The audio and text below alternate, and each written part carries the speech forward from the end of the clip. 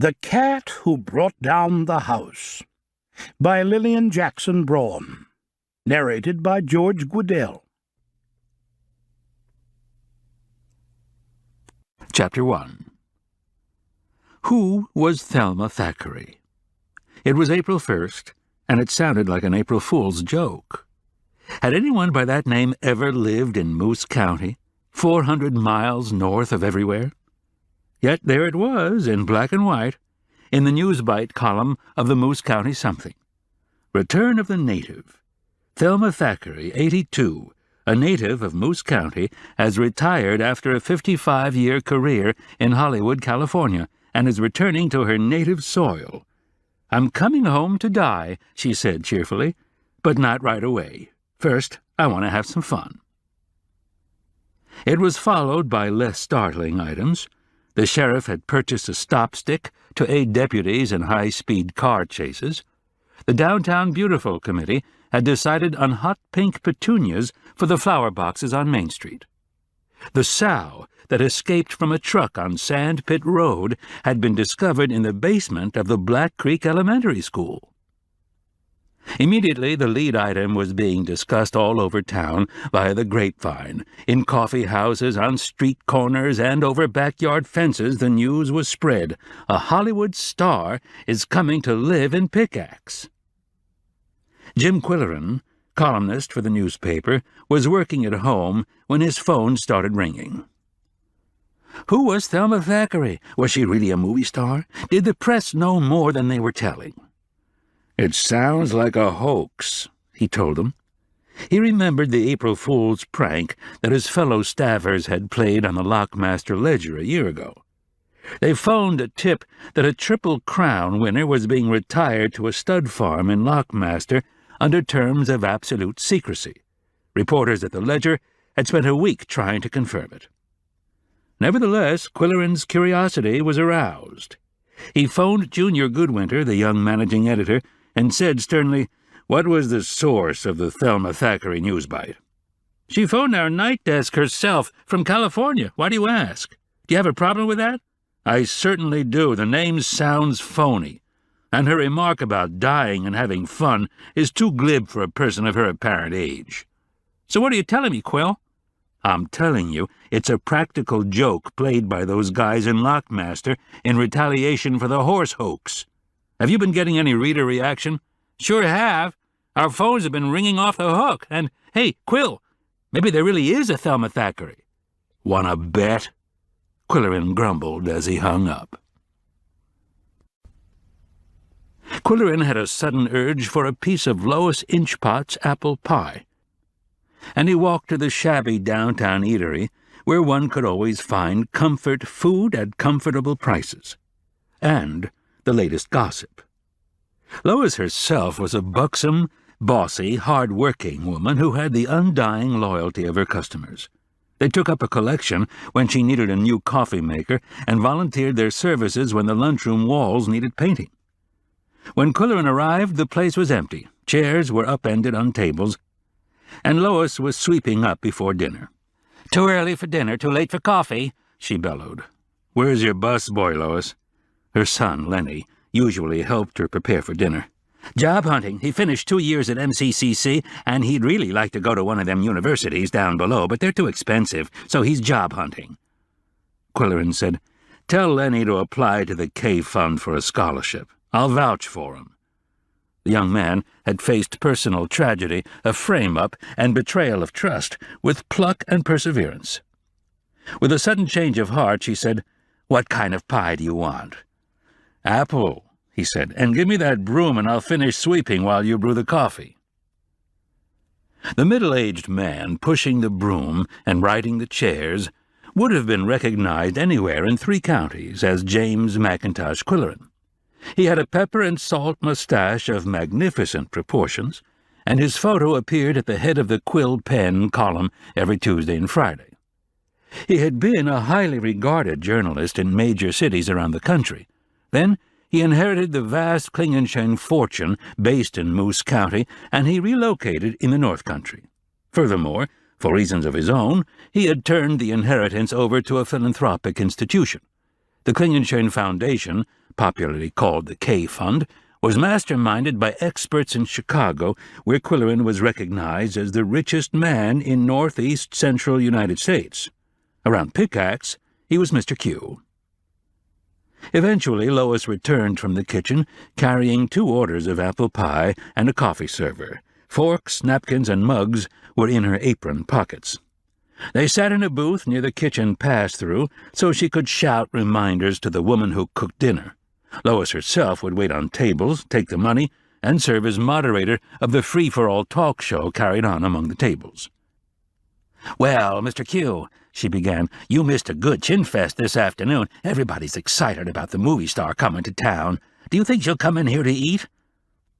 Still suspecting a lockmaster trick, he replied evasively, "Just because she's lived in Hollywood for 50 years, it doesn't make her a movie star. She could be a bookkeeper or policewoman or bank president." Whatever she is, he thought, she must be loaded to buy a house on Pleasant Street. She shouted at the pass-through, "Effie, don't forget to thaw the cranberry sauce." "Funny thing, though, Mr. Q, nobody remembers the Thackeray family in these parts." Facetiously, he said, "It would be interesting to know if she's related to William Makepeace Thackeray." "Don't know anybody of that name. Who is he?" "A writer, but he hasn't done anything recently." She yelled, "And Effie, throw some garlic powder in the mashed potatoes." Qwilleran said, "Sounds delicious. I'd like to take a turkey dinner home in a box." Lois yelled, "Effie, fix a box for Mr. Q and put in some dark meat for his kiddies." "By the way," he said, "what's all the action in the next block, all those trucks coming and going?" "They're moving out," she said. "Good riddance. It don't make sense to have a place like that downtown." He waited for his box and walked to the corner of Church and Pine Streets, where large cartons were being loaded into trucks and carted away.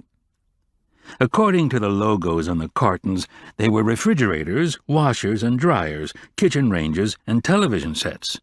He said to the man directing the loading, "Either you're moving out or you've sold a lot of appliances this week. We got a new building on Sandpit Road, steel barn with real loading dock, plenty of room for trucks." The edifice they were vacating was a huge stone hulk, wedged between storefronts of more recent vintage. That meant it was more than a century old, dating back to the days when the county's quarries were going full blast and Pickax was being built as the City of Stone. It was the first time he had scrutinized it. There were no windows in the side walls, and the front entrance had been boarded up. Qwilleran crossed the street and appreciated the design for the first time. 4 columns were part of the architecture, topped by a pediment and the simple words inscribed in the stone, "Opera House." Then he realized that the smaller buildings on either side had been vacated also. Something was happening in downtown Pickax. Qwilleran went home to his converted apple barn, which was as old as the Opera House. It occupied a wooded area on the outskirts of town, octagonal, 40 feet high, with fieldstone foundation and weathered wood shingles for siding. As he drove into the barnyard, 2 alert cats were watching excitedly in the kitchen window. They were sleek Siamese with pale fawn bodies and seal-brown masks and ears, long slender legs, and whip-like tails, and they had startlingly blue eyes. Yum-Yum was a flirtatious little female who purred, rubbed ankles, and gazed at Qwilleran beseechingly with violet-tinged eyes. She knew how to get what she wanted. She was all cat. Koko was a cat and a half. Besides being long, lithe, and muscular, he had the bluest of blue eyes, brimming with intelligence and something beyond that, an uncanny intuition. There were times when the cat knew the answers before Qwilleran had even thought of the questions. Koko was his real name. When Qwilleran walked into the barn, Yum-Yum was excited about the turkey, but Koko was excited about the answering machine. There was a message waiting. A woman's voice said, "Qwill, I'm leaving the library early and going to the dinner meeting of the Bird Club. It's all about chickadees tonight. I'll call you when I get home, and we can talk about Thelma Thackeray. A bientôt." She left no name, and none was needed. Polly Duncan was the chief woman in his life. She was his own age, and shared his interest in literature, being director of the Pickax Public Library. It was her musical voice that had first attracted him. Even now, when she talked, he felt a frisson of pleasure that almost overshadowed what she was saying. Qwilleran thanked Koko for drawing his attention to the message, and asked Yum Yum if she had found any treasures in the wastebasket. Talking to cats, he believed, raised their consciousness. The dark meat of turkey was minced and arranged on 2 plates under the kitchen table, where they gobbled it up with rapture. Afterward, it took them a long time to wash up. The tastier the treat, the longer the ablutions, Qwilleran had observed. Then he announced loudly, "Gazebo Express now leaving for all points east." Yum Yum and Koko jumped into a canvas tote bag that had been purchased from the Pickax Public Library. It was the right size for 10 books or 2 cats who were good friends. The octagonal gazebo stood in the bird garden, screened on all 8 sides. In the evening there were birds and small 4-legged creatures to amuse the Siamese, and when darkness fell, there were night noises and night smells. Qwilleran stayed with them for a while, then went indoors to do some more work on the quill pen column. From time to time he received phone calls from friends who wanted to talk about the Hollywood celebrity, from Weatherby Good, the WPKX meteorologist, from Celia Robinson Odell, his favorite caterer, from Susan Exbridge, antique dealer, the Landspeaks, owners of the department store. At one point he was interrupted by a phone call from Lisa Compton, wife of the school superintendent. "Lyle and I were wondering if you know what's going into the old opera house." "No, I know only what's coming out. Maybe they're going to bring Mark Twain back. He hasn't been here since 1895. "I know," Lisa said, "and my grandmother was still raving about him 60 years later. She loved his mustache, just like yours, Qwill. His wit and humor brought down the house." Her favorite was the one about crossbreeding man with the cat. It would improve the man, but be deleterious to the cat. She told me that carriages used to draw up to the entrance of the hall, and women in furs and jewels would step out, assisted by men in opera cloaks and tall hats. Can you imagine that? In Pickax, Qwill. "That was over 100 years ago," Qwilleran said. "Things change." "So true. Before World War I, the economy had collapsed. Pickax was almost a ghost town, and the opera hall was boarded up. In the 20s, it was a movie theater for a few years. During World War II, the government took it over, all very hush-hush and heavily guarded. They removed the rows of seats and leveled the raked floor, my family told me." Qwilleran said, "The old building has had a checkered career." "Yes, since then it's been a roller rink, a dance hall, a health club, and finally a storage warehouse. Who knows what's next?" "If you get any clues, let me know," he said. "I'll do that. How are the kiddies, Qwill?" "Fine. How's Lyle?" "Grouchy. He's crossing swords with the school board again." Qwilleran was treating himself to a dish of ice cream when Polly phoned. "How was your meeting?" he asked. "What did you have for dinner?" "Robin Odell catered some meat pies. Food always suffers in the transportation, you know, but they were acceptable." "Did you learn anything about chickadees that you didn't already know?" She wailed in exasperation. "There was more discussion about that Thackeray woman than about birds. There was one thing that I found rather amusing, though. The realty agent who sold her the house was there. He and his wife are avid birders. At first he was reluctant to talk, professional confidentiality, you know, but after a few glasses of wine he relaxed. He said she bought it sight unseen, after they sent photos and specifications. They lined up Mavis Adams to check legal details and Fran Brody to handle the redecorating. In fact, Fran flew to California for a conference." Qwilleran asked, "Did he say why she needs such a large house?" He claimed not to know, but it would be interesting to talk to Fran, wouldn't it? Feigning a lack of interest, he mumbled something and reminded Polly that they were dining with the Rikers the next night. "I've made a reservation at the Macintosh Inn. We'll meet here at the barn at 6 o'clock. "I'm looking forward to it," she said. "A bientôt." "A bientôt." Before bringing in the Siamese from the gazebo, Qwilleran flicked the single switch that lighted the entire interior of the barn with uplights and downlights. A ramp spiraled dramatically around the inside walls, connecting the 3 balconies. In the center of the main floor stood a giant white fireplace cube with white stacks rising to the cupola. The Siamese were waiting, torn between the enchantment of the night and the prospect of a bedtime snack. As soon as they were indoors, they jumped out of the tote bag and raced up the ramp, Koko chasing Yum-Yum all the way to the top. Then she turned and chased him down again. Qwilleran clocked them, 37 seconds for the entire course. Then the 3 of them piled into the big reading chair and listened to a recording of Carmen. It was the cat's favorite. Qwilleran liked anything by Bizet. Wouldn't it be sensational, he thought, if the old opera house started bringing in opera companies? But not impossible. Anything could happen in Pickax, 400 miles north of everywhere. Chapter 2. Just before waking on Wednesday, Qwilleran dreamed about the old opera house. The elite of Pickax were arriving in horse-drawn carriages. Every seat in the house was taken with opera lovers excited about hearing Tristan and Isolde. Then he opened his eyes. The Siamese were performing a Wagnerian duet outside his door. Qwilleran leaped out of bed. "You demons!" he scolded. They ran down the ramp, and he took the shortcut to the kitchen via a circular staircase.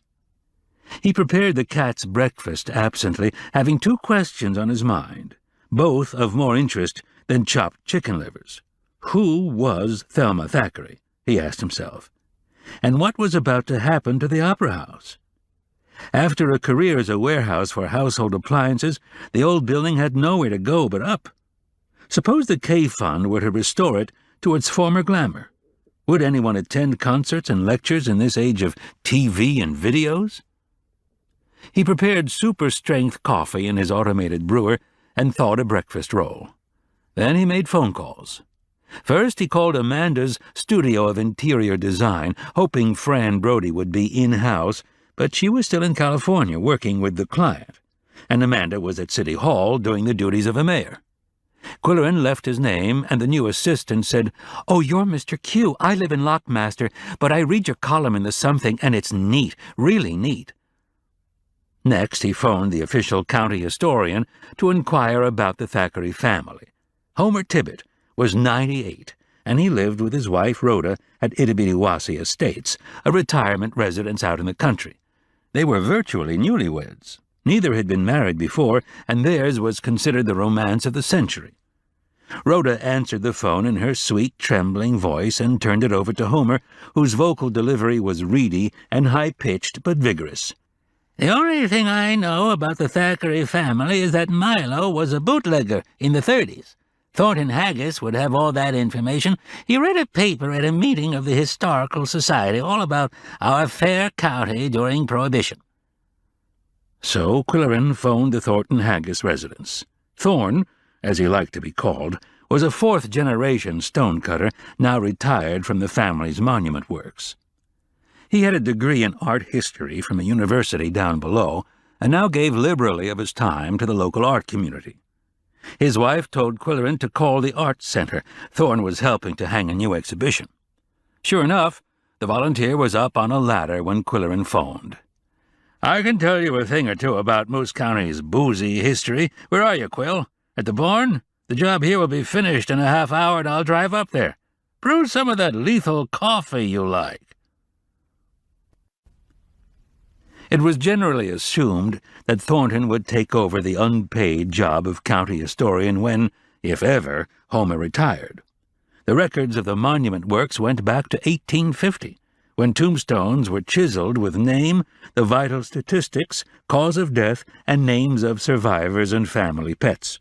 Also, examples of wit and humor were chipped into the stone at modest price per letter. Qwilleran's visitor had a rampant shock of snow-white hair visible a block away.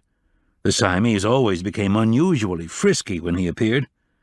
"Is that a compliment?" he asked, "or do they suspect me of something?" Qwilleran suggested, They associate your last name with something good to eat. Cats have a clever way of putting two and two together. I drove around by the library and picked up the paper I wrote for the local history collection. It's the one I read at the meeting of the Old Timers Club. It made some of them cry. Good, let's go out to the gazebo with some refreshments and you can read it to me. I'll take a box of tissues. It was a pleasantly warm day, and an hour when the wild creatures were not too noisy. What looked like red wine on the refreshment tray was actually skunk water from a local mineral spring with a slug of cranberry juice. Thorne smacked his lips. "You could bottle this stuff and sell it." Qwilleran turned on his tape recorder, and the following was later transcribed for Short and Tall Tales, a collection of local legends. Milo the Potato Farmer. Milo Thackeray and my grandfather were good friends. They played checkers and went hunting together, varmints and deer. Hunting was not a sport in those days. For many struggling families, it was a way to put food on the table. Hard times had come to Moose County in the early 20th century, yet this had been the richest county in the state when natural resources were being exploited. Then the 10 mines closed, leaving entire villages without hope of work. The forests were lumbered out, there was no market for quarry stone, the shipbuilding industry went elsewhere when steamboats replaced tall-masted schooners.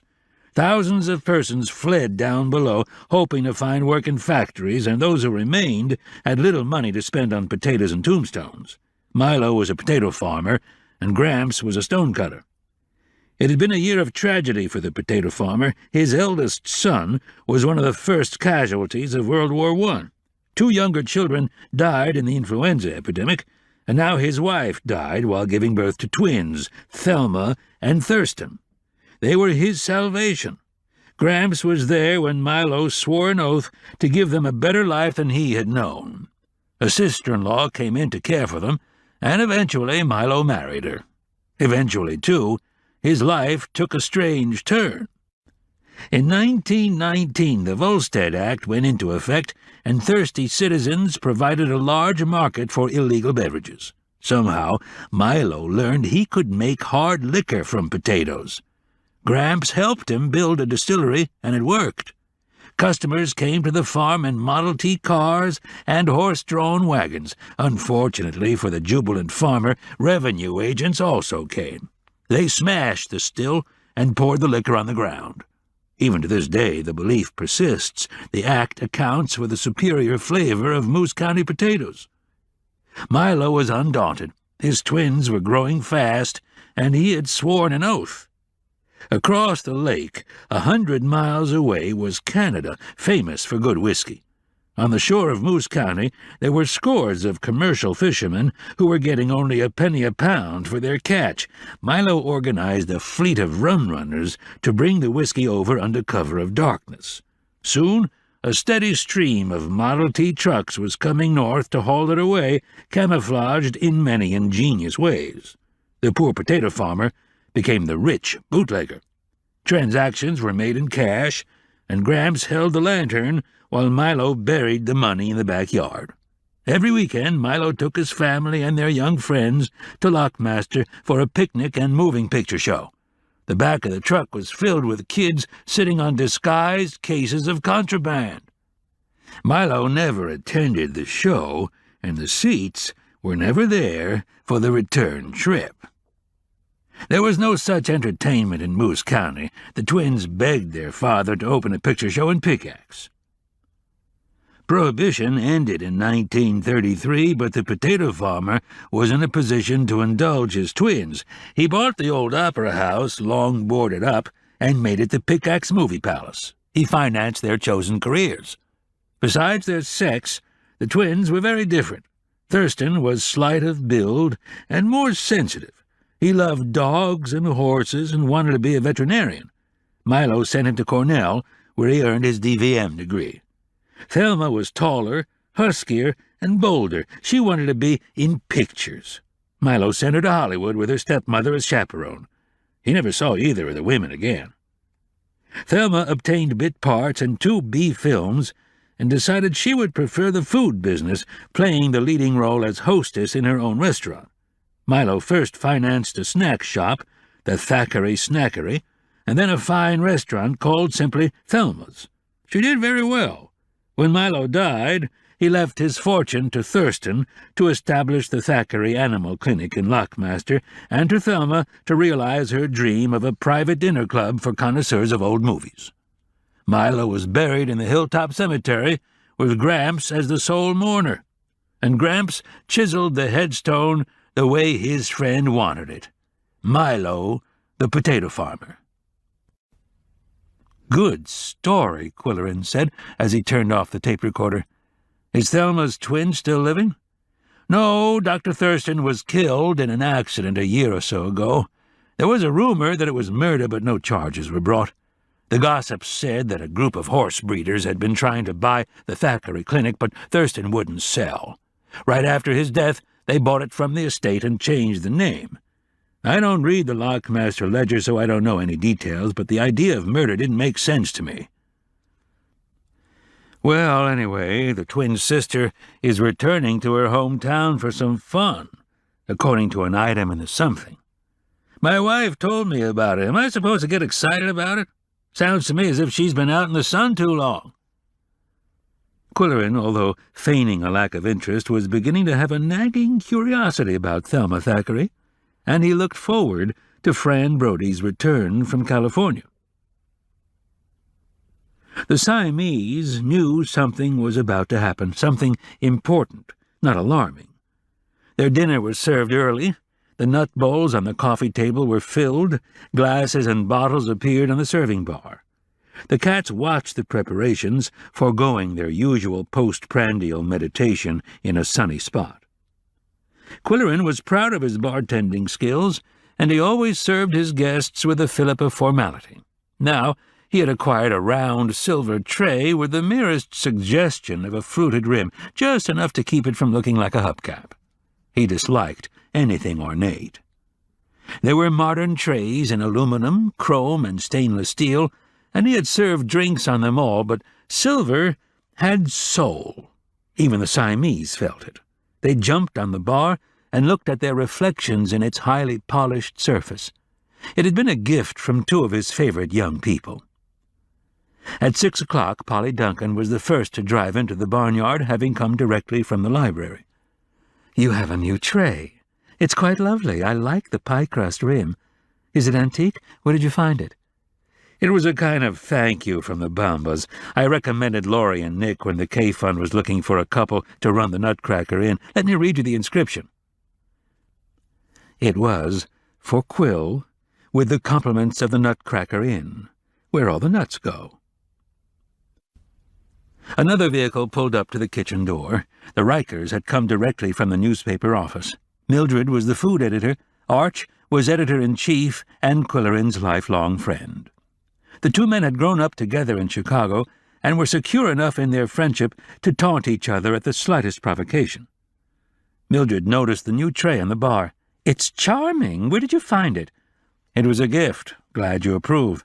"It's not very old," said Arch, who considered himself an authority on antiques, "and it's only silver plate."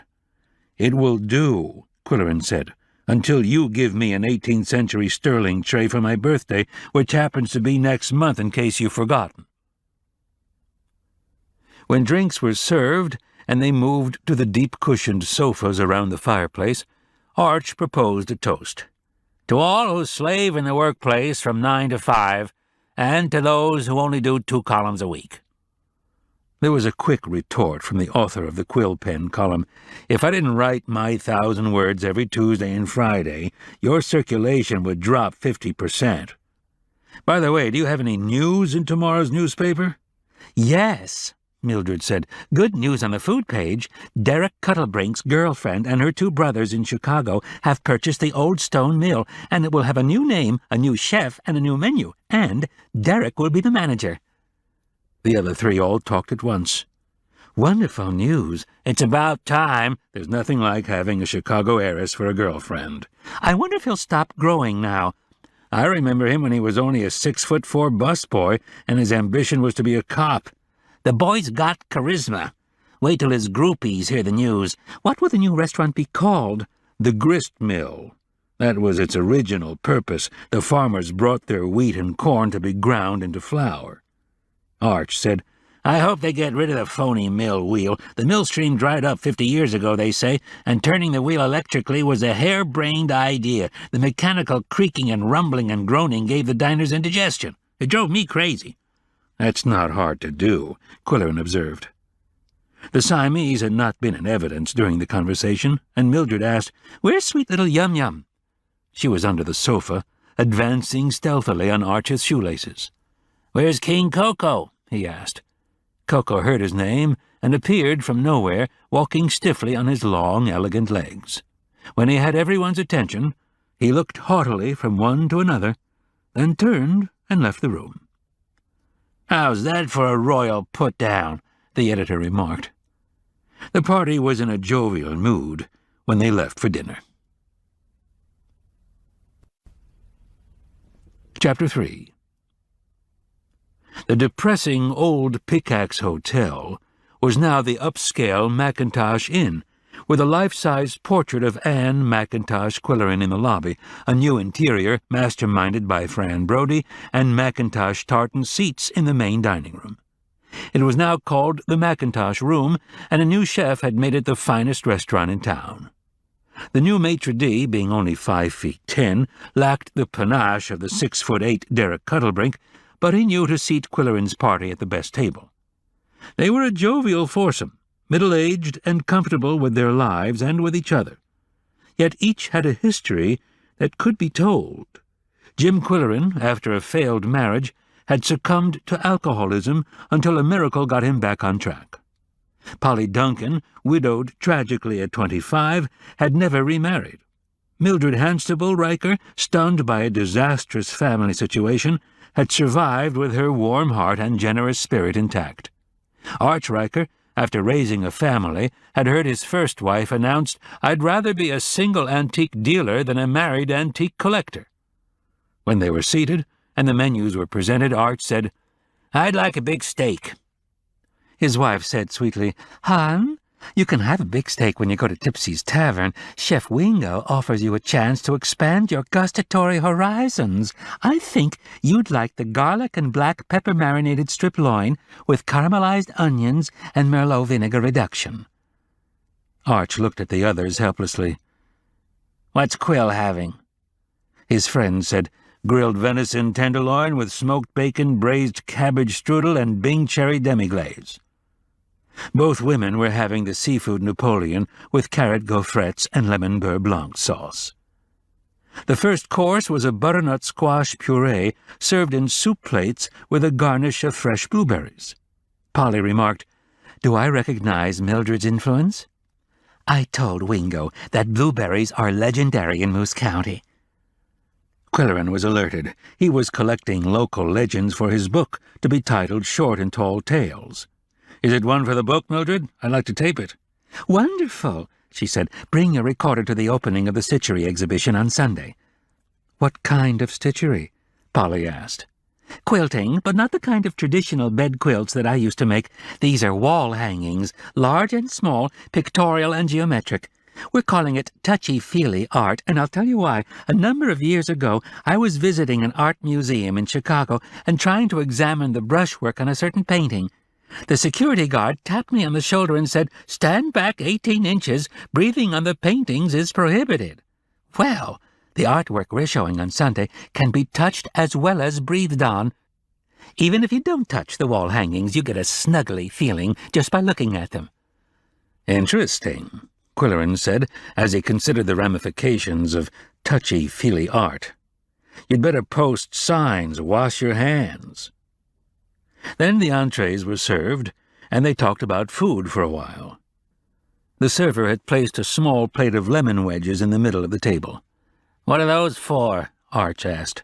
Mildred explained, "Chef Wingo believes a few drops of lemon add piquancy to any dish, hon." "Qwill and I used to use it for invisible ink and secret correspondence. Remember that, Qwill?" "Was it 4th grade?" "I think it was 5th. Miss Getz was the teacher." Polly said to Mildred, "Here we go again." The two couples could never get together without another anecdote about rascally boyhood pranks. "Tell us about Miss Getz and the secret correspondence," she said coyly. Arch and I passed slips of blank paper back and forth in class, and she knew we were up to no good, but she never discovered the secret writing. "The way it works," Arch explained, "you dip a cotton swab stick in lemon juice and write on plain white paper. The writing isn't visible until you hold it up to a hot lamp bulb, but not too close." Polly inquired, "Dare I ask what kind of messages you exchanged in the 4th grade?" "5th," Arch corrected her. "There's a big difference." Qwilleran smoothed his moustache, as he did when trying to recollect. "Well, there was a girl in our class called Pauline Pringle who had a bad case of acne. One day Arch slipped me a bit of paper. When I got it home and over a hot light bulb, I laughed so hard my mother thought I was having convulsions. It said, 'Pauline Pimple likes you a lot.'" Arch chuckled at the memory. The two women remained cool. "The next day," Qwilleran went on, "I sent him a message about the teacher. Her face would get very red once in a while, and she'd mop her brow with a handkerchief. The message was, 'Miss Getz sweats.'" The women groaned. Polly was not attuned to schoolboy humor, and Mildred, having taught school for 30 years, empathized with the long-suffering Miss Getz.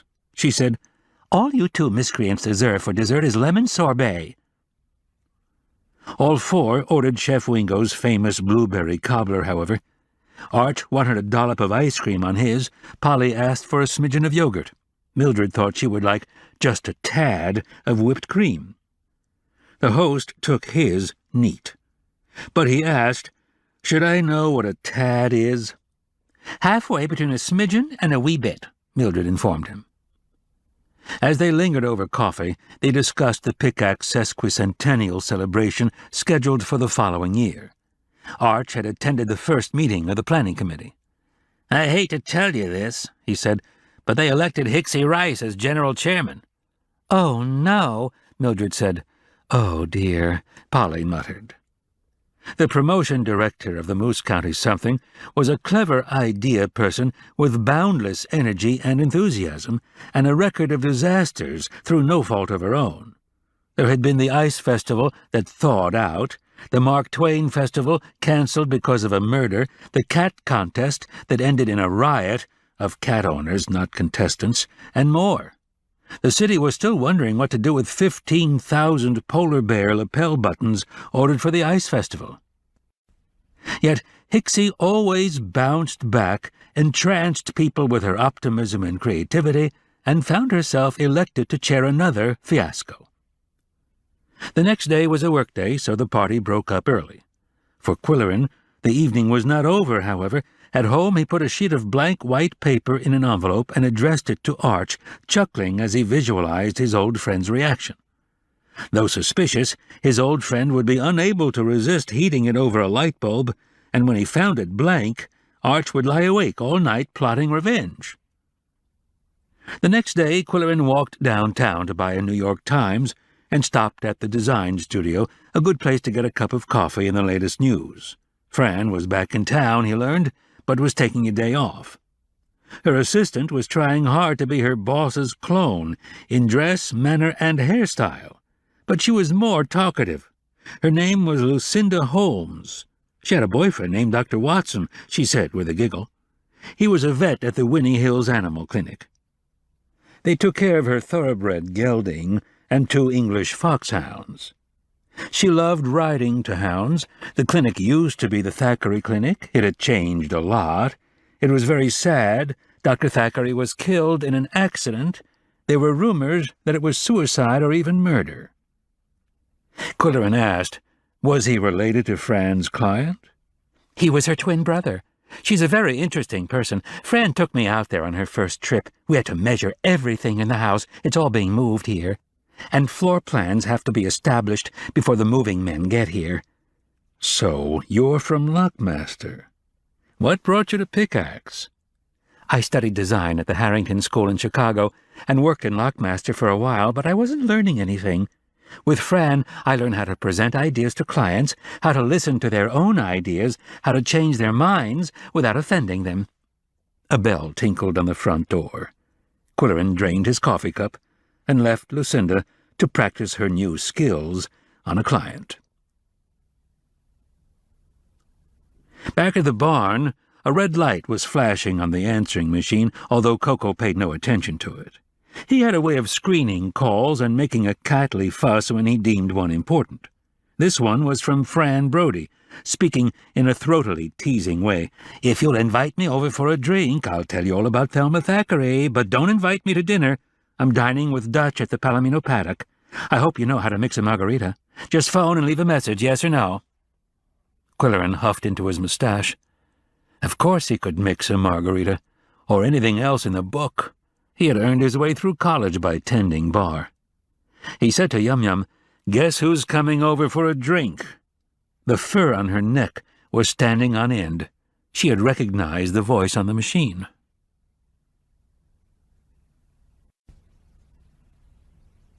Chapter 4. The Qwilleran system of weights and measures was the topic of his next quill pen column. He wrote, "How far is it to the nearest gas station? Just a hop, skip, and a jump. Where is the motel? Down the road a piece. Would you like more coffee? Just a splash. How about a drink of scotch? A wee dram. How much hot sauce did you put in this soup? Not much, just a ka-chug. How much longer do I have to wait to see the doctor? He'll be with you in a jiffy. How fast can you sew a button on? In 2 shakes of a lamb's tail. How much do you love me? A whole bunch."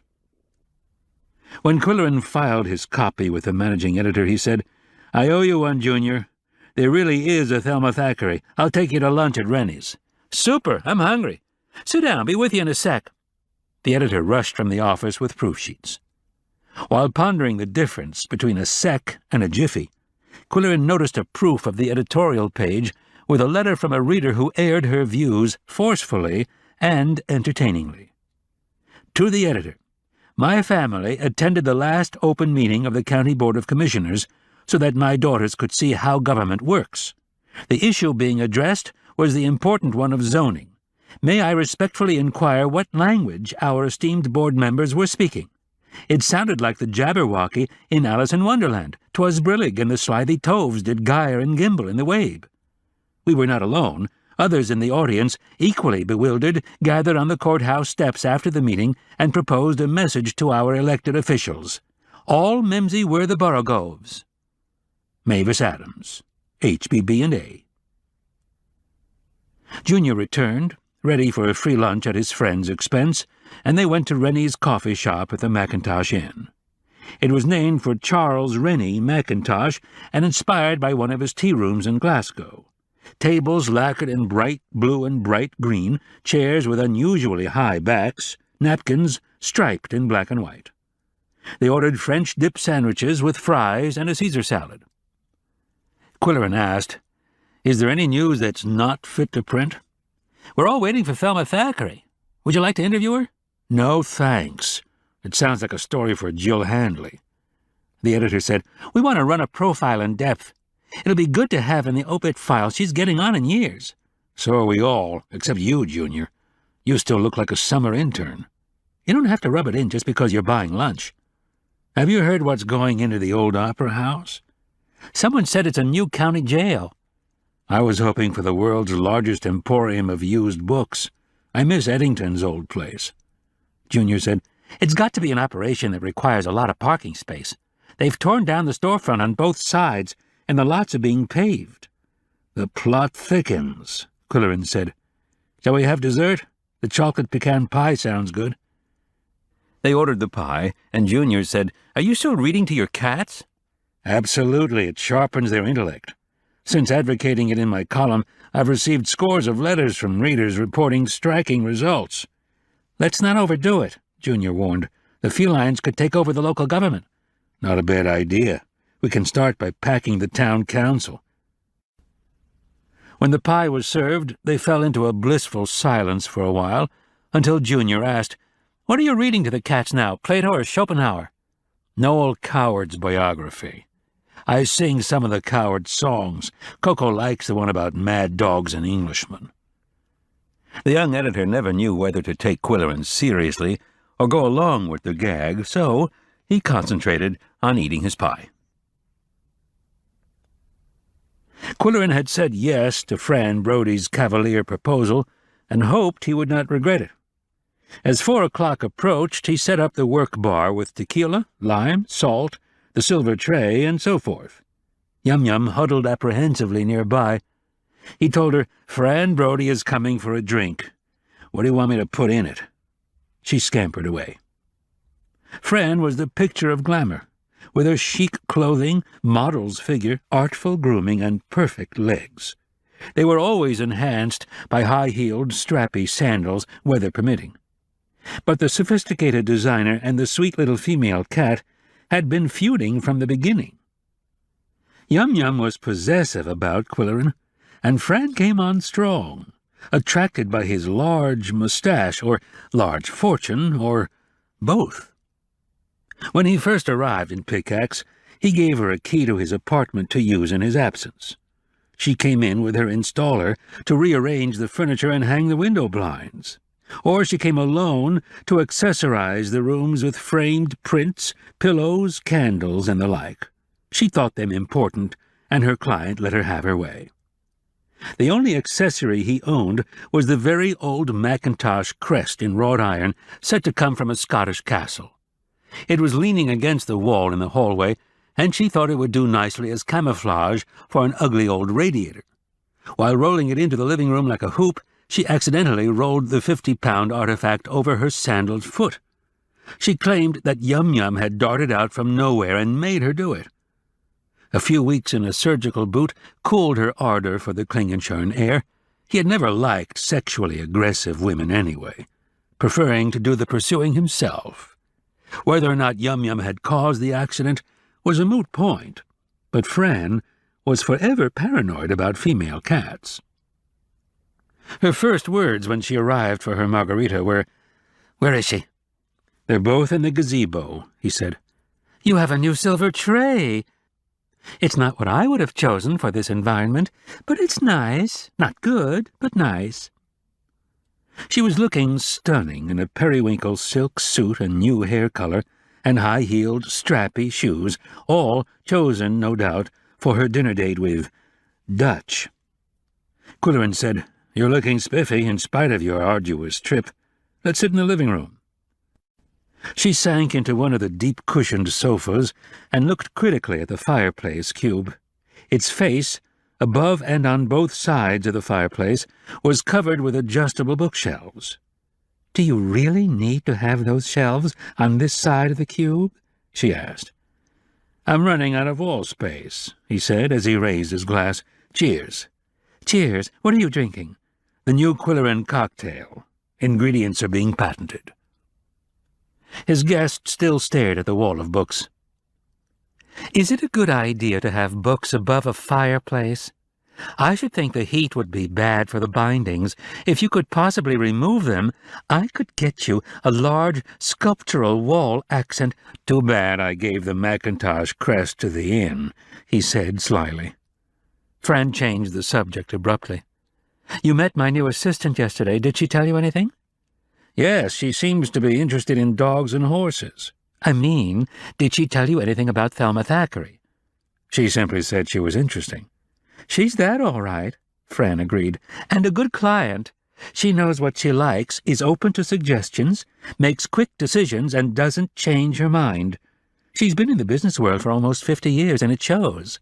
Also, she wants the very best and is willing to pay for it." The margarita was working its spell. Fran was less edgy. She was willing to talk. "What kind of career did she have in California?" "She started with a sandwich shop, then a good restaurant, and then a private dinner club. It's her strong personality, I think, that has made her a success. Friends and customers gave her a smashing farewell party." "Why did she decide to come back to Moose County, of all places?" "Her only living relative is here. And you know how it is. People tend to get sentimental about family as they grow older." Fran held out her glass for a refill and kicked off her shoes. "You really know how to mix margaritas, Qwill." He served another drink. "When does Madame Thackeray arrive?" It's all orchestrated. She left before the movers arrived, and she'll arrive after they've delivered. Everything will be unpacked at this end." "How much staff does she have?" "Secretary, housekeeper, and driver," Fran said slyly, waiting for a reaction. Then she added, "They're all the same person. More of a companion, a woman half her age, who's really devoted to Thelma." Qwilleran said, "I could use one of those when I'm her age. How old is she?" 82, but she certainly doesn't look it." "Facelift?" he inquired. "That's another terrific thing about Thelma. She eats right, exercises, and gives herself a daily facelift with the electromagnetic rays from her fingertips. Perhaps I shouldn't be telling all this to the media." "One question," Qwilleran said. "Why did she choose to buy property on Pleasant Street?" "She remembered it from her childhood, when her father, who was a potato farmer, used to drive the family into town in his Model T to see movies. As an extra treat, he also drove up and down Pleasant Street. To those kids it was like Grimm's fairy tales. They were like huge gingerbread houses decorated with white frosting and fancy scrolls. So when she called a realtor here and learned that one of the storybook houses was listed for sale, she flipped." "Do you know Mavis Adams, the attorney?" she asked abruptly. "I know she's the new A in HPB&A. We've met briefly." "The realtor recommended her to handle legal details of the property transfer. Also, Thelma will have to file a new will in this state. Mavis thinks the residents of Pleasant Street should give a reception to welcome Thelma." "Friendly idea," Qwilleran said. "Since half the families on the street are Scottish, you could hold it at the Scottish Lodge Hall." Fran gave him a sly glance. "We hoped you'd let us use your barn." He mused. "That's something to think about." "Think fast. It's to be a week from Sunday. Robin O'Dell will do the catering, and Burgess Campbell will take care of expenses. The Scots will be in Highland attire, which makes for a gala mood."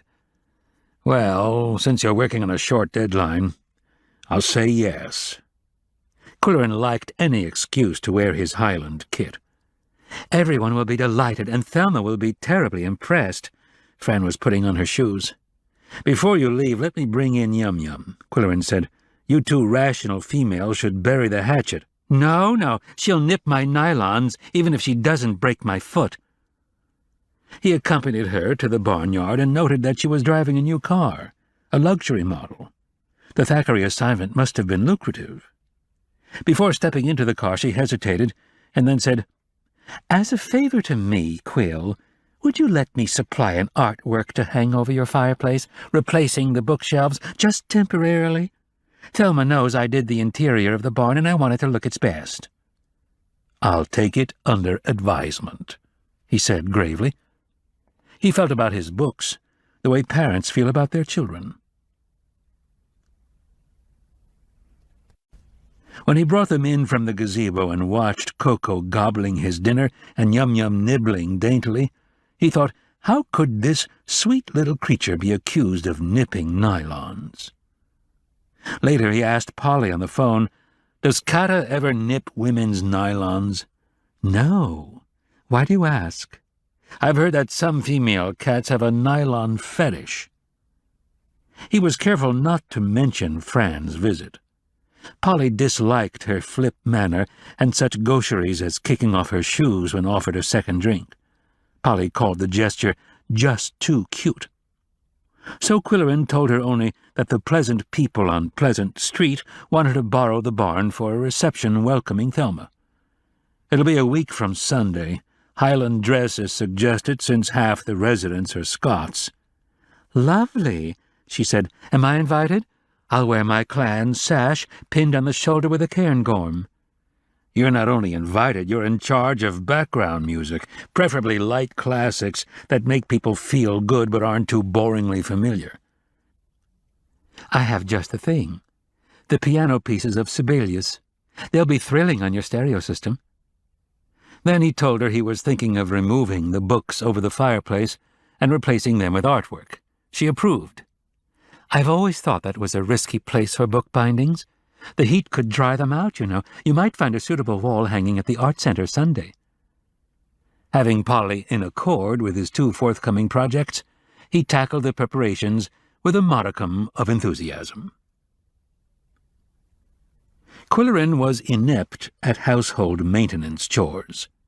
He worked with words and believed that carpenters should work with hammers, plumbers with wrenches, and painters with brushes.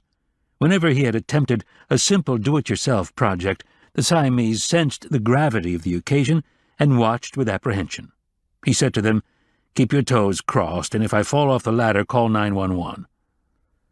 The job called for removing the books, the shelving, the brackets that held the shelves, and the metal strips that supported the brackets, leaving several large screw holes in the wall. He seemed to remember that such holes could be filled with toothpaste, but the wall was white and his current toothpaste was green.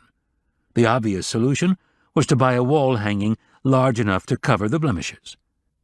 It would require an artwork at least 5 feet wide and 3 feet high. Chapter 5. In the late 19th century, the octagonal apple barn had presided over one of the strip farms of the period, almost a half-mile long but narrow. A wagon trail ran its length. Now it was a single-lane country road, seldom used for vehicular traffic.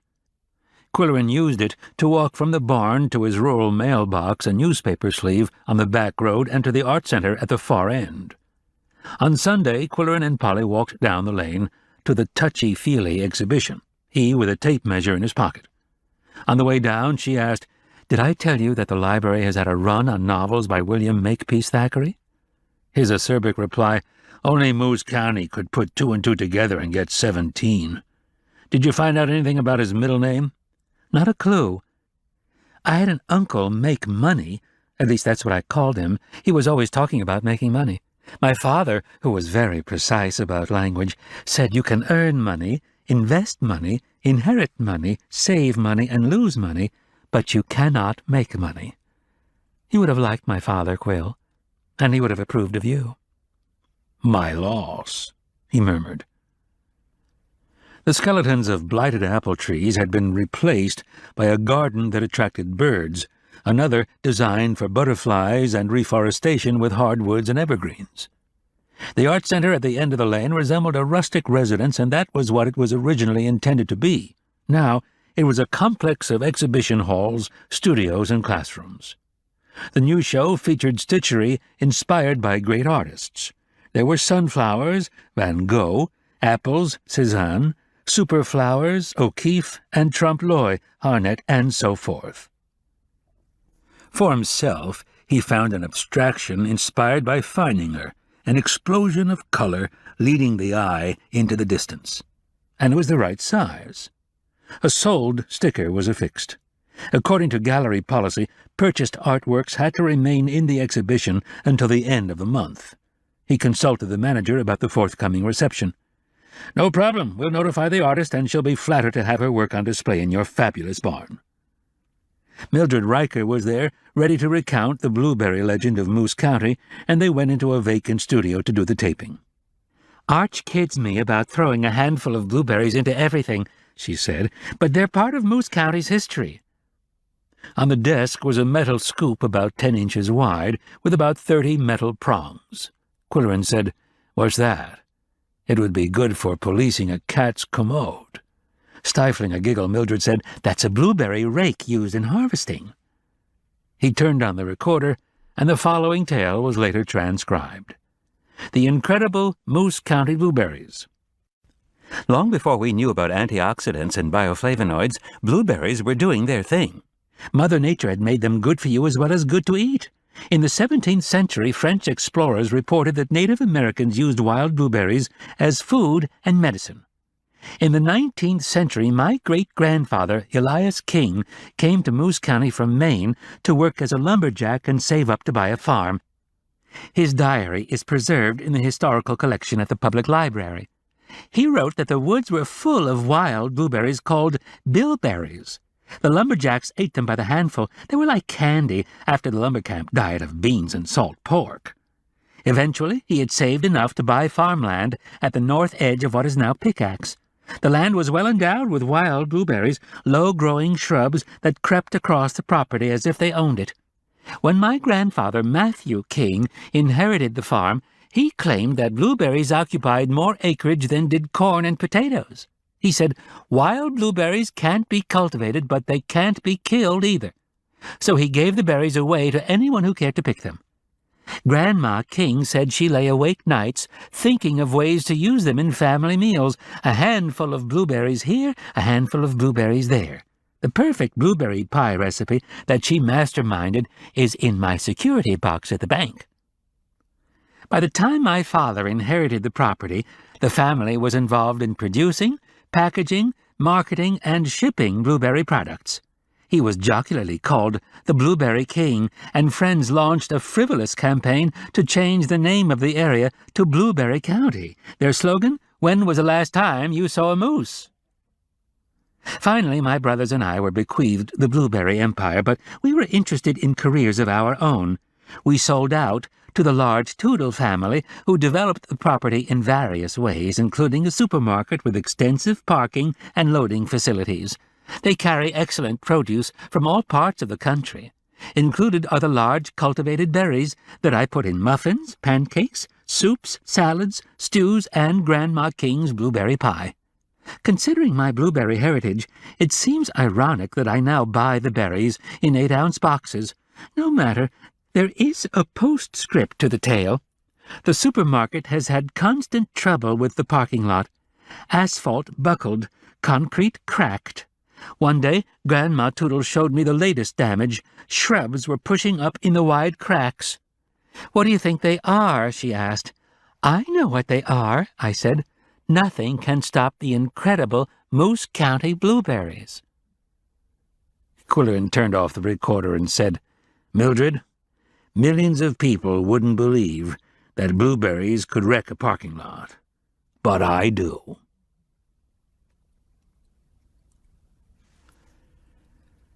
On Monday morning, Koko was huddled over his plate, concentrating on his food, when he suddenly turned his head to the side and listened for a few seconds before returning his attention to the business at hand.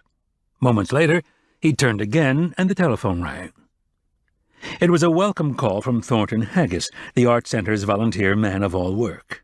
He said, "Mildred told me yesterday that you bought a wall hanging and it's okay to take it before the show ends. I could drive it up there and hang it for you right now." Qwilleran said, "Best news I've had since Amanda was elected mayor. I have a stepladder. What else do you need?" "Nothing. I have all the tools and know all the tricks for hanging textiles." "Then come along. I'll start the coffee maker." The Siamese were excited when they saw the stepladder come out of the broom closet, and saw a car moving up the lane that seldom knew traffic, and saw a white-haired man approaching the barn with a big roll of something under his arm. "Where do we hang it?" were Thornton's first words. "Above the fireplace, covering the holes." "It won't cover. It's a vertical." "Just hang it horizontally." The expert unrolled the hanging on the floor and studied it from all angles. "Why not?" was his decision. "But we won't tell the artist." After the deed was done and the result admired, the men sat at the snack bar for coffee and some sweet rolls from the freezer. "Terrific rolls! Where'd you get them?" Thornton asked. "From a woman in Fishport who sells home bakes." "I know her. She and her husband reported a missing person last summer and got all that unfavorable publicity. A shame. Nice folks, the Hawleys. He's a commercial fisherman, semi-retired." Thornton knew everyone in the county, past and present. They talked about the sesquicentennial and the Haggis Monument Works, purveyor of gravestones for a century and a half. "My forebears chiseled some outlandish inscriptions in the early days, and I photograph them whenever I find them." "You should write a book," Qwilleran suggested. "I'm sure the K-Fund would publish it. I'll buy the first copy." "Do you think the restored Opera House has anything to do with the sesquicentennial, Qwill? I have a hunch it's going to be the big event of the celebration, and that's why they're being so secretive." If so, Qwilleran thought, and if it was Hicksie's idea, something dire will happen. Not wanting to be a doomsayer, he changed the subject casually after a brief pause. "Where do you get your hair cut, Thorn?" "When my wife lets me get it cut, I go to Bob the barber, which isn't very often. She likes the Zulu look." Bob the barber did business in a curious old building on Main Street. It was set back a few feet from its neighbors, and steps led down from the sidewalk to a small patio at basement level. Here there was a park bench, a potted tree, and an old revolving barber pole. One could look through a large window and see how many customers are waiting. Qwilleran said, "You don't often see a barber pole anymore, especially one that revolves. I've often wondered about the significance of the spiral red and white pole." Thornton was a history buff and the right one to ask. He said, "In the Middle Ages, there were barber surgeons who did bloodletting with leeches. They hung bandages on a pole outside their shop to advertise the services. The colors on the barber pole that evolved were red for blood, white for bandages, blue for veins." "Sorry I asked," Qwilleran said. A haircut was on his schedule for Monday, a day that was usually not busy. When he walked down the steps to the barber shop, he discovered that other customers had the same idea. Through the large window he could see both barber chairs occupied and several customers waiting in the row of folding chairs against the wall. A man in overalls, a feed cap, and field boots was leaving the shop. He said, "Can't wait, too slow. Young Bob broke his thumb." "Cutting hair?" Qwilleran asked. He could see old Bob working at the first chair and young Bob with a splint on his left hand at the second chair. "Playing softball," the farmer said. "He can wiggle his fingers some, but too slow, ain't got time." Among those who had time to wait were an agricultural agent, a storekeeper, and a lecturer at the community college. Burgess Campbell, blind from birth, was accompanied by his guide dog Alexander. The two men played their usual charade. Qwilleran said, "Professor Moriarty, are you here for a haircut or a bloodletting?" "My friend Sherlock," he replied. "Did you bring your violin?" "Shouldn't you be in the lecture hall, Professor?" "Not until 1 o'clock. When are you going to audit one of my lectures?" "What's this week's topic?" "Geopolitical machinations in the 19th century." "I'll wait till next week," Qwilleran said. Old Bob whipped the sheet off his customer and said, "Either of you two jokers ready to be clipped?" Qwilleran said to Burgess, "You go first. I want to look at the bulletin board." "All I need is a trim. You can have the chair in 2 shakes of a lamb's tail." His emphasis on the last phrase was a pointed reference to the Qwill pen. There was a wall of cork near the entrance where customers were welcome to post their business cards. Bill's Bump Shop, Main Street Flowers, Tipsy's Tavern, and the like, but interspersed with the legitimate cards were computer printouts that local wags contributed. Traffic tickets fixed, cheap. False IDs while you wait. Tax evasion service, top quality advice. Qwilleran asked the head barber, "Do the police ever raid this joint?" "When Andy Brody comes in for a clip, he heads straight for the board and laughs his head off," said old Bob. After Qwilleran's session in the barber chair, he found Burgess and Alexander waiting for him on the patio. "Got a minute to sit down, Qwill? I want to thank you for letting us have the reception in your barn." "My pleasure. But you've never visited the barn, and, as the host of the occasion, you should drop in and get the lay of the land." "Good idea. I can have a student driver take me over there any afternoon after 3 o'clock. "I assume you refer to an MCCC student who drives, and not a kid who's learning to operate a vehicle." Burgess laughed heartily, and an appointment was made. This ends Disc 1. The Cat Who Brought Down the House. Disc 2. Chapter 6. Qwilleran had mixed feelings about Pleasant Street. Residents included some of his best friends, important in the community and known for intelligence and taste. They lived in large houses, set well apart on 1-acre lots, frame houses, painted white and lavished with white jigsaw ornamentation. To Qwilleran, with his eye for contemporary, they looked like a collection of wedding cakes. Yet the street had been photographed often and featured in national magazines as a fine example of Carpenter Gothic. They had been built by the Campbells in the 19th century, and while the residents owned their dwellings, Burgess Campbell owned the land. That fact gave him a baronial interest in the neighborhood and the well-being of its occupants. Now Qwilleran felt it behooved him to take a closer look at Pleasant Street. He would bike, peddling his vintage British Silverlight. With his slick red and yellow bike suit, yellow bubble helmet, sun goggles, and oversized mustache, he had been known to stop traffic on Main Street. On one occasion, a car back-ended another at a traffic light.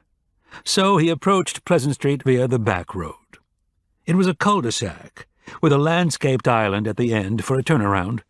The 5 houses on each side had broad lawns, and the serenity of the scene was enhanced by the fact that there was no curb parking.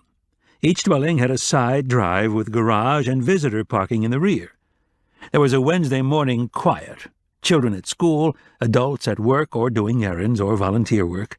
Others would be pursuing their hobbies. A contralto could be heard doing vocal exercises. The distant whine of a table saw meant that the woodworker was making a shaker table. Qwilleran biked twice up and down the street, then stopped at the entrance to appraise the whole. No 2 houses were alike, yet they all had a vertical silhouette. There were tall, narrow windows and doors, steeply pitched roofs over a 3rd floor. Some had turrets. All had a wealth of ornamentation along roof lines, balcony railings, atop doors and windows. Before leaving the scene, he braked his bike and scanned the streetscape through squinted eyes. He was reluctant to admit that it had a kind of enchantment, like an illustrated edition of a book of fairy tales. Its residents included businessmen, 2 doctors, a college lecturer, an attorney, a professional astrologer, a musician, and an artist. Perhaps Burgess could explain the lure of Pleasant Street.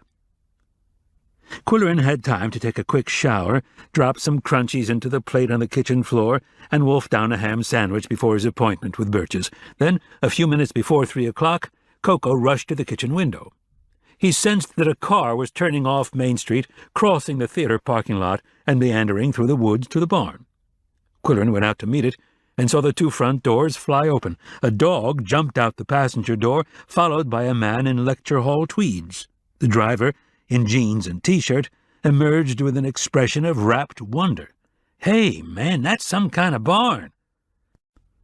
Burgess said, "Qwill, this is Henry Ennis, chauffeur par excellence. Hank, you can pick me up at 4 o'clock. "Make it 4:30, Qwilleran suggested. The driver said, "If you want me earlier, call the library. I'll be studying there." As he drove away, Burgess explained, "Hank is a scholarship student from Sawdust City. I reserve my 2nd floor as a hostel for MCCC students without cars who can't go home every night." Burgess employed students part-time to read aloud from research material, the New York Times, and student papers for grading. Qwilleran said, "Okay, the tour starts here. On Sunday night, parking will have to be here in the barnyard, and space is limited, so guests should be instructed to carpool." Burgess made a note of it on a small recorder. "Actually, this is the kitchen door, so someone will have to direct them around the barn to the front entrance. It's a stone path, so women will find it kind to their high heels. I'm assuming it'll be a dressy occasion. I suggest that guests assemble in the bird garden before going indoors. There are stone benches and flowering shrubs, and I think we can get Andy Brody to play the bagpipe for a half-hour." They went indoors, and Qwilleran conducted them through the large foyer where the receiving line would be stationed, through the dining room where Robin Odell would have the refreshment table set up, past the snack bar with its 4 stools for guests who like to sit and lean on their elbows, through the library with its comfortable seating, and into the living room with its large sofas. Burgess asked, "Where are the cats? I can tell they're here by the way Alexander is breathing." Qwilleran said, "They're on the rafters, which are 40 feet overhead. They're watching every move we make." When all the decisions were made and all the notes were recorded, they sat at the snack bar for cold drinks, and another story was taped for short and tall tales. How Pleasant Street got its name. "In the 19th century, my ancestors were shipbuilders in Scotland, in the famous River Clyde at Glasgow. When opportunity beckoned from the New World, my great-grandfather Angus came here with a team of ship's carpenters considered the best anywhere. They started a shipyard at Purple Point, where they built 4-masted wooden schooners using Moose County's 120-foot pine trees as masts. These were the tall ships that brought goods and supplies to the settlers and shipped out cargoes of coal, lumber, and stone. Then came the new technology. The wireless telegraph was in, the Pony Express was out, railroads and steamboats were in, 4-masted schooners were out. In his diary, Angus said it was like a knife in the heart to see a tall ship stripped down to make a barge for towing coal. There was no work for his carpenters to do, and their fine skills were wasted. Then a still small voice told him to build houses. It was the voice of his wife, Anne, a canny Scotswoman. She said, "John, build houses as romantic as the tall ships, and as fine." She was right. The new technology had produced a class of young, upwardly mobile achievers who wanted the good life. Not for them the stodgy stone mansions built by conspicuously rich mining tycoons and lumber barons. They wanted something romantic. So Angus bought acreage at the south edge of Pickax and built 10 fine houses, each on 1-acre plots. Although no two were alike, their massing followed the elongated vertical architecture called Gothic Revival, and the abundance of scrolled trim was the last word in Carpenter Gothic. And here's something not generally known. The vertical board and batten siding was painted in the colors that delighted young Victorians: honey, Koko, rust, jade, or periwinkle. Against this background, the white scrolled trim had a lacy look. Today, we paint them all white, giving rise to the wedding cake sobriquet. When the time came to put up signboards, Angus was at a loss for a street name. He said, "I don't want anything personal like Campbell or Glasgow, or anything sober-sides or high-sounding, just something pleasant." And Great-Grandma Anne said with sweet feminine logic, "Call it Pleasant Street." "And folks have lived happily ever after," Qwilleran said as he turned off the recorder. "I don't even know who my grandparents were, so I'm envious of a 4th-generation native." "I wanted to make it 5 generations," Burgess said, "but it didn't work out. I grew up with the girl next door, and we were good friends. I always thought we'd marry some day, but she went away to college and never came back. Now she has 3 kids that should have been mine, but her parents still treat me like a son-in-law, and I treat students who lodge with me on the 2nd floor with fatherly concern." Qwilleran said, "They're very lucky. I hope they all turn out to be a credit to you. And how do you feel about the people who own the houses on your land?" "We work together to keep Pleasant Street pleasant, solve problems, and so forth." "Has the California contingent arrived?" Qwilleran asked casually. "They're due this afternoon," Burgess said. "My housekeeper, Mrs. Richards, periodically goes over there with coffee and cookies in the guise of neighborliness, but actually because she and I are burning with curiosity. The moving van arrived Monday. Since then, Fran's helpers have worked around the clock, unpacking and getting everything settled. The house looks as if they had lived there for weeks." "One question," Qwilleran asked. "Do you know anything about the Thackeray family?" "I certainly do," was the prompt answer.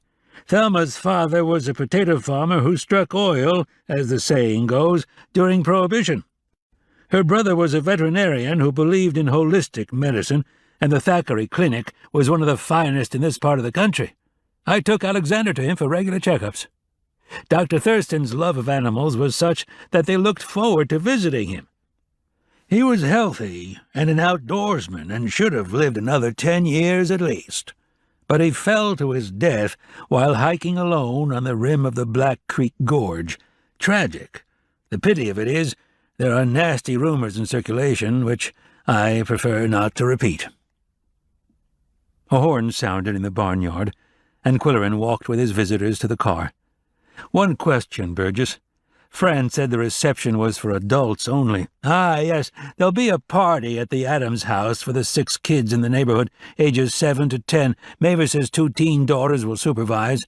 They're accustomed to working with youngsters. They tell me there'll be games with prizes, movies, such as Disney's Lady and the Tramp or The Incredible Journey. Music will be 60s style. Refreshment, 4 kinds of pizza, and make-it-yourself sundaes. The Adams girls are very well organized and very responsible. And I forgot, favors to take home. Chocolate brownies." Qwilleran said, "Sounds better than the champagne reception." Alexander gently nudged Burgess toward the passenger door of the car, and they drove away. The next evening, Qwilleran and Polly would be dining at the newly decorated grist mill. She always dressed carefully for such occasions and had phoned the restaurant to inquire about the color scheme. It was jade green, so she would wear her dusty rose suit. She reported this vital information to Qwilleran during their nightly phone chat. By a strange coincidence, he was writing a think piece on green for his next quill pen column. He boasted that he could take any noun or adjective and write 1,000 words about it. Now the word was green. First, he made notes. It's the 4th color in the spectrum: red, orange, yellow, green, blue, violet. Why is it more talked about than other colors? In big city phone directories, there are hundreds of greens, G-R-E-E-N-S, and a few greens, G-R-E-E-N-E-S. Yet there has never been a President Green in the White House. Why is blue more popular in clothing and the home? How do you feel about green jeans? Why does Santa wear red instead of green? Why do crazy kids dye their hair green? Green trees fight pollution. Green veggies are good for you. Green rhymes with mean. Monsters are green-eyed. Nobody likes to be called a greenhorn. It's not easy being green, according to the song. We have green alligators, green snakes, and green grasshoppers. Why no animals with green fur? "Yow!" came an indignant comment. It was a reminder that it was 11 o'clock and time for a bedtime snack.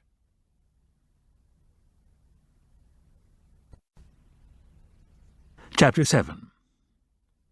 In dressing for dinner at the grist mill, Qwilleran had chosen light olive green slacks and a lighter olive green shirt to wear with his tan blazer, and he had gone to Scotty's men's store for a deeper olive green tie with a tan motif. His interest in coordination amazed Art Riker, who had known him in his earlier or slob period. Now Qwilleran had Polly to please, a host of admirers to impress, and a little money to spend. Driving to the gristmill, they talked about the new animal welfare project being launched in Moose County. The attorney, Mavis Adams, was spearheading it. It was being called the Kit Kat Agenda. Polly said, "Its thrust is to stop the euthanasia of unwanted kittens. They're going to stage a show to raise funds." "Mavis writes clever letters to the editor," he said. "She lives on Pleasant Street." "I wonder how Thelma will fit into the neighborhood." Polly said, "Guess who came into my office today? Thelma Thackeray's assistant. She took out library cards for both of them, and then came to my office to introduce herself and make an offer. She was conservatively dressed, soft-spoken, very nice, 40-ish, I guess, and obviously devoted to her boss." "What was the offer?" "Well, Thelma has a collection of autographed photos of old movie stars that she'll lend us for an exhibit. I assured her that we have a locked case for such exhibits: Clark Gable, Mae West, John Wayne, Joan Crawford, etc. Isn't that exciting?" "If you say so," he said. "There's even a signed print of a photo that appeared on the cover of Time magazine. Hedda Hopper wearing a hat made of a typewriter, a microphone, and a script." Before Qwilleran could react, they arrived at the gristmill. "You must tell me more later," he said. It was the same ancient stone mill with cavernous interior and exposed timbers, but color had been added. Jade green table linens and carpet in a darker shade of jade green, and the rough stone wall was hung with farm implements of the 19th century. They were greeted in the lobby by Elizabeth Hart, one of the 3 owners, wearing a silk coolie suit in jade green. Towering over the maitre d's station was the 6'8" Derek Cuddlebrink. He showed them to a choice table under a murderous-looking scythe. Qwilleran said, "I hope that thing is securely attached to the wall." Polly said, "You have a fortune invested in antique farm equipment." In a lowered voice, Derek said, "Don't let on that I told you, but Liz got them from Hollywood, props from a movie." Then he added, "1 dry sherry and 1 Qwilleran cocktail?" The tables were filling rapidly with guests excited about the restaurant's opening. The menu was new and appetizing. Polly ordered 3 small courses: mushroom bisque, deviled crab en coquille, and a Cobb salad. Qwilleran ordered minestrone, oysters Rockefeller, and the surf and turf special and no salad. Polly said, "If Mildred were here, she'd make you eat some leafy greens." Suddenly, a hush fell on the room. Everyone looked toward the entrance. "What happened?" asked Qwilleran, who had his back to the door. The young woman serving them exclaimed, "It's her!" and she rushed to the kitchen. Polly, facing the scene of the action, said, "Party of 3. Thelma has a commanding appearance. One is the assistant who came to my office. There's a man with them. Everyone's gawking." The hush gave way to an excited babble of voices. "Thelma," she went on, "is wearing a pearl-grey suit and small matching hat and jeweled lapel pin. She's doing the ordering. They're having champagne. The man is about 40. Looks like one of those snappy dressers from Lockmaster. Is he her only living relative?" Qwilleran said, "I believe the house she bought is the one you inherited, one of the best on Pleasant Street." "Yes, I was terribly tempted to keep it and live there. I'm glad you talked me out of it, dear. It would have been too much property to care for, considering the demands of my job. But the people who live on Pleasant Street are so congenial. I think there's something psychological about the name of the street.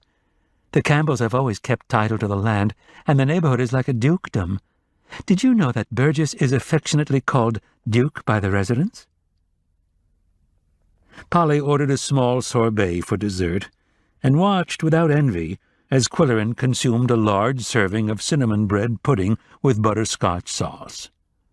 Thelma's party was still there when they left. In the lobby, Polly excused herself, and Qwilleran sauntered to the maitre d's desk. "Derek, are your responsibilities here going to interfere with your folk singing and theater club productions?" "Liz says we can work something out. I'm going to be in the Kit Kat Revue."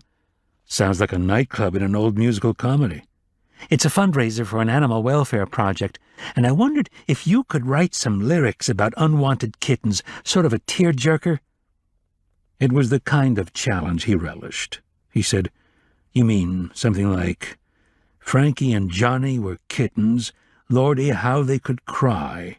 They sat in a cage for adoption, but people just passed him by. We done him wrong.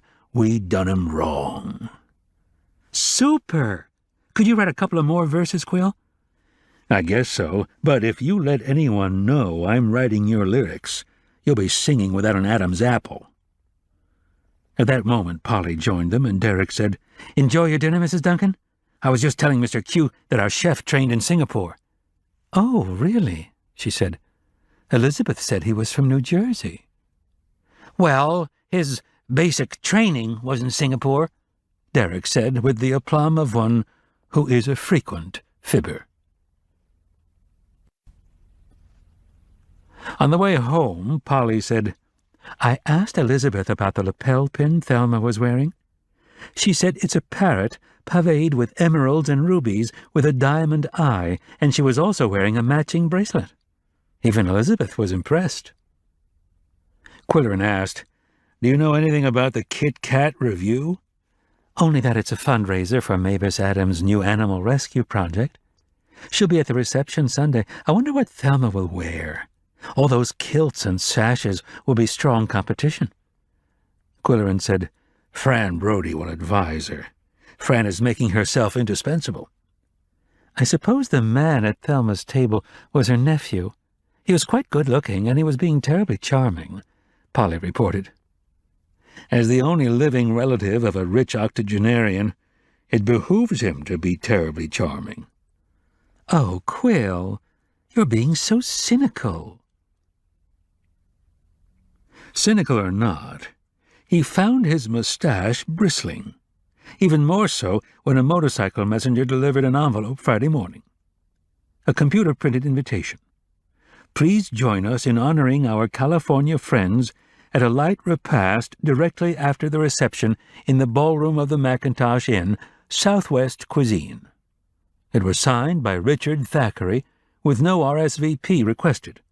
It was assumed, innocently or haughtily, that everyone would be eager to attend. The handwriting on the envelope was Fran's. So was the wording of the invitation, although the idea must have been Richard's. A supper riding piggyback on a reception would not occur to Fran. Qwilleran knew her well enough for that. She was humoring Richard for whatever reason. He could think of several. Nevertheless, he phoned Polly at the library to report the invitation. "It means you'll be getting home 2 or 3 hours later than expected. You might like to clear it with Brutus and Cata." "Oh, didn't I tell you? I have an automatic feeder with a timer, and it works very well. Weatherby Good saw the item in a catalogue and bought one for each of us." The WPKX meteorologist, real name Joe Bunker, was a neighbor of Polly's and had a cat named Jetstream. "Why don't you order one, Qwill? I'll get the phone number for you." "Thanks, but I doubt whether Koko would approve. It might work for Yum-Yum, but Koko likes to know the hand that feeds him." Next, Qwilleran finished All About Green and walked downtown to file his copy before deadline. Junior Goodwinter gave it an editor's quick scan and said, "You always boast, Qwill, that you can write 1,000 words about nothing, and by golly, you've finally proved it." With equal mockery, Qwilleran retorted, "What have you got on the front page today, if anything?" "Thelma and her parrots," the managing editor replied. "Great photo by Bushy, but the text sounds like a press release. It'll be handy to have in the obit file. That's the best I can say for it. You should have written it, Qwill." "I always thought Jill was a good writer." "Yeah, but she's accustomed to interviewing locals. She allowed herself to be buffaloed by a celebrity. I had a professor in J School who hammered it into our skulls. Don't be a respecter of persons." "Not bad advice," Qwilleran agreed. "On my first assignment, I was supposed to interview a very important person. The ignoramus sidestepped my questions and read a prepared speech until I said, 'Excuse me, sir, may I ask a simple question?' He listened to it and said coldly, 'You should know the answer to that one.' I said respectfully, 'Yes, sir, but I want to know if you do.' Wow, was I taking a chance, but it worked, and I got a good interview." Qwilleran nodded with understanding. Junior had a handicap, an appearance of eternal youth. He looked like a high school sophomore when he was in college, and now, as managing editor of a newspaper and father of 2, he still looked 15. When Qwilleran arrived home, Koko let him know there was a message on the answering machine. "This is Celia, Chief. We're catering your party on Sunday. Okay if I run over this afternoon to check the facilities and see what has to be done?" Koko recognized the voice, despite the electronic distortion. It was the woman who brought them meatloaf. He hopped on and off the desk in excitement. Qwilleran phoned her and left his own message. "Come on over any time. The cats have missed you." Celia Robinson had rented his carriage house apartment at one time. She was a fun-loving grandmother who had lived in a Florida retirement complex but decided she preferred snowball fights to shuffleboard. She cooked, did volunteer work, and made everyone happy with her merry laughter. She happened to be an avid reader of spy and detective fiction, and Qwilleran happened to have an interest in criminal investigation. When suspicions made his mustache bristle, as they often did, he had a compulsion to search for clues discreetly. What could be more discreet than a secret agent who looked like someone's grandma and laughed a lot? Celia called him Chief, and he called her 0013½. Then she married the amiable, white-haired Pat Odell and moved into his large house on Pleasant Street. "Faith, and it's my big kitchen she married me for, I'm thinking," he often said in his rich brogue. Pat had a janitorial service, and together they started Robin Odell Catering. Celia interpreted the invitation to come on over any time as right away, and she arrived in 2 shakes of a lamb's tail. "Do you have time for a glass of fruit juice?" Qwilleran asked, inviting her to sit at the snack bar. "Oh, you have some new bar stools," she exclaimed. "Very comfy. Where are the kitties?" "Looking at you from the top of the refrigerator." Celia groped in her large handbag, and they jumped to the floor with 2 thumps, Yum-Yum landing like a feather, and Koko landing like a muscular male. Qwilleran gave them a few crumbles of meatloaf and told them, "This is just the appetizer. The main course will be served at 5:30. "Are you enjoying your new career?" he asked her now. "I love it, but I miss those secret missions, Chief." You could still do a little snooping if you had time, and if Pat wouldn't object. He'd never know, she said with a wink. Do you have any suspicions, Chief? No, only a nagging curiosity. Who bought the old opera house, and what are they doing with it, and why the secrecy? If I start making inquiries, the gossips will have a field day. I could ask questions. Where would I go? To the courthouse and find out who bought the building.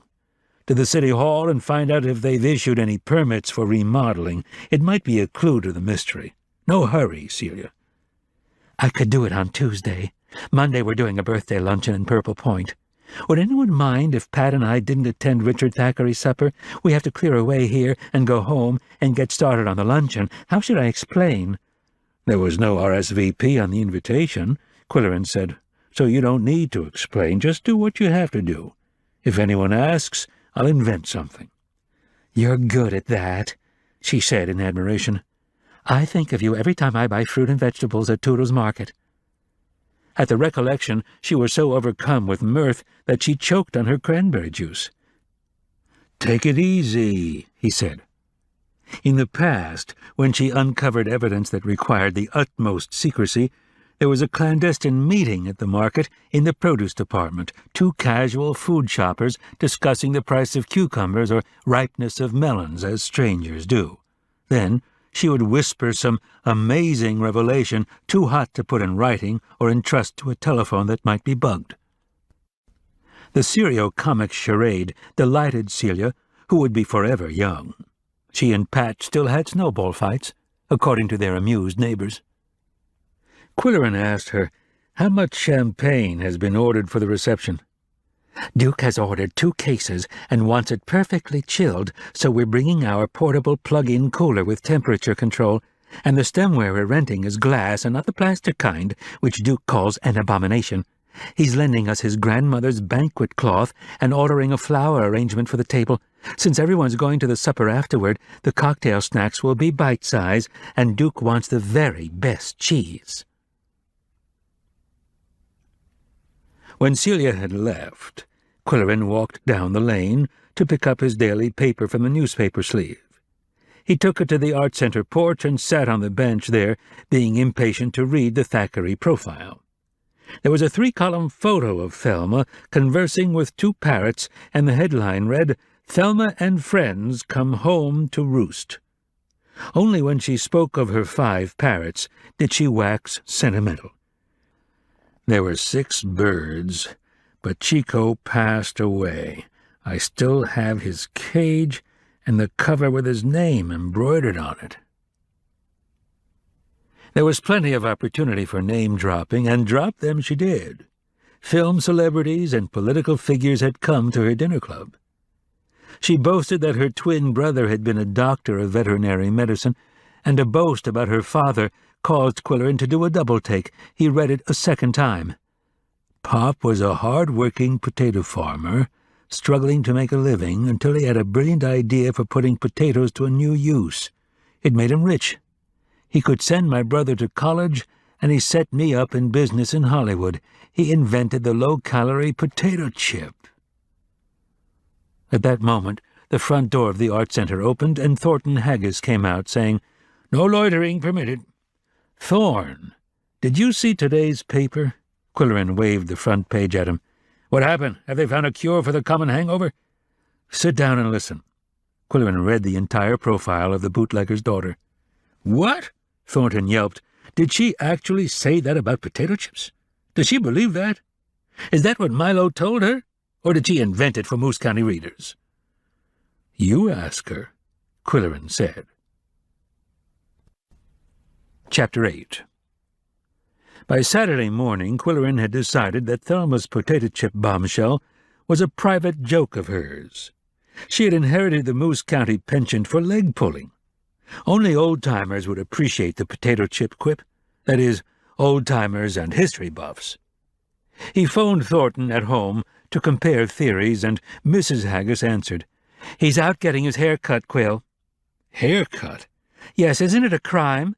Where has anyone ever seen such a beautiful mop of white hair? But he threatened to dye it green, so I said okay, reluctantly." "Well, tell him I called. Nothing important. It was important enough, however, for Qwilleran to call Homer Tibbet at Itibidiwasi Estates. He was the only old-timer old enough to remember much about Prohibition. Rhoda answered in the hushed voice that meant her husband was having one of his many naps. "Don't disturb him. Did you read about Thelma in yesterday's paper?" "We did indeed. I read it aloud, and Homer said she was just pulling a fast one. Homer says she was a great one for spoofing." "That's what I wanted to know. When's his birthday?" "A week from today, and he says he doesn't want any birthday candles or media coverage." "He's a dreamer, Rhoda. The TV crews will be up here from down below to film the event." Qwilleran was careful not to mention that he was writing a birthday song, and arrangements had been made for a serenade by Derek Cuddlebrink with his guitar. On Sunday morning, a light rain freshened the foliage around Qwilleran's apple barn. In the afternoon, a soft sunlight made everything sparkle. By 5 o'clock, the gentlest of gentle breezes was wafting about the bird garden, where the guests were to assemble and Brodie was to pipe a few Scottish tunes. Qwilleran said, "Whoever is in charge of the local weather decided to show those California dudes a thing or two." He wore his kilt and the red and green Macintosh tartan, together with a green blazer, green knee socks with red flashers, a calfskin sporran, and of course a dagger in the sock. Polly wore a white silk shirtwaist dress with a shoulder sash in the Robertson tartan, that being the Duncan clan connection. The Siamese had been given an early dinner and dispatched to the gazebo in the canvas tote bag. The Robin Odell team had set up in the hospitality center with Burgess Campbell's grandmother's Madeira banquet cloth, an arrangement of red carnations and white daisies, an array of sparkling champagne glasses, and trays of tiny canapes, puffs, tartlets, and tasty morsels on toothpicks. First, Police Chief Brodie arrived, driving up the lane from the back street, the better to get away after piping his stint. He was resplendent in the Brodie clan kilt and shoulder plaid and his bagpiper's feather bonnet, a good 18 inches tall. As the carloads of guests started to arrive, Pat Odell was in the barnyard, showing them where to park and steering them to the bird garden.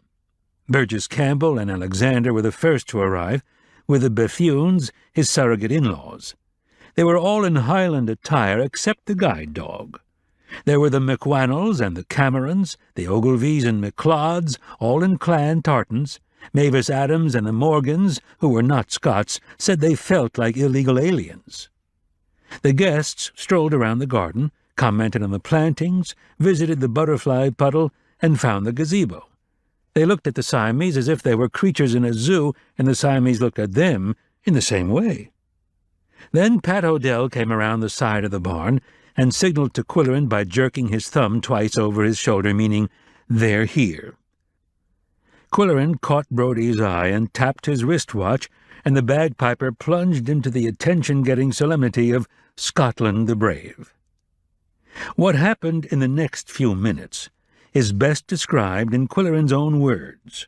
He later wrote in his personal journal, Sunday, April 13th. Standing in the foyer in a formal receiving line was the royal family, Queen Thelma, Prince Richard, and the lady-in-waiting. The Queen was wearing lavish jewels and one of her artistic hats. Richard lived up to his reputation as a snappy dresser by wearing a Nehru jacket and two-tone shoes. One by one the guests moved through the line with introductions made by Fran, who was unusually vivacious. I was the last to be presented to Thelma. I grasped her hand in both of mine and said warmly, "I've got to talk to you about that hat." Sounding like Mae West, she said, "And I've got to talk to you, Ducky, about that mustache." Her facial expression was pleasant, composed, and a trifle arch. "And this is my nephew, Richard Thackeray. Richard, this is the celebrated Mr. Q." He had a good handshake, an exuberant personality. "Call me Dick. I know all about you, Mr. Q." "Don't tell anyone," I said. His voice had a distinct quality, velvety with an underlying resonance. Later, Thelma would tell me that it gave her goosebumps. It was her brother's voice, which four-footed creatures found magnetic, soothing, and even healing. Janice was the last in the receiving line, her shyness at odds with a kind of eagerness. I couldn't help wondering about her role in the household that had just moved into Pleasant Street. With introductions made and everyone holding a glass of champagne, it was time for a toast to the new neighbors, and Burgess did the honors with éclat. Everyone responded noisily and at length. Then Thelma made an acceptance speech, which brought cheers and whistles. I looked at the guide dog to see what he thought of the brouhaha. Alexander, as usual, was completely unflappable. The group scattered, some clustering around Thelma, others sampling the cocktail snacks or walking up the ramp to be thrilled by the view from the top. Fran escorted Thelma on a tour of the main floor, pointing out decorative features. At one point, Fran hissed into my ear, "What's that thing above the fireplace? I told you I could lend you an artwork for the occasion, something more suitable." Thelma's chief concern was the lack of television receivers. "Where's your TV?" she demanded, sounding like Betty Davis. Above the fireplace you could have a 50-inch screen, the rectangular style for showing movies, and with these big, comfortable sofas, you'd have a perfect setup for movie parties. I have a large collection of old films that I could lend you. Dick viewed the recumbent bicycle leaning against a stone wall in the foyer and asked me, "Do you really ride this? How does it feel to pedal with your feet up?" "When you get used to it, there are many advantages," I told him. "If you'd like to try it, you're welcome to borrow it." Thelma's assistant was standing alone at the bookshelves that filled much of the wall space on 3 sides of the fireplace cube. When I approached, she asked, "Have you read all of these?" It was the question I had heard many times from a non-reader. "Some of them twice or oftener. If you see a title you'd like to borrow, feel free. But if you don't return it, the sheriff will be at your door with a search dog." The mild jest fell flat. "I don't have time to read books," Janice said. "I read aloud to Thelma, newspapers, that is, and magazine articles. Where are the kiddies?" I felt she was changing the subject to avoid personal matters. I may have been wrong. I said, "They're in the gazebo. They don't like large parties. Do you like cats? You might drive Thelma over some afternoon." "Oh, Thelma doesn't like cats, not at all." Janice looked about anxiously and said, "Excuse me, I think she wants me." I felt I was right. Janice was employed to drive the car, cook, and read aloud, not to reveal personal details that might reflect on the Thackeray image. The champagne flowed. Guests circulated, and the neighbors conversed like long-lost friends. At one point, Polly said to Qwilleran, "I've been listening to talk about the Kit Kat agenda, and it sounds like a splendid idea. It's the local name for a national movement. Volunteers provide foster homes for unwanted kittens and their mothers, while other volunteers act as adoption agents, matching up the kittens with permanent homes. Burgess, Mavis, and the Bethunes are providing foster care, and Hannah McLeod is an adoption agent." Qwilleran said, "But who can tell me about the logistics of foster care?" "Ask Mavis." Qwilleran caught up with her at the snack table. "Try one of these delicious cheese puffs," she said. "I've already had 3, he said. "Tell me something about foster care. Where do the temporary cat families spend their time? Where do they eat and sleep?" "One needs a spare room for that purpose," Mavis explained. "People go in to talk to them and play with them and introduce them to sociable activity. A kitten that is socialized has more personality and makes a better pet than a poor little thing cooped up in a cage." "I see the point," he said. "You should talk to Hannah McLeod, one of our adoption agents. She's lived here all her life and knows everyone, so she's very successful in finding permanent homes."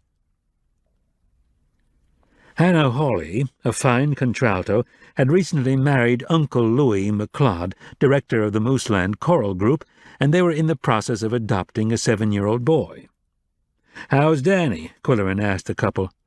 "He's such a bright, personable child," Hannah said. "He loves to go with me when I take prospects to the foster homes to pick out a kitten or two, usually two.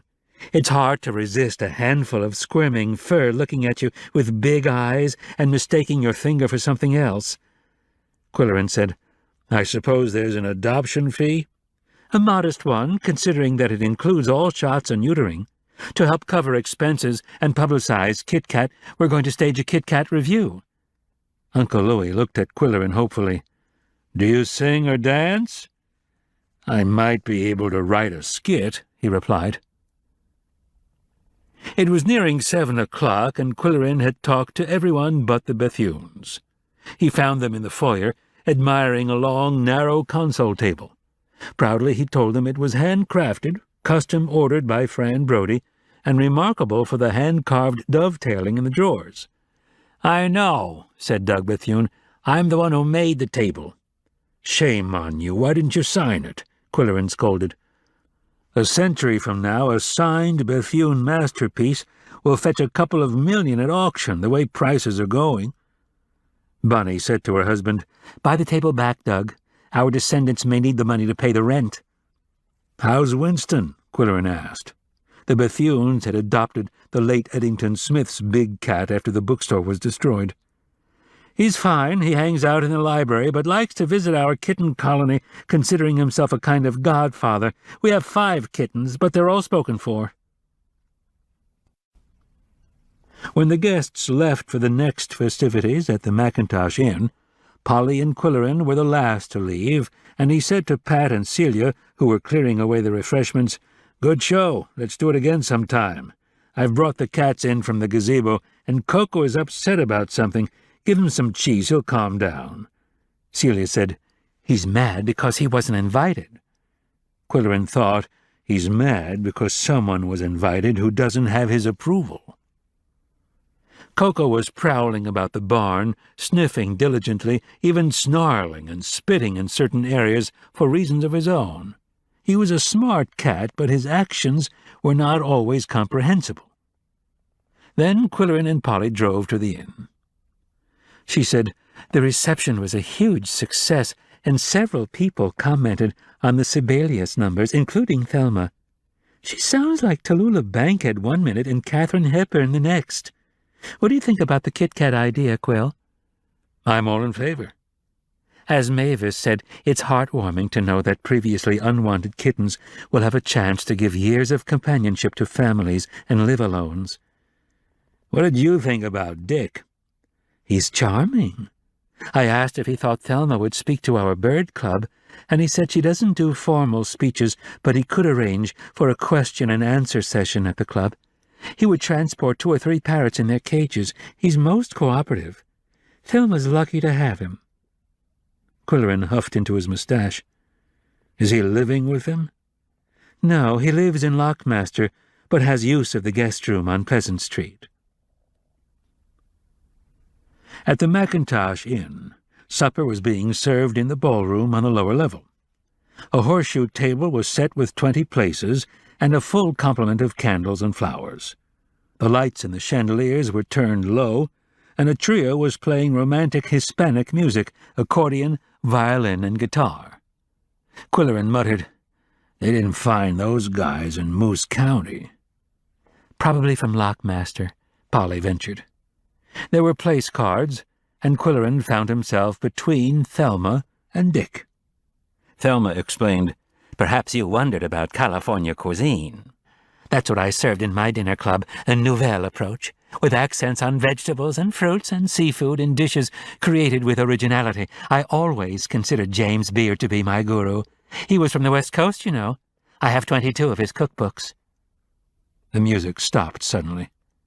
Dick said a few words of welcome, and then Thelma surprised everyone by asking a blessing. The music resumed, and servers rolled in carts of lobster and mango in a lemon sauce. This was followed by ramekins of oxtail ravioli, sauced with tomato, basil, and capers. Conversation that was lively at the reception was positively exuberant under the spell of California cuisine. At one point Dick said to Qwilleran, "What did your barn look like before you bought it?" I didn't buy it, I inherited it. A drive-through apple barn with nothing inside but lofts and ladders, plus bats, rats, and wild cats. An architect from down below had the vision and determination to make it what it is. And a hefty commission, I'll bet. It must have cost you a fortune. Qwilleran huffed into his mustache. Undaunted, Dick went on. It's a lot of cubic space for one man. If you'd ever feel like recouping your investment, I know a developer who could convert it into an apartment complex. A possibility, though not in the foreseeable future, Qwilleran replied stiffly. Throughout the repast, Qwilleran had shown a genuine interest in Thelma's parrots. There were 5, Esmeralda, Pedro, Lolita, Carlotta, and Navarro. All were Amazons, noted for their intelligence and conversational ability. "Come and meet them, Ducky," was Thelma's enthusiastic invitation. "Come for breakfast tomorrow. Janice will make waffles with fruit sauce. Not too early." A time was set, 10 a.m. As Qwilleran drove Polly home to Indian Village, he asked, "What did you think of Thelma's hat?"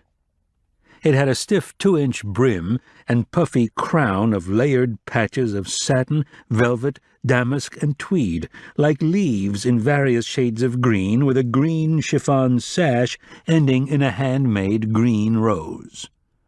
Polly said, "Only someone with her good posture and authoritative manner could wear it." He was on the verge of mentioning his breakfast invitation, but a tremor on his upper lip stopped him. He stroked his mustache with a heavy hand as he returned to the barn from Indian Village. When Qwilleran arrived home, Yum-Yum rubbed against his ankles warmly, but Koko was on the fireplace cube, pointedly aloof and obviously disapproving of something. A note from Celia, left on the kitchen counter, explained it. "Chief, after you left, Koko acted very strange, prowling and bristling his fur and spitting at everything. I think he smelled the dog. I talked to him and gave him a treat, and he calmed down." Qwilleran thought Alexander had been here before, but Koko observed him from the rafters far overhead. This time a strange presence was invading his territory in his absence. He sat down at his typewriter to sum up successes of the evening. Sunday, April 13th. Well, it's over. Thelma has been adequately welcomed, toasted, and admired, wild hat and all. As usual in such gatherings, there is always a gadfly with a tiny camera who flits around taking candid shots of guests eating, yawning, kissing someone else's spouse, or whatever. What do they do with the prints? Are they ever developed? Is there any film in the camera? Thelma's assistant was the candid nut tonight, but her shots were all of Thelma. Are the prints catalogued and filed, or kept in a barrel? They must have thousands of them if— His typing was interrupted by an imperative howl from Koko. The cat's bedtime ritual had been neglected. There was supposed to be a session of reading aloud, followed by a snack and then lights out. "Tyrants!" Qwilleran muttered as he followed Koko to the bookshelves. The cat hopped nimbly to an upper shelf and shoved down a leather-bound book. Qwilleran caught it before it reached the floor. He had been an acclaimed shortstop in college baseball. Who would think that his fielding skill would be put to use in such a mundane manner?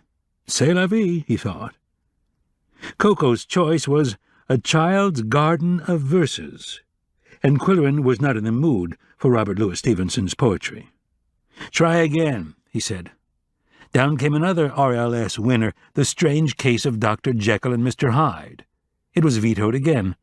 "Sorry, but it's not your style."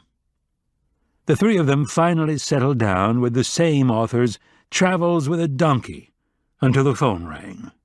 A woman's hushed and horrified voice said, "Qwill, this is Janice. Don't come tomorrow. Something terrible has happened." "Something wrong with Thelma?" he said quickly. "No, but I can't talk about it. Just don't come tomorrow." And she added in alarm, "Please, don't say anything about this to anyone." A few hours after this enigmatic phone call, Qwilleran was asleep in his suite on the first balcony, and the Siamese were supposed to be asleep on the third balcony. He always left their door open, for a number of reasons, and always closed his own. Rudely he was awakened by a blood-curdling howl outside his door. He knew it well. It was Koko's death howl. The cat had an uncanny way of knowing the moment of a wrongful death. The clock on the night table said it was 3:15 a.m. Immediately it brought to mind the something terrible that had happened on Pleasant Street following the party. But what could he do? Call the police and say that his cat was howling? Koko had done what he considered his duty and had returned to his balcony. After an hour of puzzling thought and aimless speculation, Qwilleran, too, went to sleep. Chapter 9. On Monday morning, Qwilleran was listening to the weather prediction on WPKX while preparing the cat's breakfast. It was something choice, left over from the reception, that Celia saved for them. The Siamese watched intently. Not bothering to turn the radio off, Qwilleran heard news bites from the 2 counties to the south. From Lockmaster, a new president had been appointed for the Academy of Arts. The date had been set for the annual flower show. A local chess player had won a tournament in Milwaukee. From Bixby, a drug bust in Bixton had jailed 4 men and 3 women. A couple had been killed in a motorcycle accident on Highway 12. An unidentified male was found shot to death at the wheel of a rented van. At that moment, a blood-curdling howl came from Koko's throat. Once again it was Koko's death howl. But why was the cat concerned about an unidentified driver of a delivery van in Bixby County, unless it had something to do with Janice's cryptic phone call of the night before? There had been horror and fear in her voice. Qwilleran devised an oblique way of investigating. First he called Burgess Campbell and congratulated him on a successful party. Has Pleasant Street recovered from the excitement? Did anyone consume too much champagne or oxtail ravioli? I didn't hear any ambulance sirens, the Duke replied, and let me say that everyone thanks you for opening your fabulous barn for the occasion. My pleasure, Qwilleran said. There were some scatterbrained suggestions from the Thackeray's, Burgess went on. Thelma thought the barn would make a wonderful restaurant, with kitchen and bar on the main floor, and dining on the open balconies, and waiters whizzing up and down the ramp on roller skates. And Dick visualized it as a 12-unit apartment complex if you wanted to install elevators and a whole lot of plumbing. The odd thing is, Qwill, that you can't guess whether they're kidding or being serious. Very true, Burgess. I always suspect women who wear crazy hats, and men who wear two-tone shoes. Next, Qwilleran phoned Amanda's studio of interior design, and was not surprised to hear that Fran Brodie was taking a week off. He called her in Indian Village. "Qwill, I'm beat," she groaned. "No one knows how hard I've worked for that woman, and her inflated ego." "You did a heroic job." "And now she has another design project she wants me to handle. I'm going to sick her on Amanda. That'll be the battle of the century. Thelma Thackeray versus Amanda Goodwinter." "What is Thelma's new design project?" "She's not telling." "Could it be connected with the old opera house?" "More likely a restaurant featuring California cuisine." "Well, anyway, Fran, you've done admirable work, and I'll make you a margarita whenever you say." Qwilleran said, "That was a lot of partying for a woman of Thelma's age. Have you heard how she is this morning?" "No, but she was still going strong when I dropped them off at the curb. She invited me in for a nightcap, but I declined, and Janice reminded Thelma that she was leaving in the morning for a couple of days in Lockmaster. For someone over 80, Thelma has a lot of energy. She doesn't drink, she eats right, and she retires at 10 p.m. Maybe I should try it." The conversation was all very interesting, but it offered no clue to the terrible thing that had happened at the Thackeray house. The Odells lived across the street, and Pat was known for his powers of observation, while Celia was always a secret agent at heart. But the Odells would be on their way to Purple Point with chicken pot pies and blueberry muffins for a birthday luncheon. Qwilleran left a message on their answering machine under the alias of Ronald Frobnitz. Celia waited until Pat was out of the house before returning the call. "What's up, Chief?" she asked briskly. "Did anything unusual happen on Pleasant Street last night?" "Well, it was quiet and dark until everyone started coming home. Then the street was filled with headlights and people laughing and shouting good night, and kids leaving their pizza party. It had quieted down when Fran Brody brought the Thackeray party home and dropped them at the curb. Just as they were turning the indoor lights on, I thought I heard a scream. Pat heard it too, but said it was the parrots. How am I doing, Chief? If you get tired of the catering business, you can always get a job with the CIA. Oh, I remembered something else. Before everyone came home from the party, Pat saw a delivery van drive around the back of the Thackeray house, then leave a few minutes later. We decided it was some kind of fabulous welcome gift that made Thelma scream when she came home. Qwilleran huffed into his mustache and thought, how does that explain the panic in Janice's voice, and the reference to something terrible, and the urgent plea not to tell anyone? Tomorrow morning, Chief, I'll get that information you want from downtown. You can phone it. It's not classified. But I want to deliver some chicken pot pies and blueberry muffins, if you think you can use them. Gravely he said, I imagine I can devise an appropriate way to dispose of them. Celia's hoot of delight pierced his eardrum as she hung up. He'd been working on his Tuesday column, and now he needed a stretch, so he walked to the public library for the book containing Homer's favorite poem. The parking lot was nearly filled, and the main room was crowded with men and women of all ages. They had seen the announcement in Friday's paper, autographed photographs of old movie stars from the Thelma Thackeray collection on temporary exhibition. 8x10s in individual easel-back frames filled the shelves in 2 showcases. Claudette Colbert, Ronald Colman, Groucho Marx, Joan Crawford, Fred Astaire, Humphrey Bogart, Esther Williams, Edward G. Robinson, and more. An occasional comment interrupted the awed silence of the onlookers. Man, I'm going to come back when there ain't such a crowd. Another man, valuable collection. One assumes they're insured. Woman, my mother used to rave about Ronald Colman. Child, Mommy, where are the kitties? Qwilleran, before leaving the building, stroked the 2 library cats and dropped coins into the jar that provided for their material needs. Handsome Mac, gentle Katie, he said, wondering if anyone ever read a little Dickens or Hemingway to them. The Siamese were waiting for him with stretched necks and pointed ears. They knew he had been fraternizing with the library cats. Read, read, he announced, letting them sniff the library book. It was well thumbed, and the binding had been repaired twice by the late Eddington Smith, according to notations inside the back cover. Before taping Laska for Homer's birthday, he would do a practice reading for Koko and Yum Yum. Laska was written by Frank Dupre. Scene, Texas, down by the Rio Grande. Story, a lonely cowboy hangs around bars, maundering over his lost love, remembering how they rode the range on their gray Mustangs.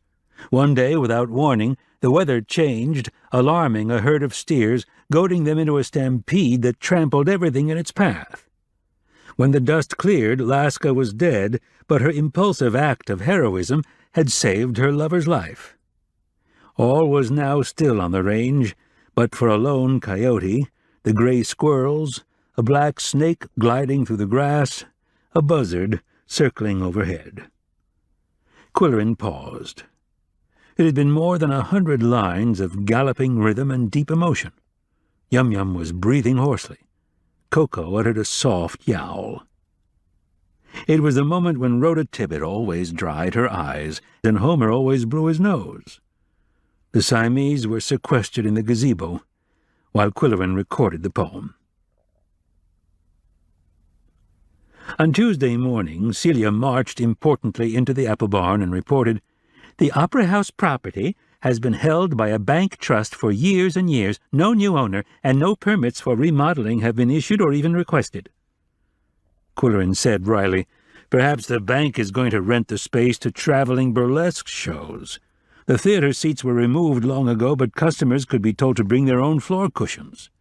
"Oh, Chief," she protested with her ever-ready laugh, But I drove by to see what was going on, and there was a van in the parking lot with ladders on top, and it was marked Bixby Paint and Decorating.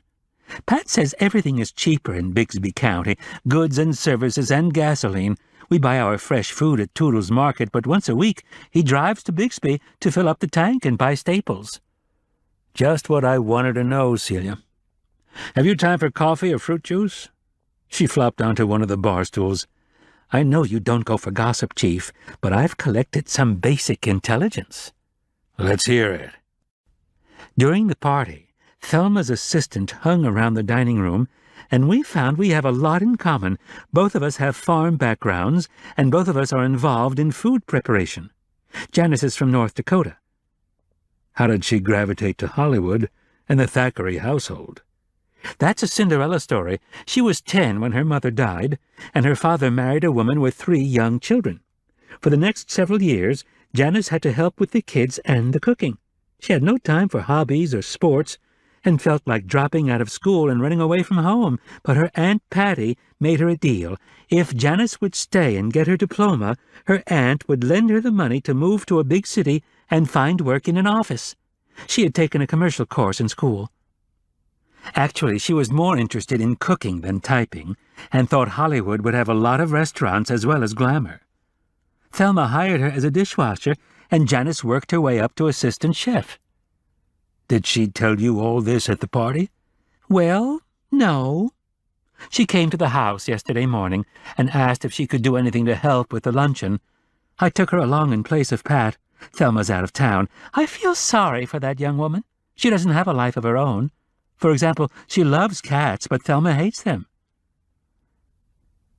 Qwilleran said, "Too bad she didn't get a chance to meet Koko and Yum Yum Sunday night. Would she like to drive over here while her boss is away? She can come any time, but should phone first." That's very kind of you, Chief. He shrugged modestly. Actually, he saw an opportunity to satisfy his curiosity about the cancelled breakfast date, but he said, "The cats enjoy meeting a new admirer who will blubber over them. They're only human." His quips always delighted her, and she asked, "Where are the little dears? I have to say goodbye before I go home." She searched in her big, floppy handbag. "Are you looking for your car keys or for a possible stowaway, Celia?" Yum Yum was in the kitchen, batting and chasing a small, shiny toy, while Koko peered down from the top of the refrigerator as if amazed by her kittenish antics. Qwilleran explained, "One of my fans down below, an older woman who can no longer see to sew, sent me her sterling silver thimble for the cats to play with. She's the 10th grade teacher who inspired my writing career. Relatives of hers in Lockmaster send her clippings of my column now and then. I polish the thimble once a week and hide it in different drawers, but Yum Yum always finds it, and her famous paw can open any drawer that isn't padlocked." Janice phoned in late afternoon and arrived soon after in an emerald green coupe. Qwilleran went out to the barnyard to greet her. "Did you bring this from California?" "We towed it behind our van full of parrots," she explained. She was wearing blue denim pants and shirt and wore her dark hair tied back in a ponytail. Other times it had been knotted close to her head.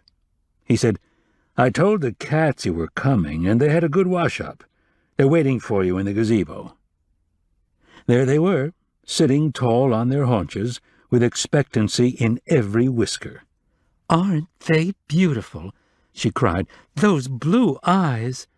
The one with an imperial air is Koko Kung. Yum Yum likes to be picked up and hugged, but Koko is too macho for lap-sitting. With his usual perversity, however, Koko was the first to jump on the visitor's lap when she sat down. "I've never seen Siamese except in pictures," she said. "When I lived on a farm, we had nothing but barn cats." "That's what these are, barn cats." For the first time he heard her laugh. "I wish I'd brought my camera." "It wouldn't do any good, Janice. They don't cooperate.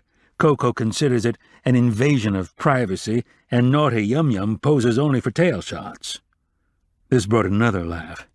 "Are you interested in photography?" "Mostly for practical purposes.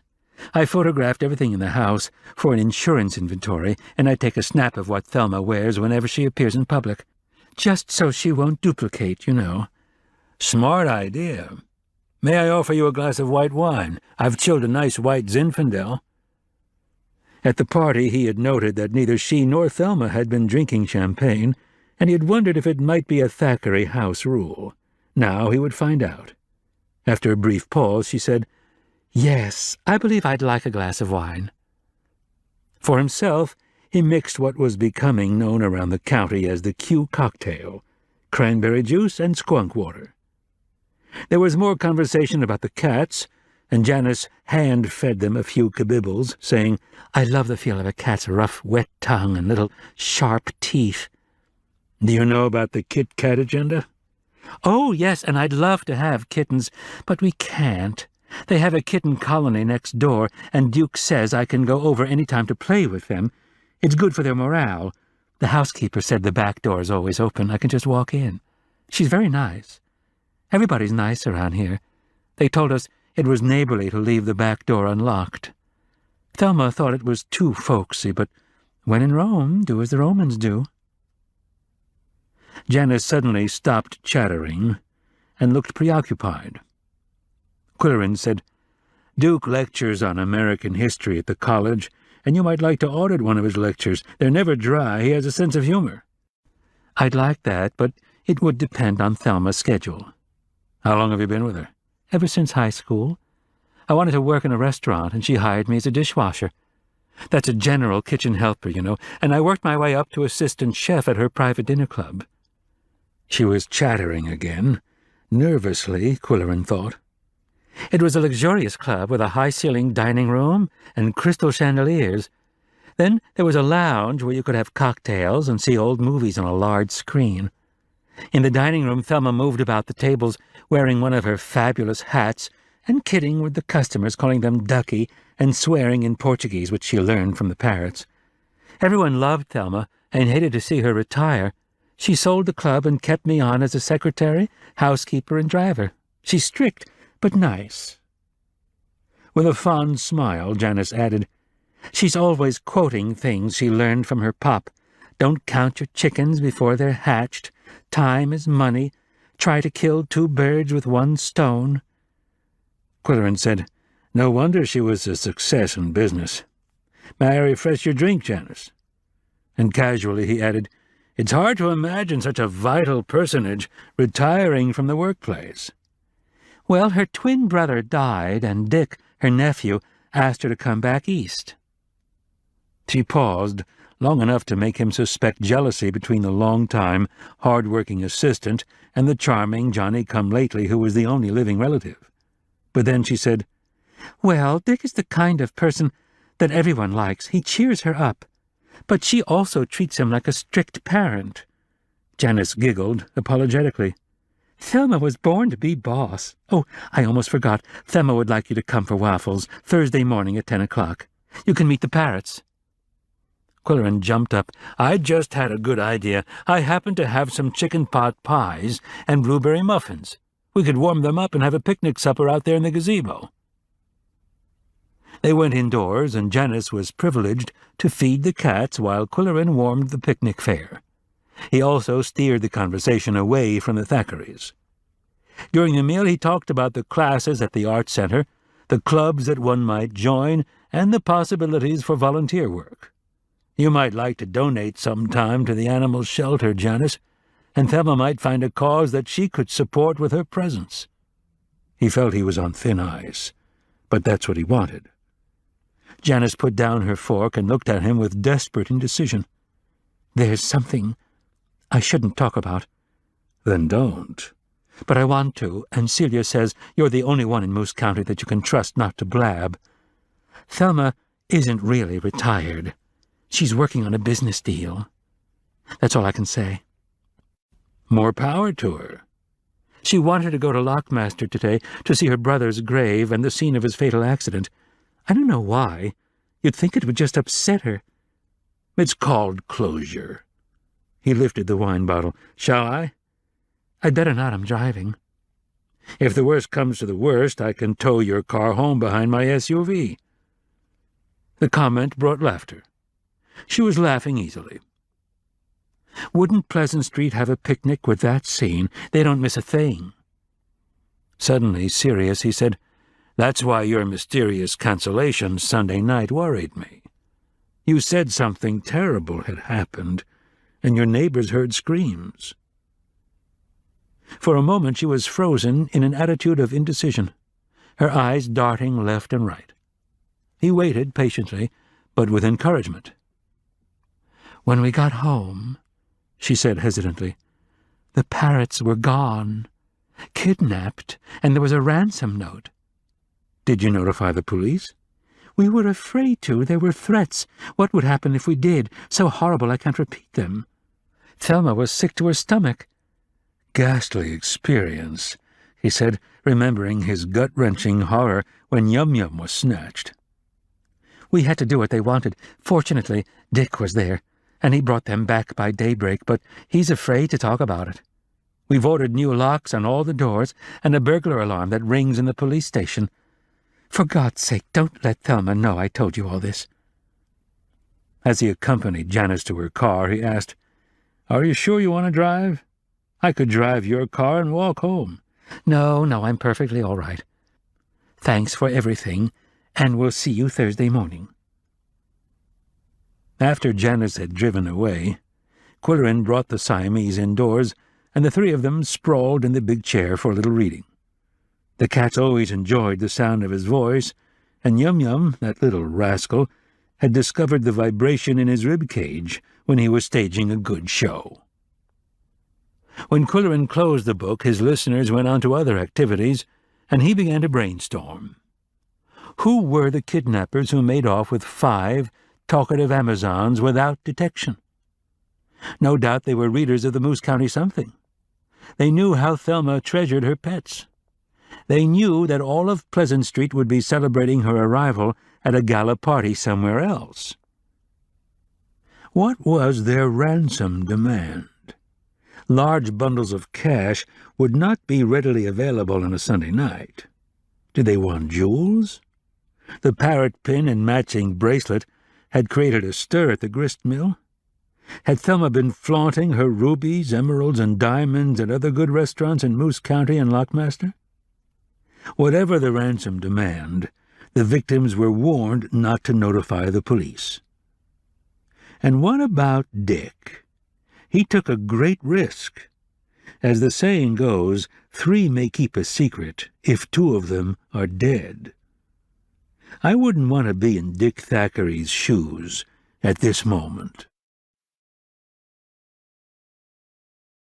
This ends Disc 2. The Cat Who Brought Down the House, Disc 3. Chapter 10. Qwilleran had a strong desire to talk with the photographer who had been assigned to the Thackeray story, called The Parrot Story, in the photo lab. John Bushland freelanced for the newspaper, but also had his own commercial studio in Pickax, and Qwilleran found him there early Wednesday morning. Bushy had become a workaholic since his divorce. "Just wanted to compliment you on the parrot shots, Bushy. What do you think of the old gal?" "She's a character. You could write a book about her, Qwill."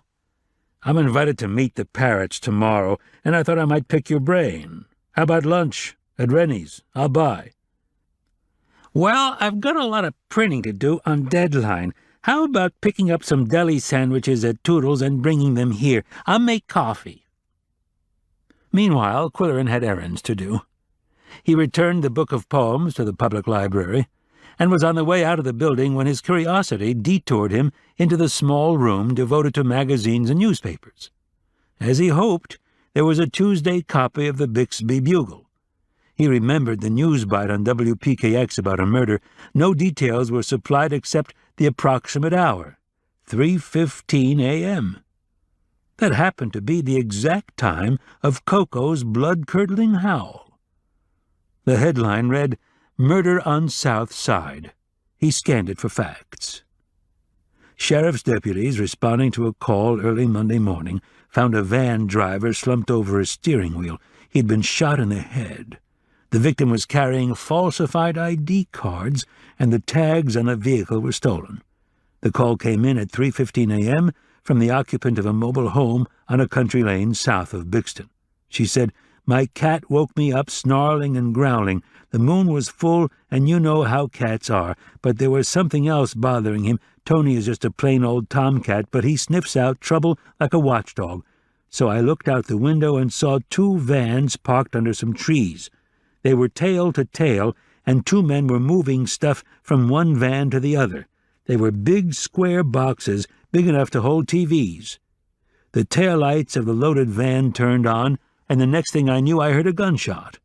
I know a gunshot when I hear one, and the loaded van took off in a hurry. That's when I called 911. Police are investigating. It is thought that the incident is linked with the recent burglary in a television store." Qwilleran could not help chuckling. He was no admirer of the reporting in the Bixby Bugle, but here was a dry piece of police news that had been turned into a human interest story, complete with a hero cat who sniffed out foul play. Tony would make a good partner for Koko. If they could locate a third talented feline in Lockmaster, they would have a tri-county crime detection network. Such were his whimsical thoughts at the moment, but he had sandwiches to buy and other matters to discuss at the photo studio and a tape to deliver. The question occurred to him, how could Koko know, and why would he care, about the murder of a shady character 90 miles away? There were no answers. Qwilleran had stopped trying to find answers. Next he drove to Itty-Bitty-Wassy Estates, the retirement complex masquerading as a Swiss resort hotel. Using the house phone, he called upstairs and said in a brisk voice, "Mrs. Tibbet, there is a gentleman here who says he has a package for you and wants to hand it to you personally. He has a large mustache and looks suspect. Do you want us to call the police? It could be a bomb." With her hand muffling her hysterical laughter, she said, "I'll be right down. Tell him not to go away." Soon, a white-haired woman, looking gaily youthful, stepped off the elevator. After all, Rhoda was only 88.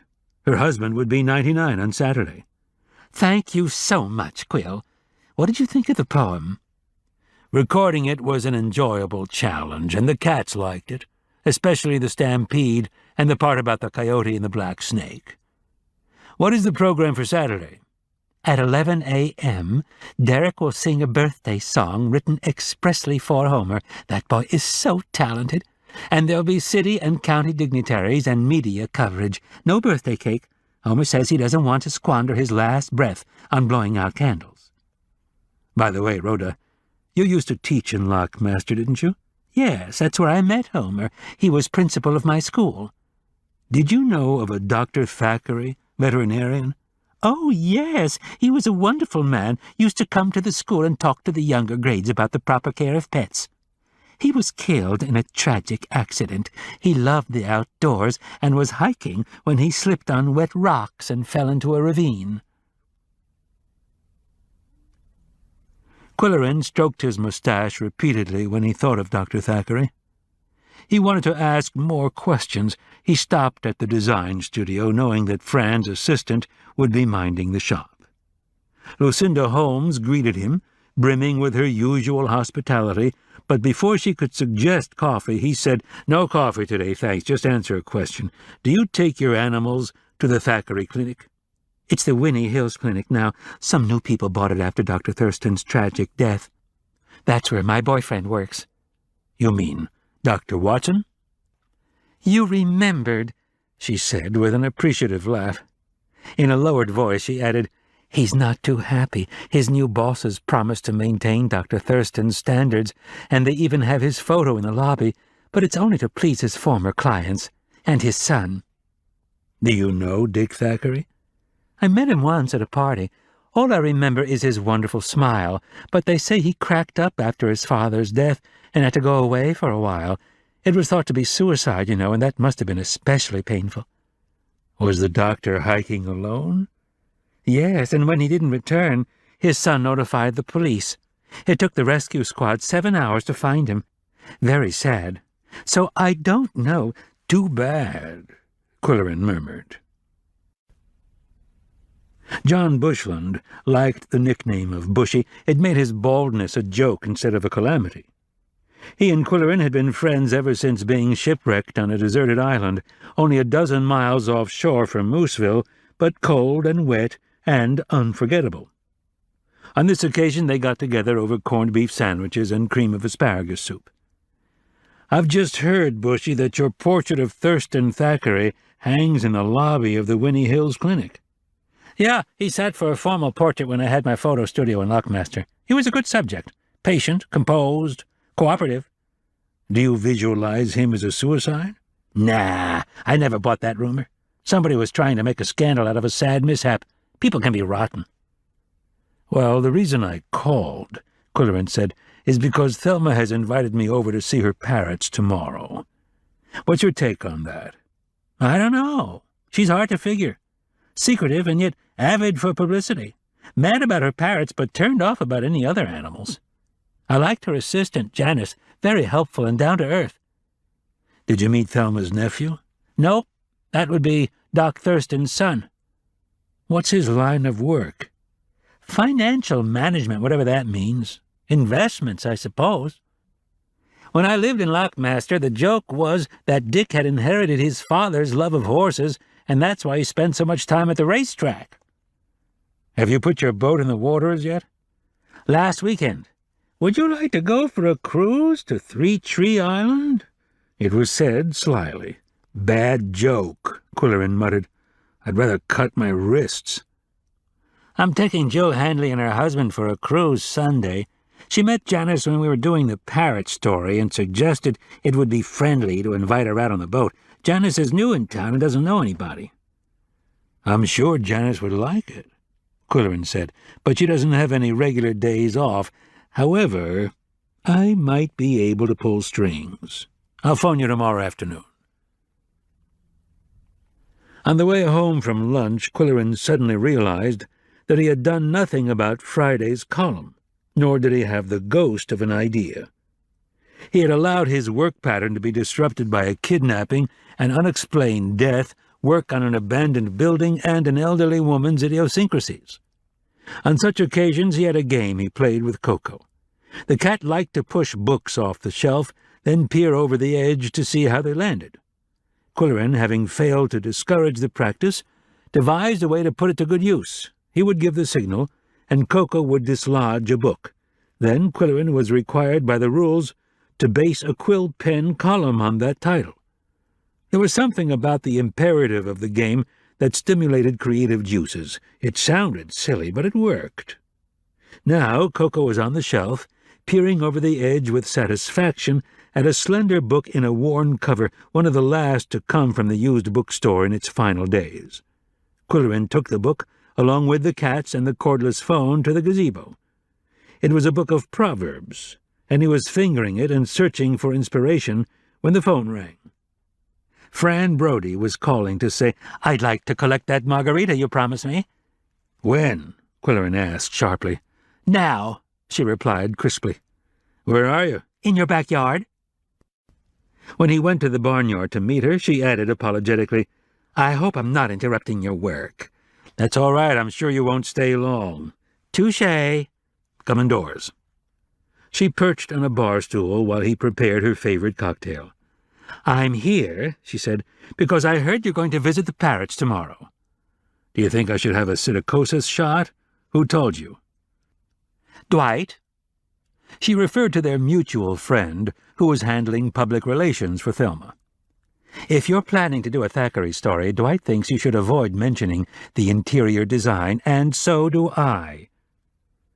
It was an unusual request from the designer who had just received an enormous commission. They took their drinks into the living room, where Fran saw the wall hanging over the fireplace. "I see it's still there," she said with a sniff. He ignored the remark. "So what's the problem at Thelma's house? I'm invited for a waffle breakfast and a social call on Pedro, Lolita and Company. If I write anything, it'll be a legend for short and tall tales. What are you trying to tell me about the decorating? Excuse me, the interior design?" Have you been in any other houses on Pleasant Street? 2 or 3. Then you know they all have wallpaper, stained woodwork, draperies, and oriental rugs on hardwood floors. Thelma shocked us by wanting stark white walls, white painted woodwork, white mini-blinds, and, worst of all, wall-to-wall white vinyl cemented to the beautiful oak floors. What could we do? It's her house. Amanda believes in letting the customers have what they want. Her modern furniture looks perfect with that background, but not on Pleasant Street. Sticky wicket, Qwilleran said. I know you like contemporary, Qwill, in all its forms, so you'll probably like it, but both Dwight and I feel that it would not be to anyone's advantage to have the interior published. So concentrate on the parrots, her collection of designer hats, her waffles, and her infatuation with old movies. He mused as he picked up her empty glass. Shall I try it again? Maybe I'll get it right. She jumped to her feet. No, thanks. We're having a family get-together tonight. I have to be there, and sober. As Qwilleran watched her drive away, he speculated that there was no family get-together. Fran wanted to avoid answering questions about Thelma's secret business enterprise. He was certain now that it involved the old opera house. Earlier in the day, he had driven past the site and stopped to watch moving vans unloading large cardboard cartons. Each had the manufacturer's name and large letters spelling out 1 chair or 1 table. Qwilleran went directly to the phone and called Dwight Somers. He was still in his office. "Qwill, it's been a long time. Are you staying out of trouble?" "Yes, and it's boring. Are you free for dinner? We could go to Onusha's and plot something illegal." Dwight Somers had the kind of face that looks better with a beard, stronger, wiser. He had come to Moose County from down below to handle public relations for XYZ Enterprises. Disagreeing with the management over the development of an offshore island, Dwight resigned and joined a PR agency in Lockmaster. Their company policy was no beards. Too bad. Devoid of whiskers, he looked clean-cut, honest, and younger, but not strong or wise. He eventually left to start his own PR firm in Pickax. He called it Somers & Beard, Incorporated. "Now you look like Dwight Somers," Qwilleran told him when they met at the Mediterranean Cafe. They sat in a booth for privacy. There were beaded curtains in the windows, hammered brass tops on the tables, and spanakopita on the menu. Politely, Qwilleran asked about Indian Village, where Dwight had an apartment, and about Hixie Rice, with whom he was seen everywhere. Dwight asked politely about the Siamese. "I hear you're handling public relations for Thelma Thackeray. How is she to work with?" I talk to her like a big brother. I tell her that people have a tendency to be critical, jealous, and antagonistic when a local son or daughter returns with money, fame, and glamour. My job is to let these people know what a friendly, generous person she is. We've lined up donations to all local charities and 15 churches, the latter in memory of her dear Pop.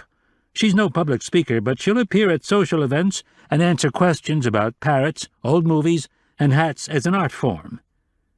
"I understand," Qwilleran said, "that you want me to avoid mention of the interior design." As a journalist, he should resent being told by a PR man what to write, but this was a small town, and there was more than Thelma's public image to be considered. Fran and I have discussed it. Stark white decor is high style in some parts of the U.S. and abroad, but the concept is far out for Moose County. Nothing would be gained by shocking the gossips and turning off the general public. Meanwhile, we can accentuate the positive by concentrating on the parrots. Qwilleran said, "And waffles, and art hats, and old movies." I'm no expert on interior design, anyway, although I know what I like, and I like most contemporary stuff. You could help me, Dwight, by telling me about her new business venture, which seems to be a deep, dark secret. Has she bought the old opera house? It's been in her family for 75 years. It's been rented for everything from government purposes in wartime to appliance storage in peacetime. Is she opening a restaurant? I've seen tables and chairs being delivered. Dwight lowered his voice. It's to be a film club, cabaret style, with the latest and best in projection equipment and sound system and screen for viewing old movies exclusively.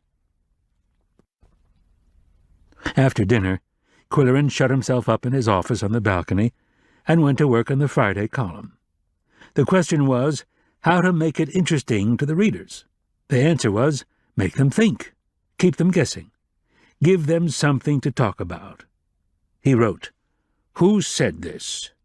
3 may keep a secret if 2 of them are dead. You have 3 guesses. Here are some clues. He was a philosopher, publisher, scientist, diplomat, mathematician, postmaster general, signer of the Declaration of Independence, vegetarian, and genius. He invented the idea of daylight saving time long before it was adopted, and he invented the incredible glass harmonica. In case you have not yet guessed, you'll find his portrait on the $100 bill. This Renaissance man of 18th century America also found time to write collections of wit and wisdom and publish them over a period of 25 years under the pen name of Richard Sanders. They became known as Poor Richard's Almanac. Included are sayings that everyone knows, like make haste slowly and time is money. Some have a trace of cynicism. Where there is marriage without love, there will be love without marriage. Qwilleran ended his column with a quiz challenging his readers to test their worldly wisdom. He informed them that the answers would be in his quill pen column on Tuesday. Pleased with his work, he had a large dish of ice cream, then walked 3 times around the barn with a flashlight, thinking. The next day would start with waffles at number 5 Pleasant Street and a get-acquainted session with the parrots. Would they be nervous after being snatched by strangers in the middle of the night? How much would Thelma want to say about her lockmaster trip? Did Dick take her to dinner at the 5-star Palomino paddock? Who picked up the check? He could think of many questions to ask, but they were all out of bounds. Do you think the kidnappers followed you from California? If not, did they learn about the much-loved parrots from Friday's newspaper? Did the interview reveal that all the neighbors would be away, feting the newcomer? What was the ransom demand? How could anyone scrape up a large amount of cash on a Sunday night? Do kidnappers now accept checks or credit cards? Bad joke. So was it Thelma's jewels they wanted? How did they know she had $10,000 lapel pins and $15,000 bracelets?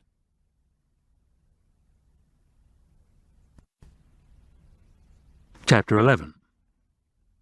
On the night before the waffle breakfast, Qwilleran tuned in the WPKX weathercast, knowing he would hear nonsense as well as reasonably accurate predictions. His friend, Weatherby Good, was more entertainer than meteorologist, but that was what the good folk of Moose County wanted. He always had a few lines of poetry, song, or nursery rhyme to fit the weather. At least once a week he dedicated a forecast to someone in the news, such as Lenny Inchpot when he won the bicycle road race and Amanda Goodwinter when she was elected mayor. On Thursday he dedicated his predictions to Thelma Thackeray, who grew up here and has returned to God's country after a long career someplace in California. Thelma, you may have forgotten that we have interesting weather here. This morning is sunny with temperatures in the upper 70s, but if you go out, take a jacket and umbrella, because there will be light rain and a chill breeze, that is, if you don't want to catch cold. But if you do get the sniffles, drink some hot lemonade and put a goose-grease plaster on your chest. Then he sang a few lines about raindrops falling on my head, accompanying himself on the studio piano. If Thelma happened to be listening, she would scream with laughter at the mention of goose grease.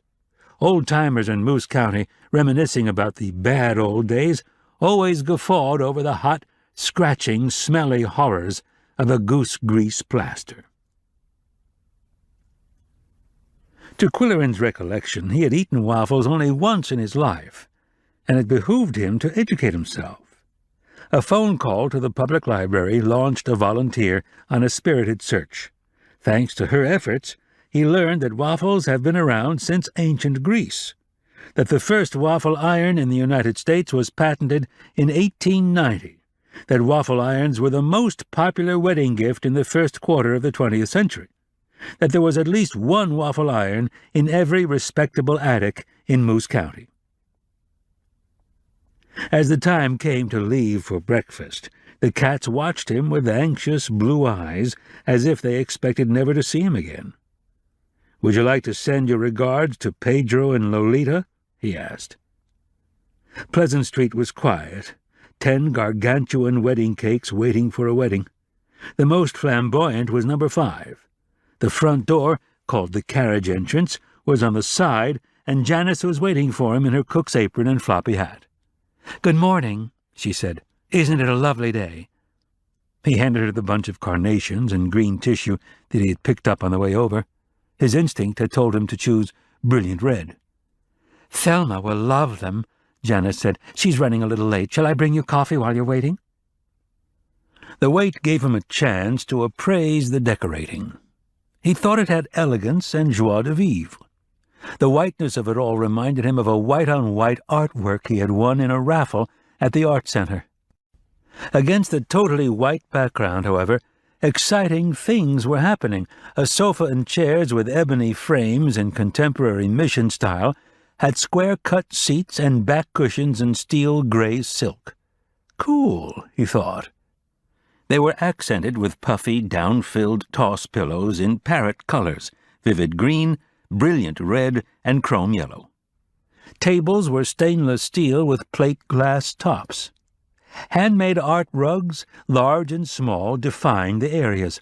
Wall art consisted of large contemporary paintings and tapestries that stayed on the wall instead of jumping out at the viewer. He was attracted to a pair of tall, narrow étagères in the foyer, stainless steel frames, each with 5 plate glass shelves graduated in width.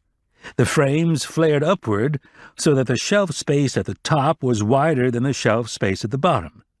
It was a concept that gave grace and lightness to the design.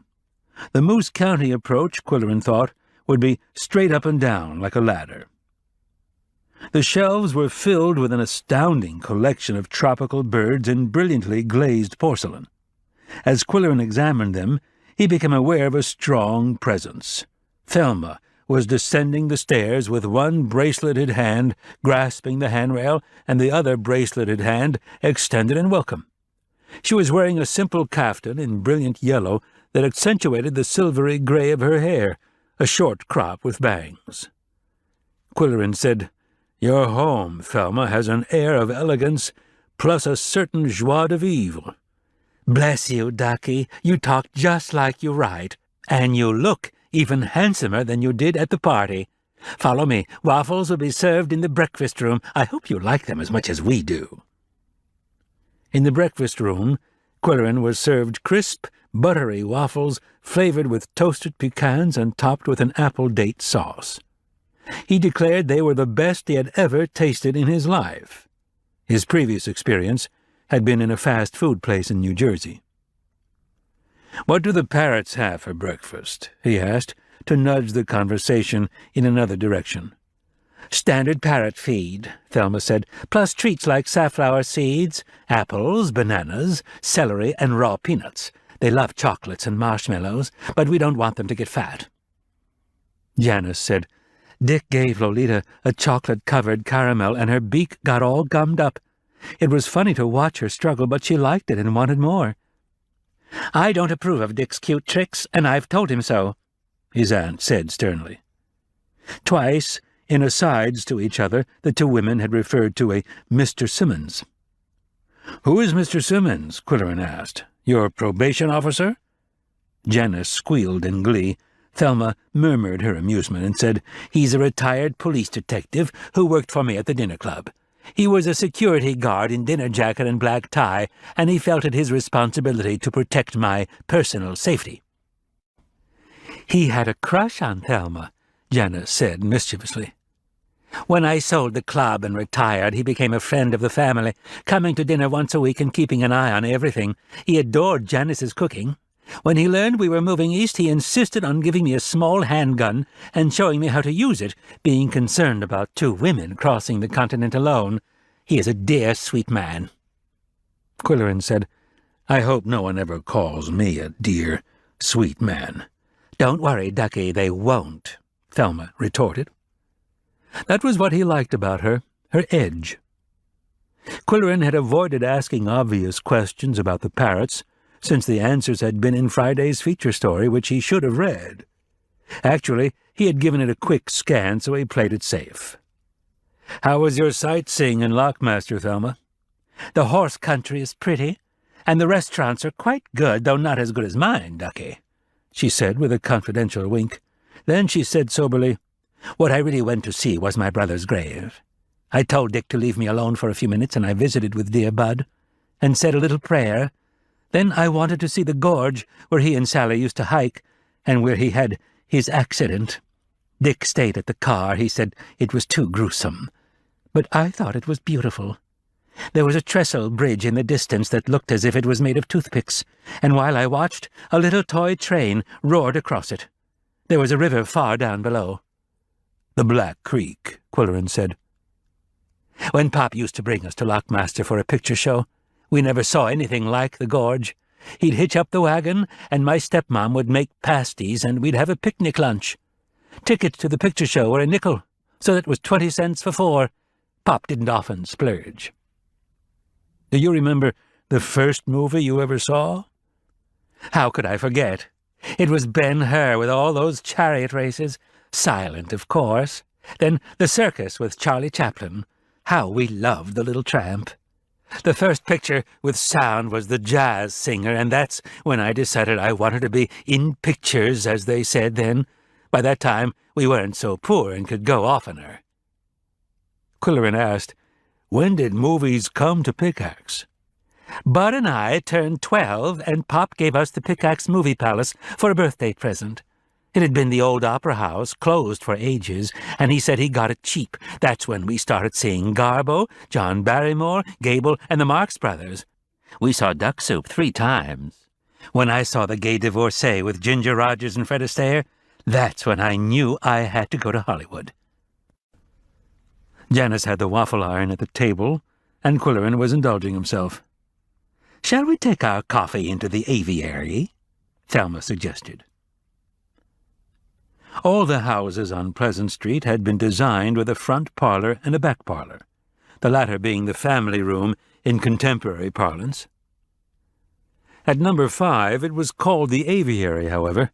Half of the space was behind chain-link fencing reaching to the ceiling. The other half was comfortably furnished with wicker tables and chairs and indoor trees and brass-bound tubs.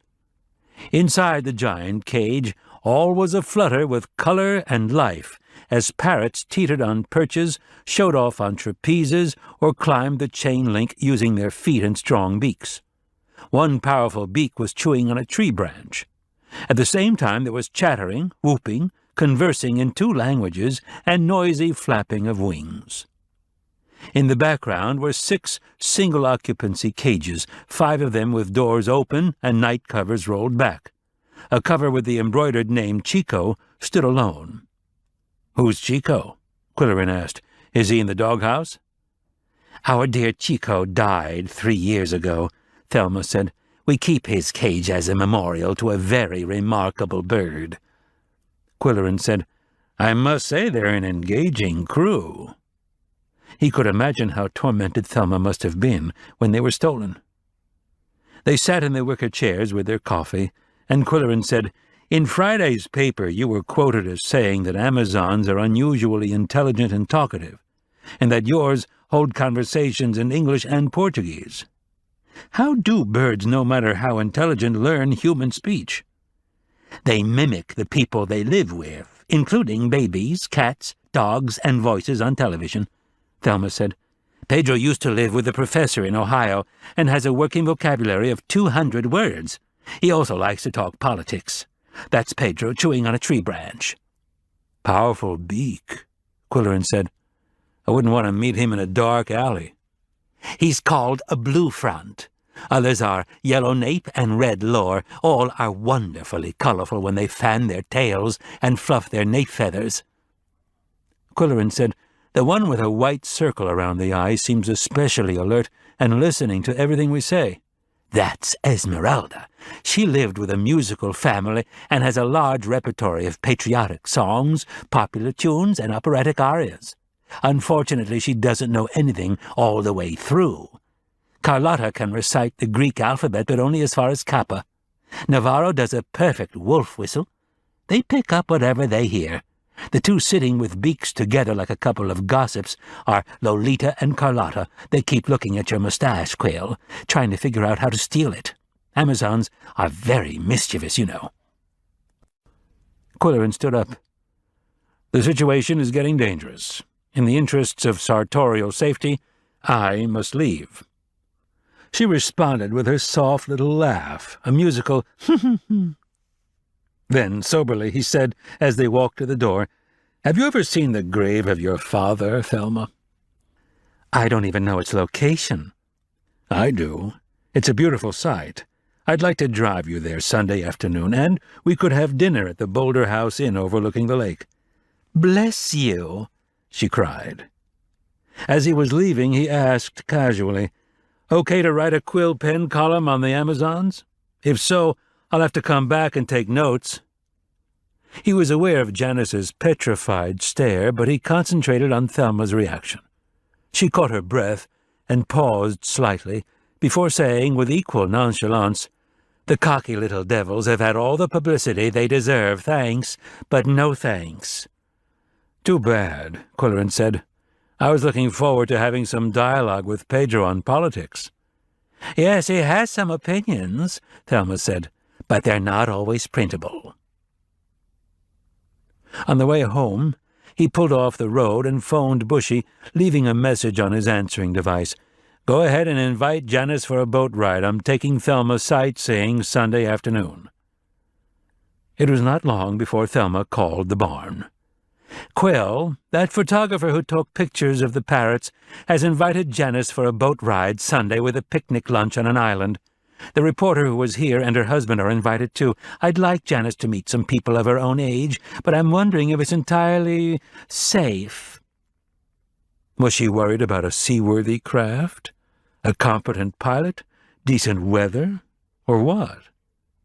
He said, "John Bushland comes from a long line of lake navigators and grew up at the pilot wheel, and Jill Handley's husband owns the health food store downtown, so you know the lunch will be safe too." That evening, when Qwilleran and Polly had their usual phone chat, he said, "Would you mind if I took another woman to dinner on Sunday?" He waited for her to splutter a question, and then explained. "Thelma has never seen her father's grave at Hilltop Cemetery, and I thought it would be a kind gesture if I took her there and then to the Boulder House for Sunday dinner." "Why Boulder House?" she asked, more or less curtly. "It's picturesque and historic." Actually, he saw it as a chance to tease the potato-chip heiress.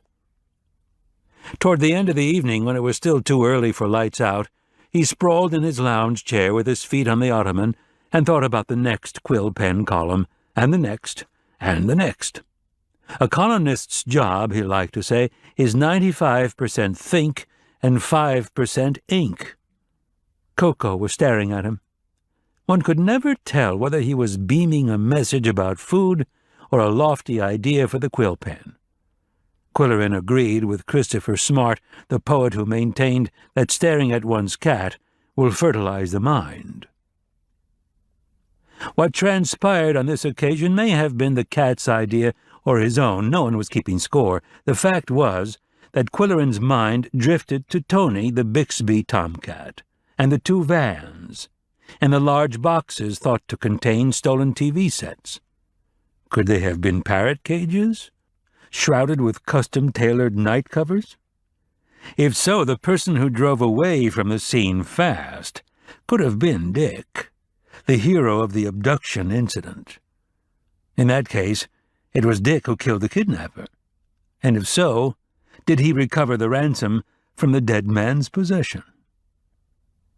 But then he thought the rescuer of the parrots could have been a go-between, an unscrupulous lout paid for his services. That being the case, did the go-between pocket the ransom after delivering the birds and killing the poor clod behind the steering wheel? How many of the devils collaborated on the plot? And then he thought, was Dick one of the collaborators? The idea was abhorrent, although, as Shakespeare observed, one can smile and be a villain. "Yow!" was Koko's strident announcement. After all, it was 5 minutes after the time for their bedtime snack. The days that followed were unusually busy for Qwilleran, and there was no time for frivolous conjectures about the kidnapping. Indeed, he had to admit that the large square objects mentioned in the Bixby Bugle might have been stolen television sets, as the police said. Chapter 12. When Qwilleran handed in his copy for Friday's paper, Junior scanned it and said, "We'd better alert the bank to get some $100 bills out of the vault. People around here think that nothing over a 20 is negotiable." Qwilleran commented, "That was a nice piece on the Kit Kat agenda in yesterday's paper." "Yeah, Mavis Adams makes a good interview. She has all the facts and she's articulate. She's an attorney, you know, although she doesn't look like one." "What is a woman attorney supposed to look like, Junior? After all, you don't look like a managing editor." Ignoring the barb, Junior said, "When do you see the big ad on page 5? He was interrupted by the breezy arrival of Hicksy Rice. "Hi, you guys. What's new and exciting?" "Old proverbs," Qwilleran replied. "Just to test your cultural literacy, see if you can finish this one. 3 comforts of old age are—" Neither she nor the managing editor could fill in the blanks. "I'm ending my column with a quiz. Readers will be given the 3 or 4 opening words of several proverbs. If they can't complete them, the answers will be in my Tuesday column." "So what are the 3 comforts of old age?" they wanted to know. "You'll have to wait until Tuesday." Hicksy objected. "That's too long a wait. Readers will lose interest. I have a better idea. Bury the answers in today's paper, in the want ads, real estate listings, or wherever." Junior, always under Hicksy's spell, seconded the motion, and Qwilleran was outvoted. Reluctantly, he handed over the answers, and Junior rushed them off to the production department. Qwilleran asked Hicksy, "And how are the plans progressing for the sesquicentennial?" With her usual enthusiasm, she said, "The committee has tons of ideas, and we have a whole year to work on it. It's going to be the biggest little sesquicentennial in North America." "More power to you," he said. Qwilleran's next chore was to take Polly's long shopping list to Toodle's Market, and in the paper goods aisle his loaded cart collided with that of a Pleasant Street resident. "Sorry," he said, "I have insurance in case I've broken your eggs or curdled your coffee cream."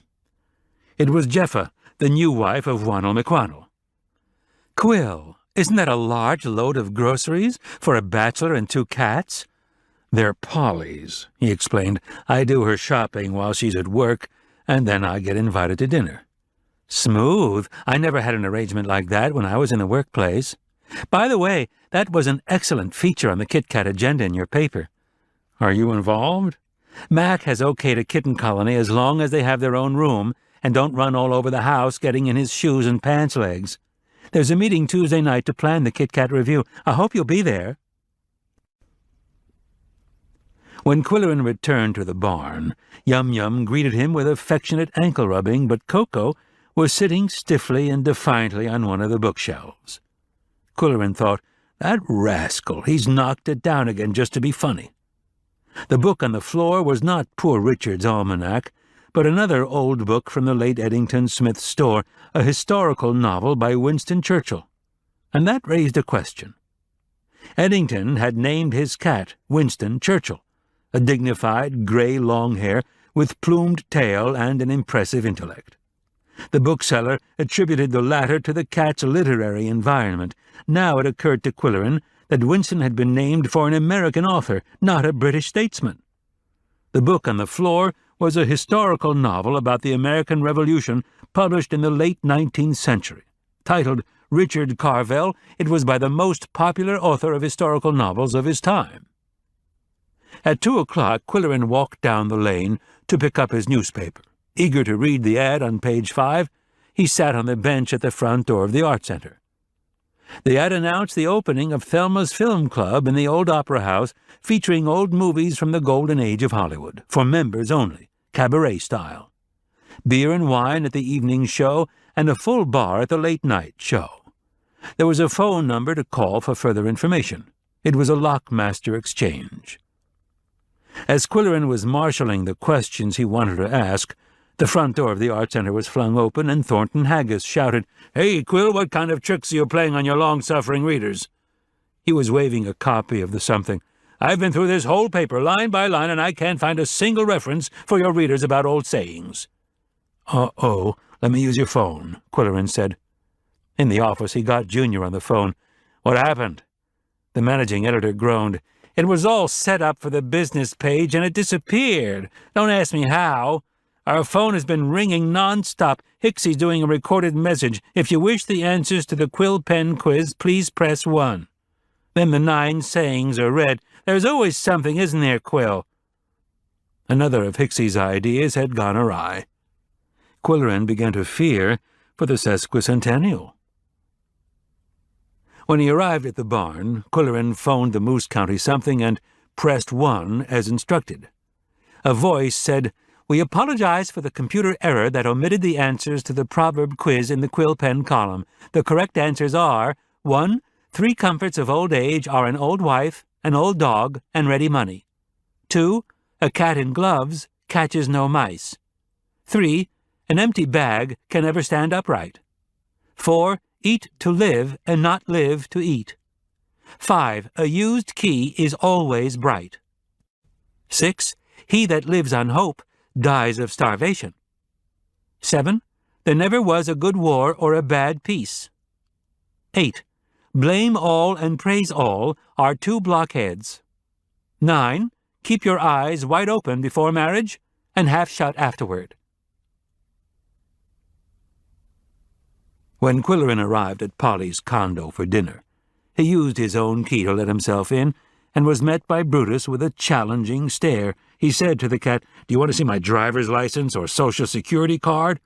Or will my press card do?" Come in, Polly called from the kitchen, "and tell me what went wrong at the something today. The library was swamped with calls." "What do they want?" "The answers to your quiz that should have been in the paper and weren't. We looked up the sayings in Bartlett, and the clerks have been reading them off to callers." He said, "You always have everything under control, Polly. Shall we have dinner on the deck? The temperature is perfect. There's no wind." "Any bugs?" "Too early." The first course was a grapefruit compote with blueberries, and he said, "I don't remember any grapefruit on your shopping list today." "Wait till you hear the story. One of our volunteers received a shipment of grapefruit from an orchard in Florida with birthday greetings from someone called Miranda. She doesn't know anyone by that name, and her birthday is in November. She phoned the orchard. They didn't seem concerned, just blamed computer error and told her to enjoy them. Well, she's a widow, living alone, so she brought them to the library." "It seems to me," Qwilleran said, "that the computers make more errors than humans ever did." "And human errors seemed more understandable and forgivable." "I must say it's the best grapefruit I ever tasted. Welcome to the brave new world of computer errors." The main course was a casserole combining several recent leftovers, and Qwilleran congratulated her on creating a flavor hitherto unknown to the human palate, even though it looked like a dog dinner. "It beggars description," he said. "I hope there are seconds." They consumed it in a silence of rapture, or stoicism. "And now, are you ready for the salad, dear?" "As ready as I'll ever be." Talking to take his mind off the spinach, endive, kale, and arugula, he asked, "Did you see the ad for Thelma's Film Club?" "I phoned the number and got a recorded message, of course. Memberships are $50 for the evening show, $100 for the late-night show, good for a year. Admission tickets are $5. Members may buy tickets for guests. The speaker identified himself as Dick Thackeray, manager, but he added that Thelma Thackeray will host the evening shows. Polly wondered if the idea would go over in Moose County. It'll draw from Lockmaster and Bixby counties chiefly, I'd guess, but there's no doubt it'll benefit Pickax restaurants. Dessert was frozen yogurt with a choice of 3 toppings. Qwilleran had all 3. Any news in your exciting life, Qwill? He had to consider a while. Yum-Yum threw up her breakfast. Koko staged a 3-alarm yowling fit to let me know one of the faucets was dripping. How were Thelma's waffles? Good, but rich. You wouldn't have approved. The parrots were amusing and strikingly beautiful. What was Thelma wearing? A long yellow garment and 2 armfuls of bracelets, just gold hoops, as thin as wire, but lots of them. They're called bangle bracelets, Polly said. Incidentally, I ran into Fran Brody at the hair salon today, and she said that Thelma has decided jeweled pins and necklaces and bracelets are too flashy for Moose County. She's put them in her bank vault. She'll just wear her tiny diamond ear studs and diamond-studded sunglasses and bangle bracelets.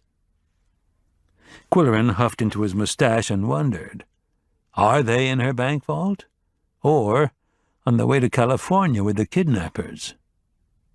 He was thinking of his theory that the ransom demand had been for jewels, not cash. Did the kidnappers follow her here from California?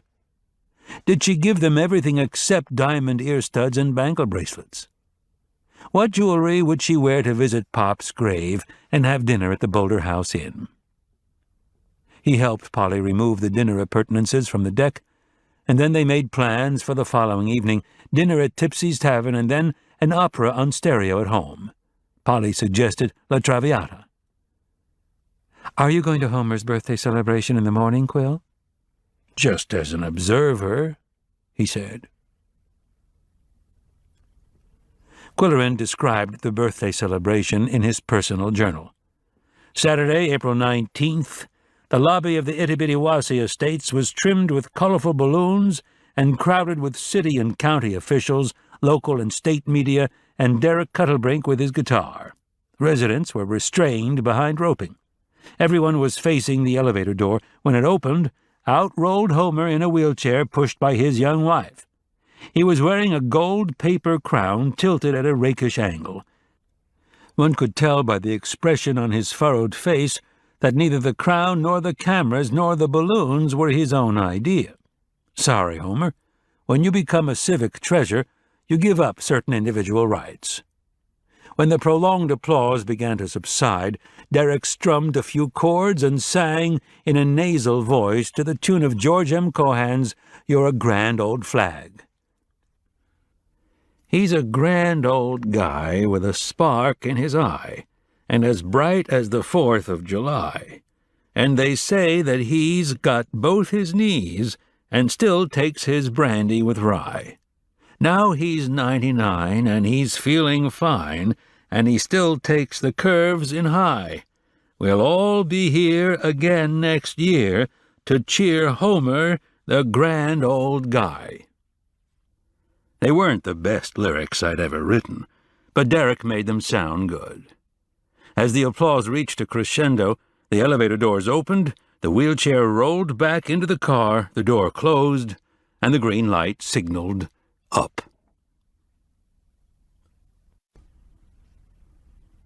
Chapter 13.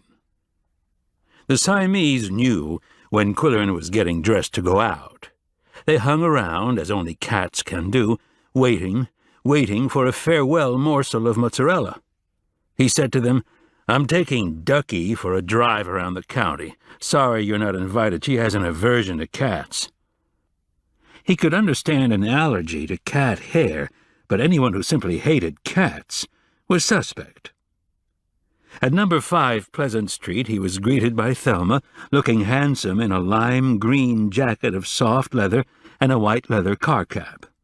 A T-shirt in narrow stripes of multi-green and white had a jaunty look. Her slacks, sandals, and satchel-type handbag were white. She was ready to go. I forgot to tell you, he said. We have to walk up a gravel path at Hilltop. Do you have something more practical for walking? No sooner said than done. I'll go up and change, and you say hello to the Amazons while you're waiting." He could hear them. It sounded like a cocktail party out of control, but the chattering and whooping stopped when he appeared, except for a saucy remark, "Pretty fellow, pretty fellow." "Skip the compliments," Qwilleran said. "Let's hear some intelligent conversation." There followed a chorus of non-sequiturs. "What time is it?" "Yankee Doodle came to town." "Yoo-hoo, yoo-hoo, pretty fellow." "They like you," said Thelma, returning in white Oxfords with crepe soles. "They don't like everybody." "I'm flattered," he said. She hopped nimbly into Qwilleran's SUV. "Before we push off," he said, "let me congratulate you on the film club and wish you success. It will be good for the community, but isn't it an ambitious venture for you?" "My nephew will do the work and take the responsibility, but the club is in my name and I'll supervise." Qwilleran was accustomed to hearing the problems of individuals, old and young. They confided in him because he was a good listener and had a sympathetic mien and knew how to say the right thing. Now, he said, "If there's anything I can do, I'll be only too glad to help." With that, they headed north to Hilltop, past the medical center, community college, K Theater for stage productions, Toodle's supermarket, curling club and a Swiss chalet, and Itty-Bitty-Wassy Estates. They were all new in recent years. "But I remember Landspeak Department Store," she said. "That's where I went to buy my Easter hat. Hats were always important to me. I don't know why." "It was your royal instinct. You were born to wear a crown. It shows in your posture, your bearing, your attitude." "You say the most adorable things, Ducky.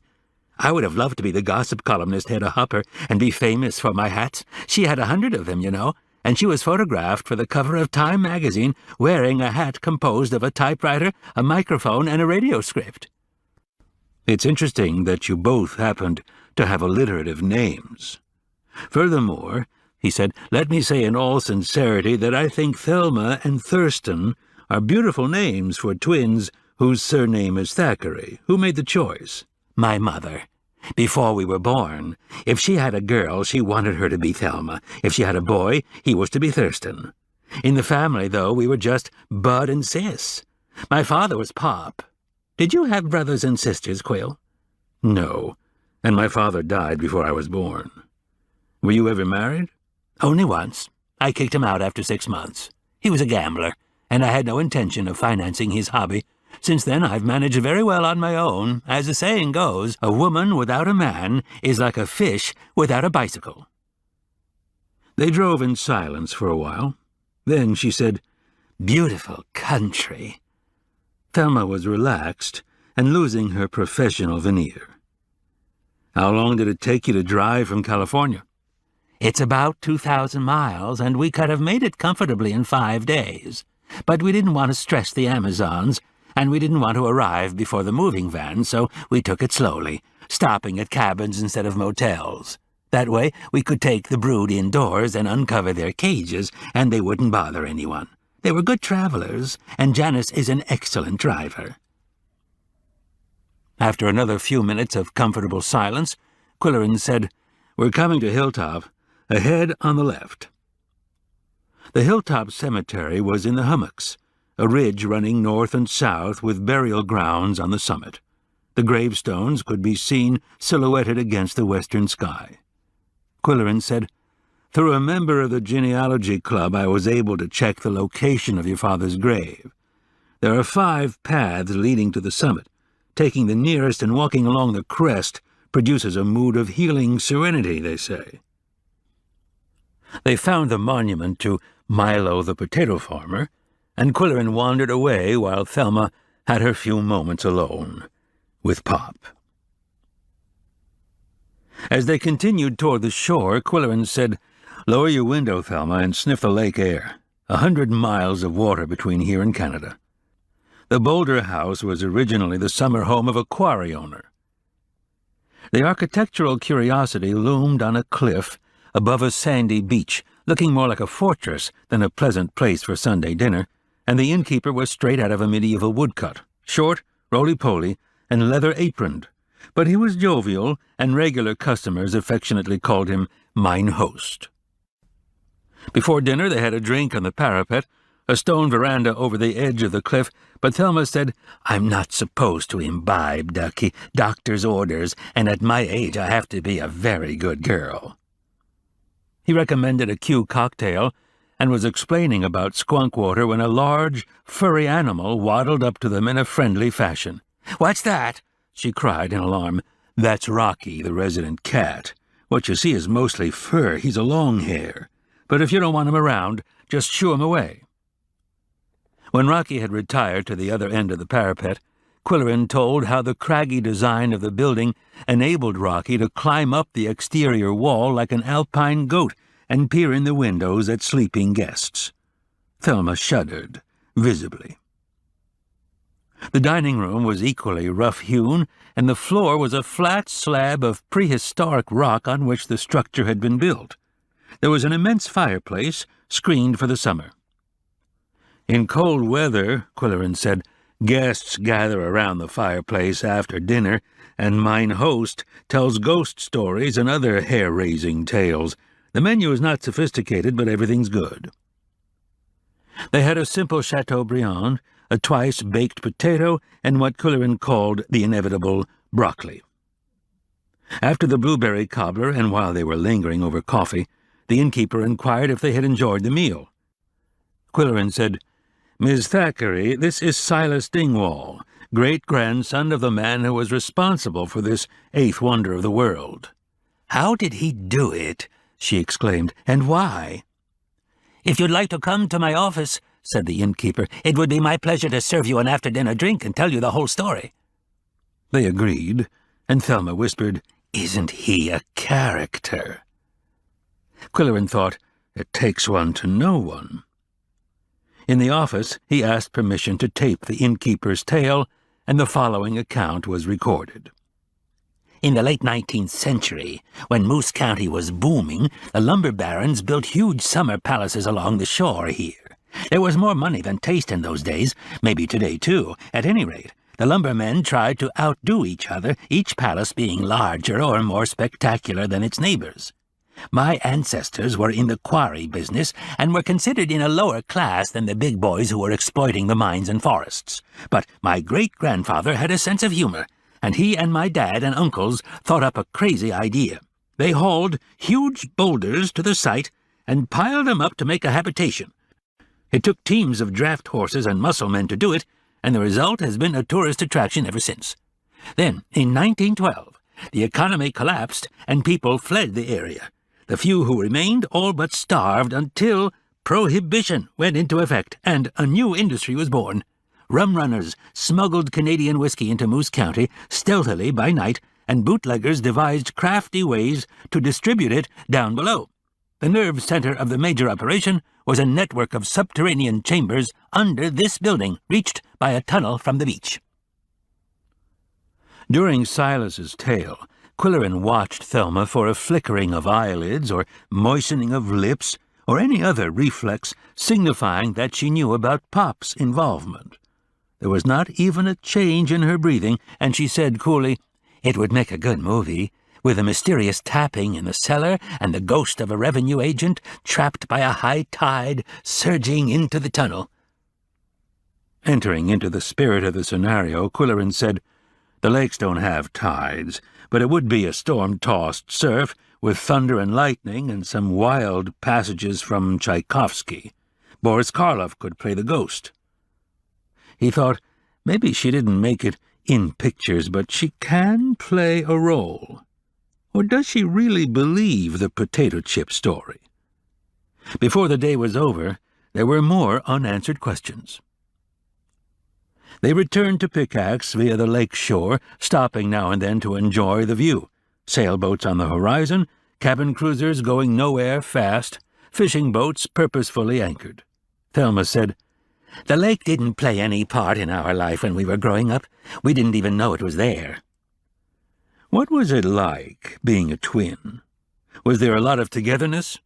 "Well, we had different interests, but we were always together in spirit. Each of us had to know where the other was at all times. Although twins, we had very different personalities. Bud was skinny and sensitive. I was husky and tough. Once I bloodied the nose of a bully who was tormenting Bud in the schoolyard. The teacher bawled me out, but I told her I was proud of it and would do it again. After he went east to college and I went west, we kept in touch. I was so proud of him. He was a doctor and had his own animal clinic. He had such a wonderful, caring way with his patients, mostly horses and dogs, and their owners, too. One woman whose Doberman was not responding to treatment said she'd like to consult a psychic who diagnosed animals' disorders by phone. Instead of scoffing at the idea, Bud told her to go ahead and tell him the psychic's diagnosis. He said he might learn something. But I'm telling you more than you really want to know. On the contrary, I'm sincerely interested. Do you know that your brother's portrait still hangs in the lobby of the clinic he founded? It's a strong countenance. I wish I might have met him. John Bushland took the photo, and he's famous for catching the real person. He'll have the negative. I can get you an 8 by 10. Bless you. Bud used to write me the most beautiful letters, Qwill, and I've saved them, thinking they'd make a heartwarming book for animal lovers. What do you think? I'd have to see them, but I'd be glad to give you an opinion. Bud's last letter was so beautiful. She removed her sunglasses and dabbed her eyes with a tissue. Then she said, I'm afraid Dickie Bird is not the man his father was. That's why I'm here. The film club, I hope, will give him a challenge and a responsibility. Very commendable, Qwilleran murmured, although he considered Dickie Bird as a pet name for a male child unsuitable. It would warp a man for life. He could feel a mood of tension in the seat beside him. He asked, Are you getting good response to your ad about the film club? Moose County's never had such a facility. Thelma brightened.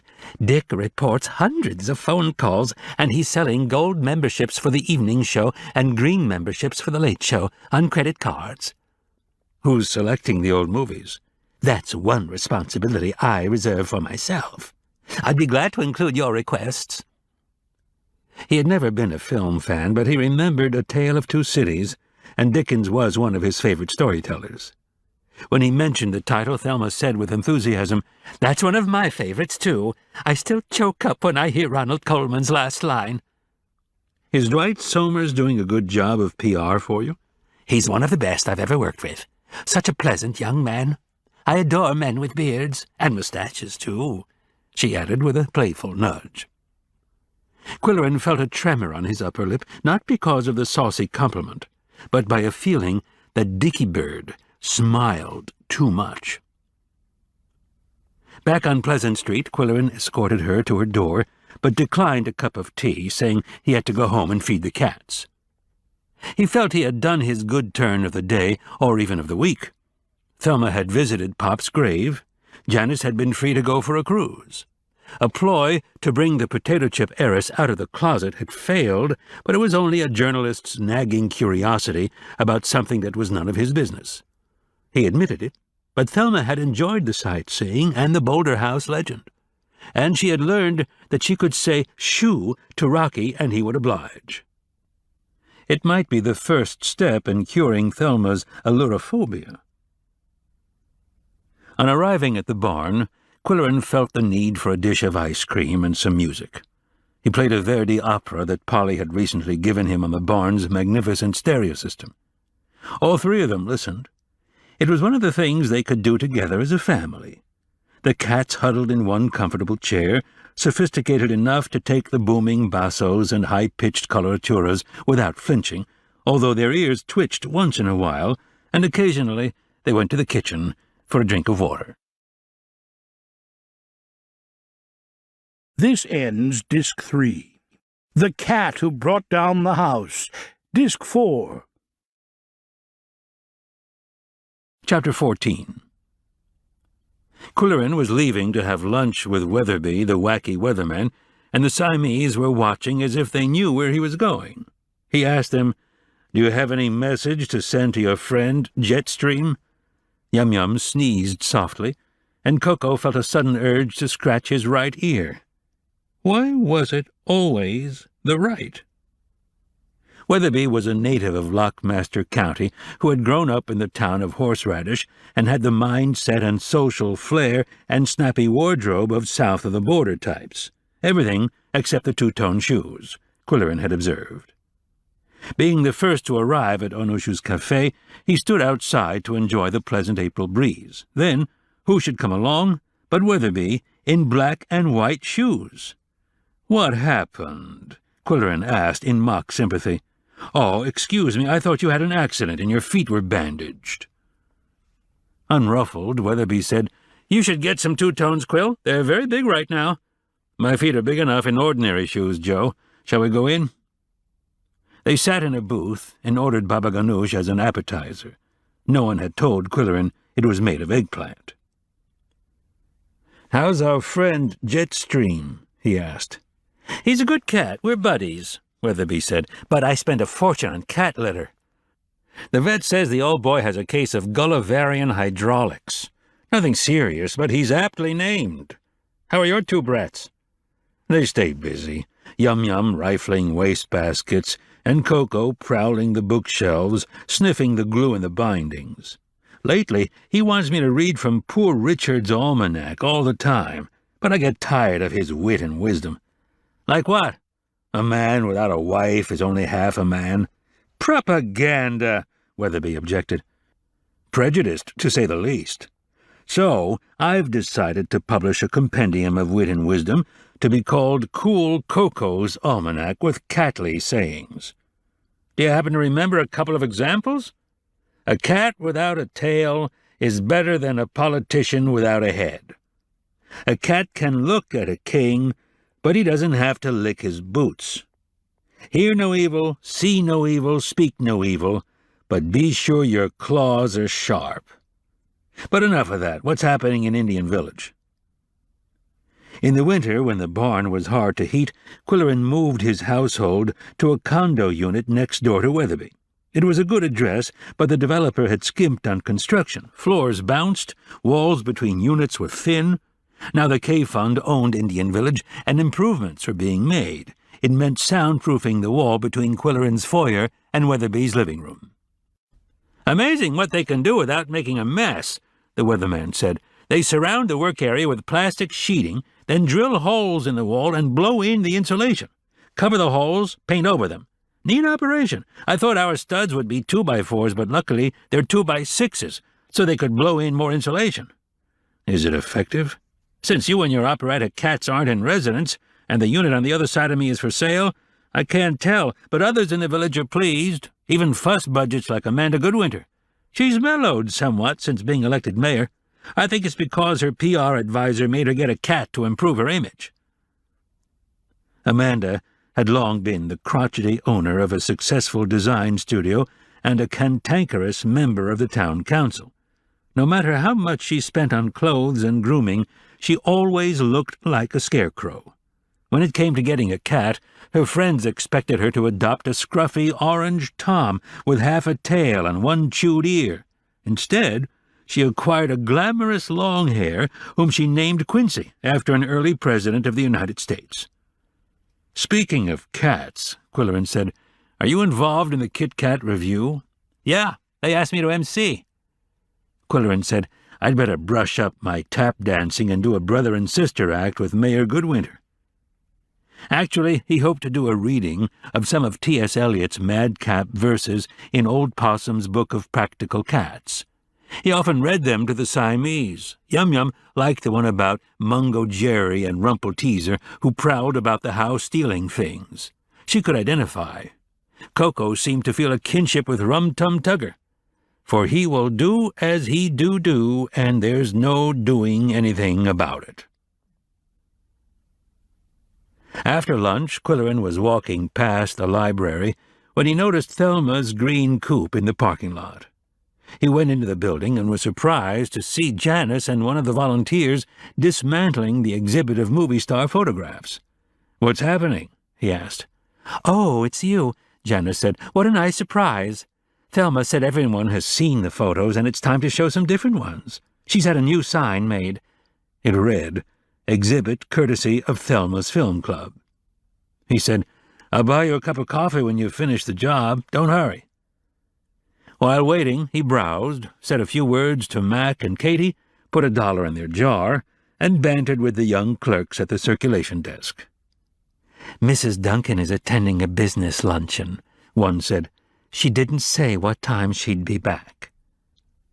They found their boss's low-key romance with the famous Mr. Q to be of extreme interest, and they would no doubt find it momentous when he left the building with the new woman from Hollywood, who was younger than Mrs. Duncan, but not as nice-looking. He and Janice walked the short distance to Lois's luncheonette as he explained the cultural significance of the shabby, noisy, friendly eatery, and when they arrived, a political argument was in progress among the customers, with Lois herself refereeing as she walked about, swinging the coffee server. The voices hushed as Mr. Q entered with a strange woman. "Come in," Lois called out. "Sit anywhere. All the tables are clean. 2 pieces of apple pie left in the kitchen." Janice whispered, "Thelma wouldn't care for this place, but I love it."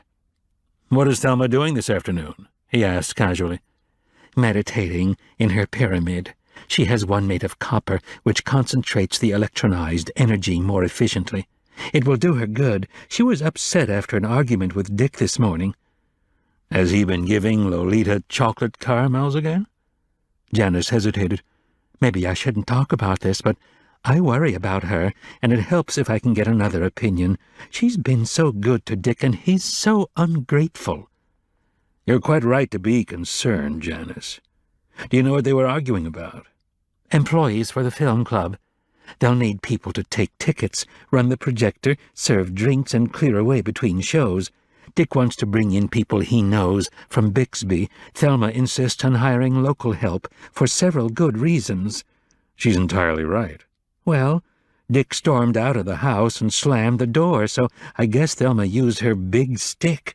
She always talks about carrying a big stick to get her own way." Qwilleran said, "One wonders why Dick was so determined to hire Bixby bums, as they're called in Moose County. He thought he knew." Changing the subject, Qwilleran asked, "How was the boat ride yesterday?" "Wonderful. The viewfinder is a beautiful cruiser, the Handleys were nice, and the lunch was good. Bushy is a lot of fun. He told stories about his ancestors who were commercial fishermen, and about UFOs, and about the terrible shipwrecks before the government built the lighthouse." "And what is the response to the ad for Thelma's Film Club?" "Very good. Dick is selling both gold and green memberships." "Has the opening date been decided?" Qwilleran asked casually. "Not definitely. Thelma wants it to coincide with a triple high on her biorhythm chart." He nodded sagely. "A wise approach." "And guess who's coming for opening night?" He thought, "It can't be Mr. Simmons. Or can it?" "Mr. Simmons," she announced.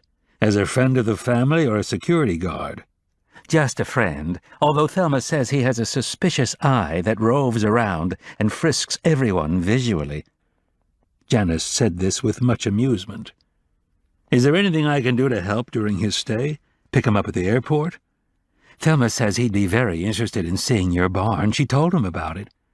"That could be arranged," Qwilleran said genially. "And Bushy has offered to take us out on the viewfinder." Janice was far different from the shy guest she had been at the reception. Had Thelma decided it was now all right to talk openly with Mr. Q? His sympathetic listening always attracted confidences. Janice was saying, "Bushy is going to do a portrait of Thelma like the one he did of her brother, and she's commissioned him to do still lifes of each of her 24 hats to be made into a book. A woman in California is going to write the text. You haven't seen the hats, have you? I have some snapshots that I took." She rummaged in her handbag. Qwilleran looked at them and thought, more art than hat. "Interesting," he said. "Fran Brody said we should offer them to the Art Center for an exhibit." Qwilleran said, "There's a gallery opening in Mooseville that would get better traffic and a more sophisticated audience. Tourists come up from down below, and summer people come over from Grand Island on their yachts. I suggest you show these snapshots to Elizabeth Hart. She's co-owner of the Gristmill restaurant and founder of Elizabeth's Magic, a boutique in Mooseville. Tell her I said it will get statewide publicity. Qwilleran was not prepared for the weary hello he heard when he phoned Polly for their evening chat. "Polly, are you all right?" he asked in alarm. "I don't know. I'm at 6s and 7s. I had my quarterly luncheon with my friend Shirley, the Lockmaster librarian, you know. It was her turn to drive up here. We went to Onusha's, which isn't busy on Mondays, and had a booth for privacy. We met to discuss library problems and solutions. We compared notes and personal feelings, and came to the conclusion that libraries aren't as much fun as they used to be 20 years ago. Libraries, we said, used to be all about books and people who read. Now it's all about audios and videos and computers and people in a hurry. What used to be serenely open floor space is now cluttered with everything except books. Even the volunteers find it less attractive work and stop reporting on schedule.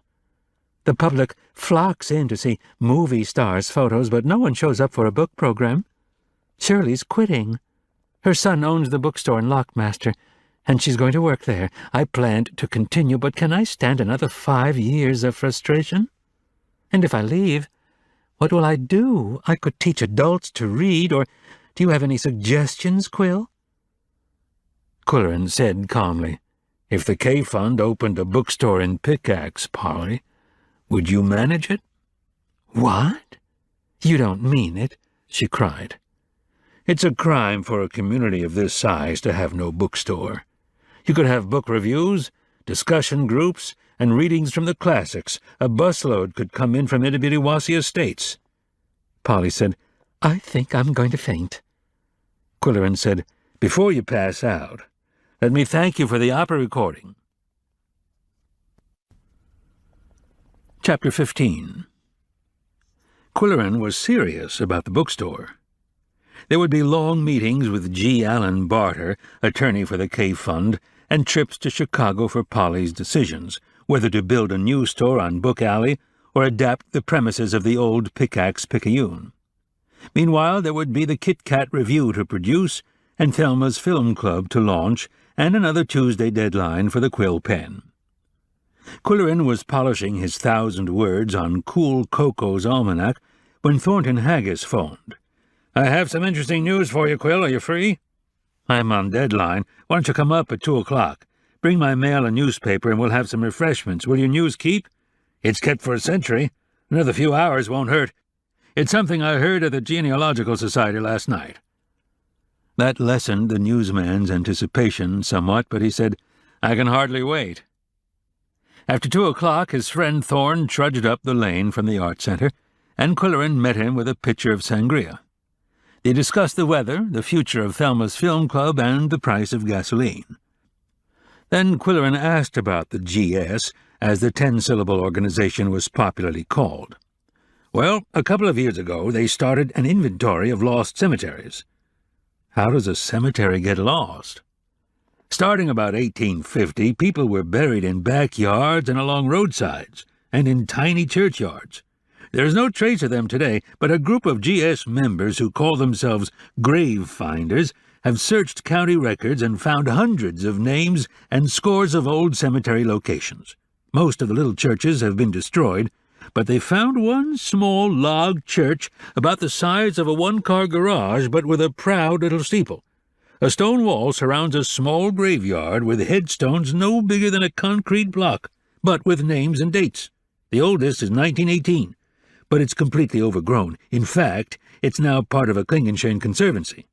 The GS is getting permission to clear it out as a historic site, but here's the surprise.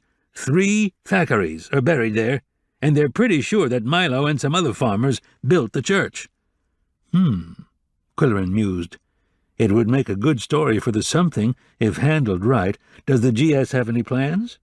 Since the last of the Moose County Thackeray's has returned, they thought some kind of dedication ceremony might be in order. You know her. Do you think she'd go for that?" "She likes publicity, if it's favorable. She's hired a PR consultant. I could sound her out. We won't release the news of the Thackeray graves until we hear from you, Qwill." Qwilleran had promised to take Thelma to lunch at the Nutcracker Inn. He could combine it with a sightseeing drive around the county, including the old log church. After Thornton's visit, he phoned her, and before he could extend his invitation, she cried, "Bless you, Ducky, for sending us to that talented Elizabeth Hart. She came down this morning to see our hats, and she said she'll be thrilled to exhibit them."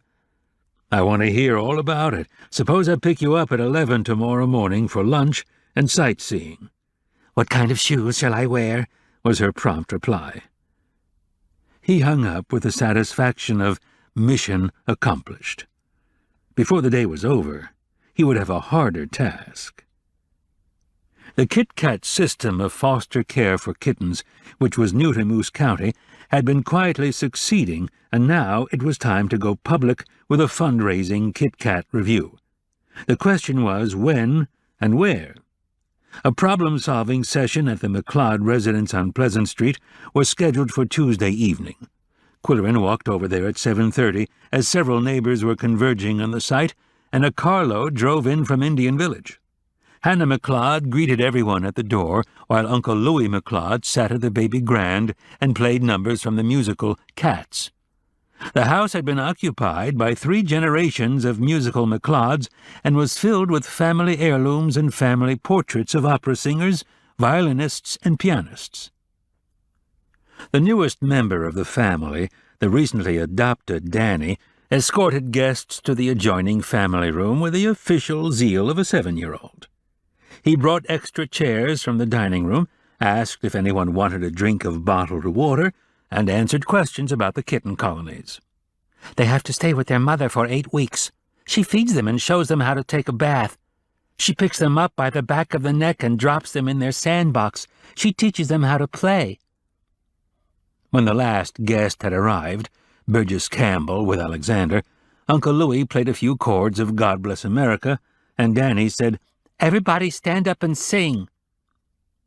The meeting was chaired by Mavis Adams, instigator of the local foster care program and promoter of the fundraising revue. She introduced 2 special guests. Hicksy Rice was promotion director at the Moose County Something, which would underwrite expenses of the revue as a public service. Dwight Somers was the public relations consultant who would advise the Kit Kat Revue Committee pro bono. Mavis said, "We have our program material well in hand, but we can't decide on staging or the price of tickets until we know the when and where of the revue." Burgess Campbell spoke up, "May I say that this county has plenty of affluent individuals who will support a good cause if the event has an element of novelty and exclusivity. 50 persons paid $300 a ticket for a black-tie cheese tasting, chiefly because it was held at Qwill's barn. The renovated opera house would be a similar drawing card while it's hot news." Uncle Louis asked, "Would the old gal let us borrow it for one night? She's said to hate cats. What does Somers and Beard have to say about this?"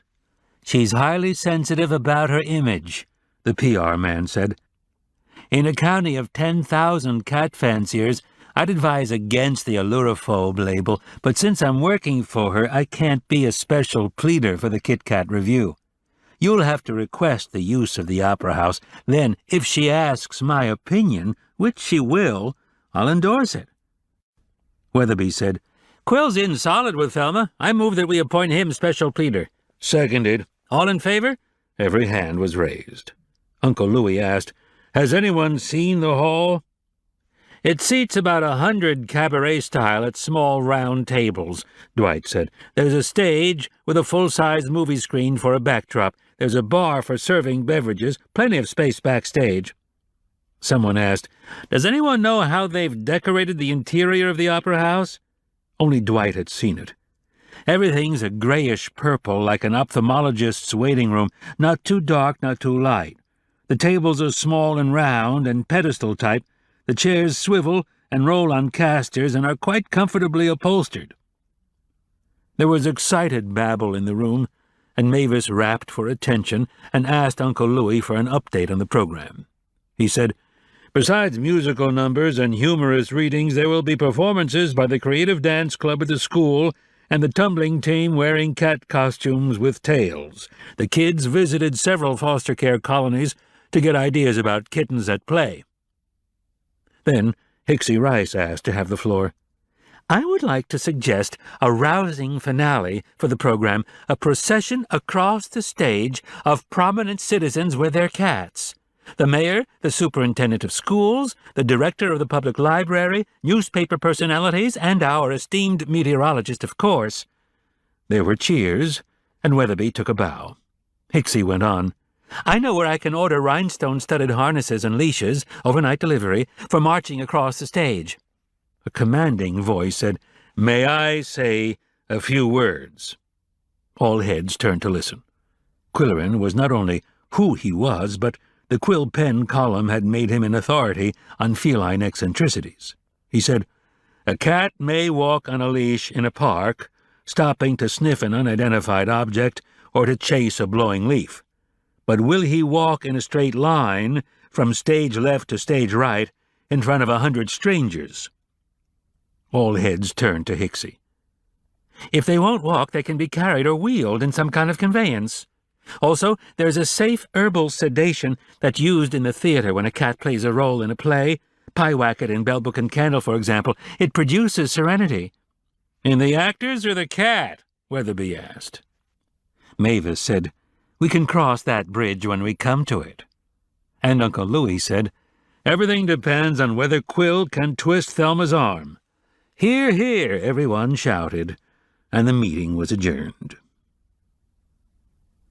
Back at the barn, Koko was doing his grasshopper act. "Were your ears burning?" Qwilleran asked. "How are you going to feel about a rhinestone-studded harness?" But no, the cat was announcing a message on the answering machine from Bushy. "Would you like to earn a little extra money Thursday morning? Call me back." Qwilleran phoned him. "Doing what?" "Photographer's assistant. No experience necessary. Easy work, low pay. I'm shooting all 24 of Thelma's hats, and it would speed matters if someone held the lights." "Don't you have light stands?" "Frankly," Bushy said, "the two gals will be hanging around and wanting to talk, and you can shoo them away diplomatically."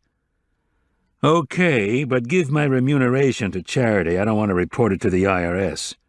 "I'll pick you up Thursday morning." Qwilleran liked the idea. He had promised Thelma lunch at the Nutcracker Inn.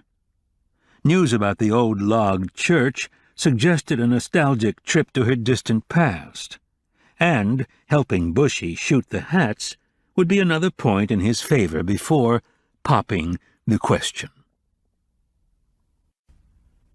Chapter 16. When Qwilleran called for Thelma on Wednesday morning, Janice came to the door and said, "Come in, she's all ready. She's just saying goodbye to the Amazons."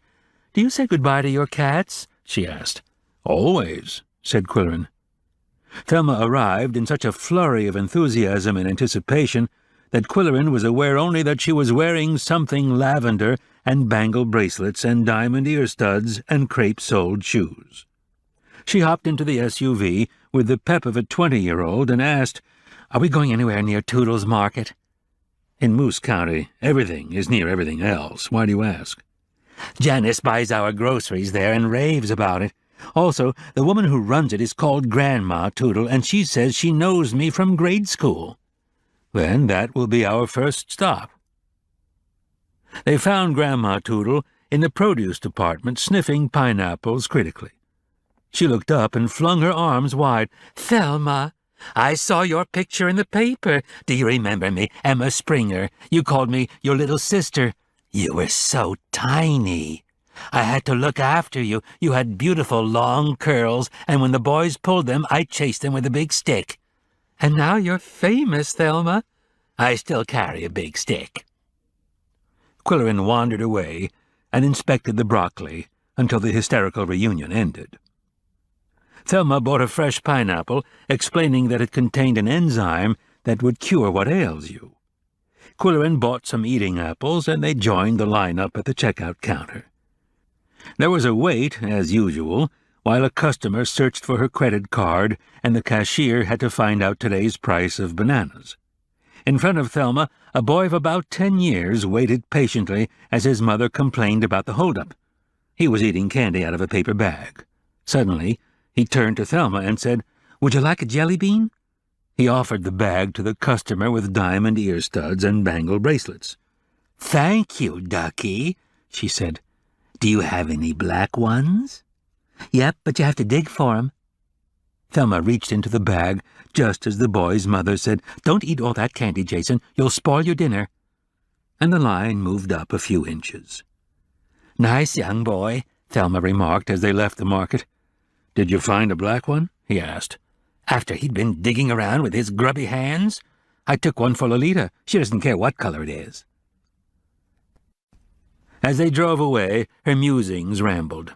"Just imagine little Emma Springer marrying big Buck Toodle. We all went to a 2-room school, 8 grades with 1 teacher and a pot-bellied stove." Qwilleran asked, "Did you write secret messages to each other with lemon juice?" "Are you kidding, Ducky? I never saw a lemon until I moved to California. The Toodles had a Crossroads grocery with everything from turnips to kerosene. We had to walk a mile to spend a penny on candy. We walked everywhere except in blizzards. We'd put on our Sunday best and walk to church and arrive covered with dust. I liked going to church because I could wear a hat. Always loved headgear. I paraded around the house with pots and pans on my head. I made hats out of cornflake boxes." "Do you remember the name of your church?" "No, but it was built of huge logs. Pop helped to build it. He said it would last forever." He may have been right. The forest grew up around it, but it's being cleared out, and a friend told me how to find it. It has a little graveyard with a stone wall around it. Farther on, an arrow pointed to the old log church, and their vehicle bounced down a narrow, rutted road through deep woods. At a jog in the road, Thelma cried, "That's it! That's it!" She jumped out of the car and knew exactly where to find the 3 Thackeray graves.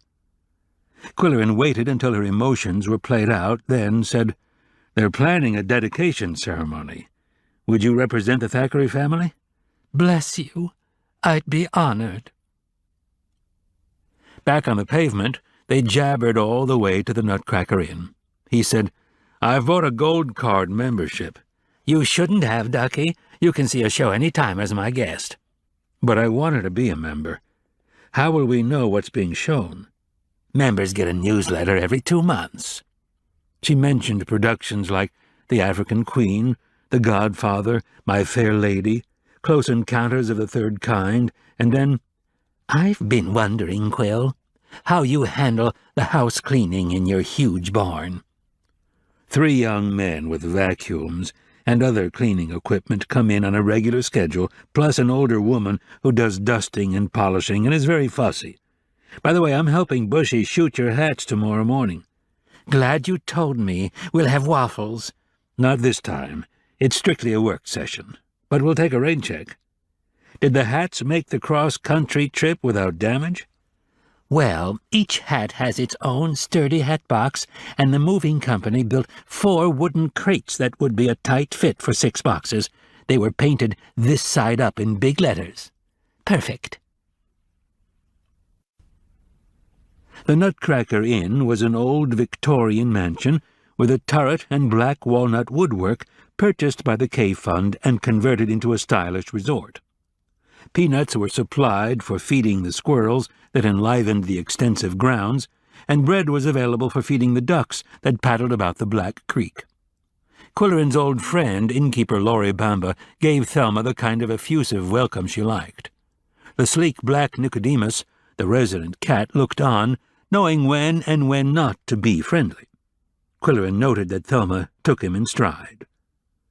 Their table was reserved in the conservatory, but first they had Q cocktails on the deck where they could watch the squirrel ballet. Qwilleran asked, "What did you think about the black cat?" "He has wicked eyes," she replied noncommittally. "But a sweet disposition. In fact, guests who are lonesome for their pets can arrange for him to stay overnight with them. In fact, he's reserved far in advance." The latter was a little hyperbole added for comic effect, and Thelma looked at him sharply. He went on, "How do you feel about cats? I was told to keep mine out of sight when you were coming." "I'm not enthusiastic. We had all kinds of barn cats on the farm, and they adored my brother. He had a kind of magnetism even then that attracted cats and dogs. I was jealous, I think. I pulled their tails, and one of Bud's cats bit me. They were the only thing he and I ever fought about. After he was a doctor, and we kept in constant touch, cats were never mentioned." Qwilleran nodded sympathetically. "But that was then, and this is now. You're living in a community where there are 1.5 cats for every person. We all have our likes and dislikes. Still, there are busybodies who are spreading the rumor that you're a cat-hater.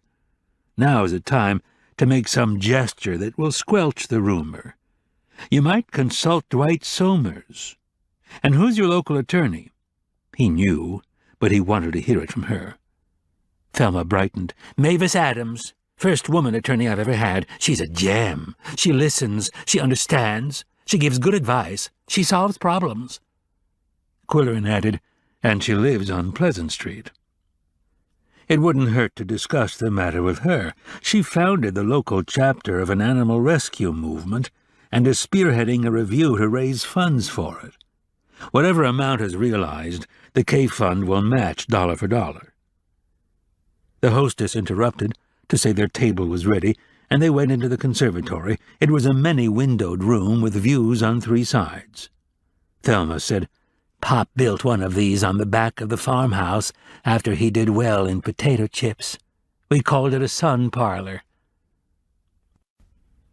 After they had ordered, roast beef sandwich for him, something patently healthful for her, he brought up the subject of Bud's letters. "Do you still want an opinion as to their possible publication?" I do. Janice is putting them in chronological order, and then in letter files for your convenience. She's such a joy. An efficient secretary, wonderful cook, and careful driver. Off the record, Qwill, I've set up a trust fund for her future financial needs. And now that we're living here, I hope she will make some friends. She goes over to the Campbell house to play with the kittens, and that's good for her." After lunch, they walked down the hill to the creek, carrying some bread to feed to the ducks. They sat on a park bench facing the water, and immediately 2 mother ducks and their broods sailed toward them in perfect formation. Thelma was delighted with the performance, and after the bread was gone, she was reluctant to leave. "It's so peaceful here," she said. Then, after a long pause, she asked suddenly, "Do you think I was right to start Thelma's film club?" "It seems like a great idea to me, Thelma. And you say the memberships are selling well. Are there problems?" "Only one. My nephew. He's not the man his father was. He wants to have bingo at the club 1 night a week. I told him in no uncertain terms that I would not allow gambling in a club with my name on the marquee. He said, 'It's only a game, Auntie.' It irritates me when he calls me that. If it's not gambling, why is it outlawed in so many communities? And in places where it's considered legalized gambling, why are there so many restrictions and regulations?" "You're quite right, Thelma, to limit a film club to films. There's a gambling casino in Bixby County, but Lockmaster and Moose counties have never permitted it. Was that the end of it?" He said, "We're a private club and can do anything we want, even strip dancing, as long as it's undercover." I said, "I'll hear no more of this twaddle. Decide whether you want to work for me or not." So he backed down. He knows which side his bread is buttered on. "I'm glad to see you stick to your guns, Thelma." "I always stick to my guns." "When do you start showing films?" 1 week from today. Everything was going so well until the upsetting argument with my nephew." "Forget about Dickie Bird, and what a bad boy he is," said Qwilleran. "Do something constructive that will cancel out your negative feelings. Make a spectacular gesture that will win the admiration of the county." The rest of their conversation is best reported in Qwilleran's own words in his personal journal. Wednesday, April 23rd. All during our nostalgia trip around the county and our pleasant luncheon at the Nutcracker Inn, I had been waiting for the right moment to pop the question, as Dwight phrased it. This might be it. I knew she appreciated my hospitality, but I didn't want to ask a favor in return, It would have the taint of quid pro quo. Now she was disenchanted with her nephew and dispirited about the film club. I thought fast. The trick would be to boost her morale and solve the Kit Kat problem with one stroke. I said, "I know the situation is disappointing, Thelma, but you must rise above it. Do something constructive that will benefit others as well as yourself." Thelma regarded me questioningly, and I went on. "Restoring the old opera house is a boon to the whole county. Even people who aren't interested in old movies are curious to know what you've done with the building, and it so happens that we have plenty of affluent citizens who would pay to have a private look at the building if it would benefit a local charity. Tax-deductible, by the way. They like to put on dinner jackets and long dresses and be treated like celebrities. Valet parking, red carpet, press photographers, even TV cameras from down below, and publicity all over the state." I was on my soapbox, as Polly calls it. Thelma was mesmerized, if I do say so myself. She asked, "Do you mean I should open the theater for a charity preview? Did you have a charity in mind?" I said, "Mavis Adams is doing a commendable job of spearheading a new kind of animal rescue effort and has been rehearsing an entertainment to raise funds. Civic leaders will pay $200 or $300 a ticket if it's presented in an environment like the film club, and for you to offer the premises would be a handsome gesture. Ask Mavis for details, and consult your PR man. I'm sure Dwight will applaud your suggestion."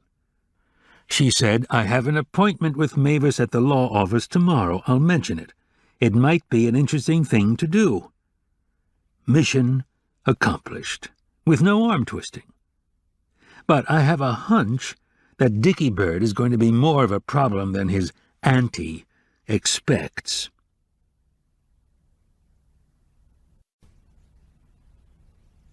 Chapter 17.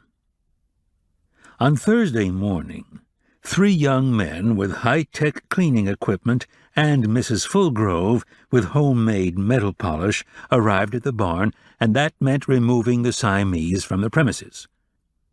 They wouldn't bother the cleaning crew, but the crew would bother them. Qwilleran put them in the SUV along with their blue cushion, commode, water dish, and snack bowl, and off they went to Pleasant Street to help photograph hats. Janice met Qwilleran and said, "Bushy's upstairs. Thelma had an appointment with her attorney. Is there anything I can do for you? Coffee? Cold drink?"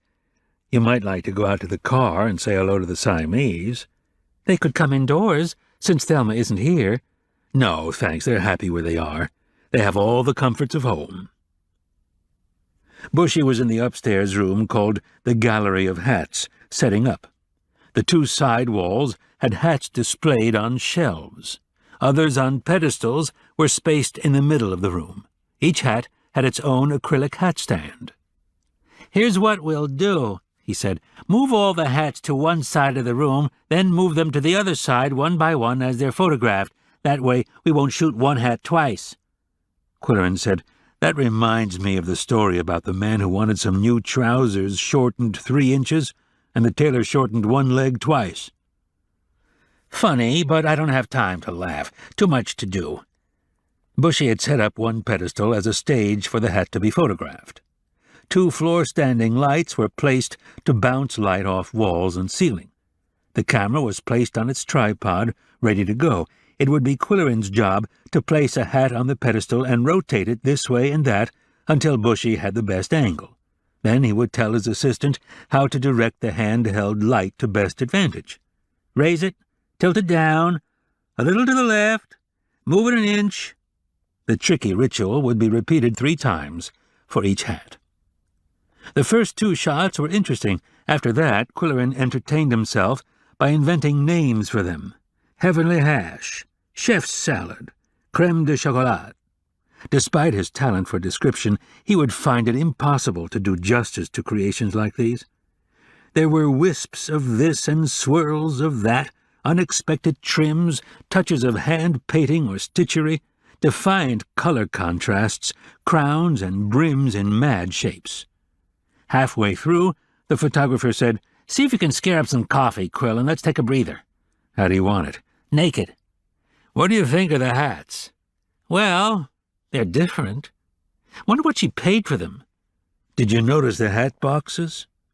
Stacked in the corners of the room were 24 round hat boxes covered in shiny alligator print paper. Qwilleran asked about them when he went downstairs for coffee. "Thelma had them custom-made," Janice said. "She adores the alligator look. She has alligator shoes and handbags." "Did you go out to see the Siamese?" "Yes, and I took them a little treat. I also put a couple of boxes of letters from Thelma's brother in the car. I went through them and put them in chronological order to make it easier for you." "I appreciate that." Upstairs, he told Bushy, "I'll look forward to seeing your prints. You always make everything look better than it is." "Did Thelma tell you I'm going to do a portrait of her? It'll be a companion to the one hanging in the lobby of the clinic." "You spoke highly of Dr. Thurston, but I don't think you knew much about the son, did you?" "Only by reputation. My ex-wife was a native of Lockmaster, and she said he was a drifter, but he always seemed to have money." After his dubious experience with 24 hats, Qwilleran would have relished a Reuben sandwich and fries at Rennie's, but the Siamese had been confined long enough, so he drove back to the barn. His passengers seemed to be peacefully aware of their destination until they entered the deep woods leading to the barnyard. Then a low rumble in Koko's innards became a growl. It was a familiar expression of disapproval. The cleaning crew had gone. There was something indoors that aroused Koko's resentment. Leaving the cats in the car, Qwilleran let himself into the barn cautiously. There was the reassuring aroma of cleaning fluid and metal polish. And on the bar was a gift-wrapped package, also a scrawled note in the unique style of Mrs. Fulgrove. A man brung this gift which he left no name. It was wrapped in alligator gift wrap with gauzy black ribbon and a note from Thelma, with much thanks for everything. Dick is here and will drop this off at your barn. The box contained a pair of glazed porcelain parrots in brilliant green with patches of red and yellow. He put them on the mantel, beak to beak, like Lolita and Carlotta gossiping in Thelma's aviary. When the Siamese were brought into the barn and released from the carrying coop, Yum-Yum emerged timidly as if she had never been there before, but Koko rushed forth, growling and looking in all directions. Qwilleran slapped his forehead as the situation became clear. Dick Thackeray had delivered the gift. There was something about Thelma's nephew that Koko found repugnant, and he had sensed his presence before they even reached the barnyard. Likewise, after the champagne reception, Koko had entered the barn snarling at someone who had been there. Qwilleran opened a can of smoked oysters, which he diced and spread on 2 plates. He was led to wonder if Koko's unfriendly performances corroborated Thelma's outpourings on the park bench at Black Creek. And did they explain the cat's choice of books to push off the shelf? There was always the possibility, of course, that Koko simply enjoyed dislodging a book and seeing it land on the floor with a thlunk. The fact that one was Poor Richard's Almanac and the other was Richard Carvel might be coincidental. Only one thing was sure: Koko had a passion for smoked oysters. He and Yum-Yum retired to the blue cushion on the refrigerator and went to sleep. Now Qwilleran went to the gazebo with a cheese sandwich and a thermos of coffee, and the boxes of letters Janice had put in the van.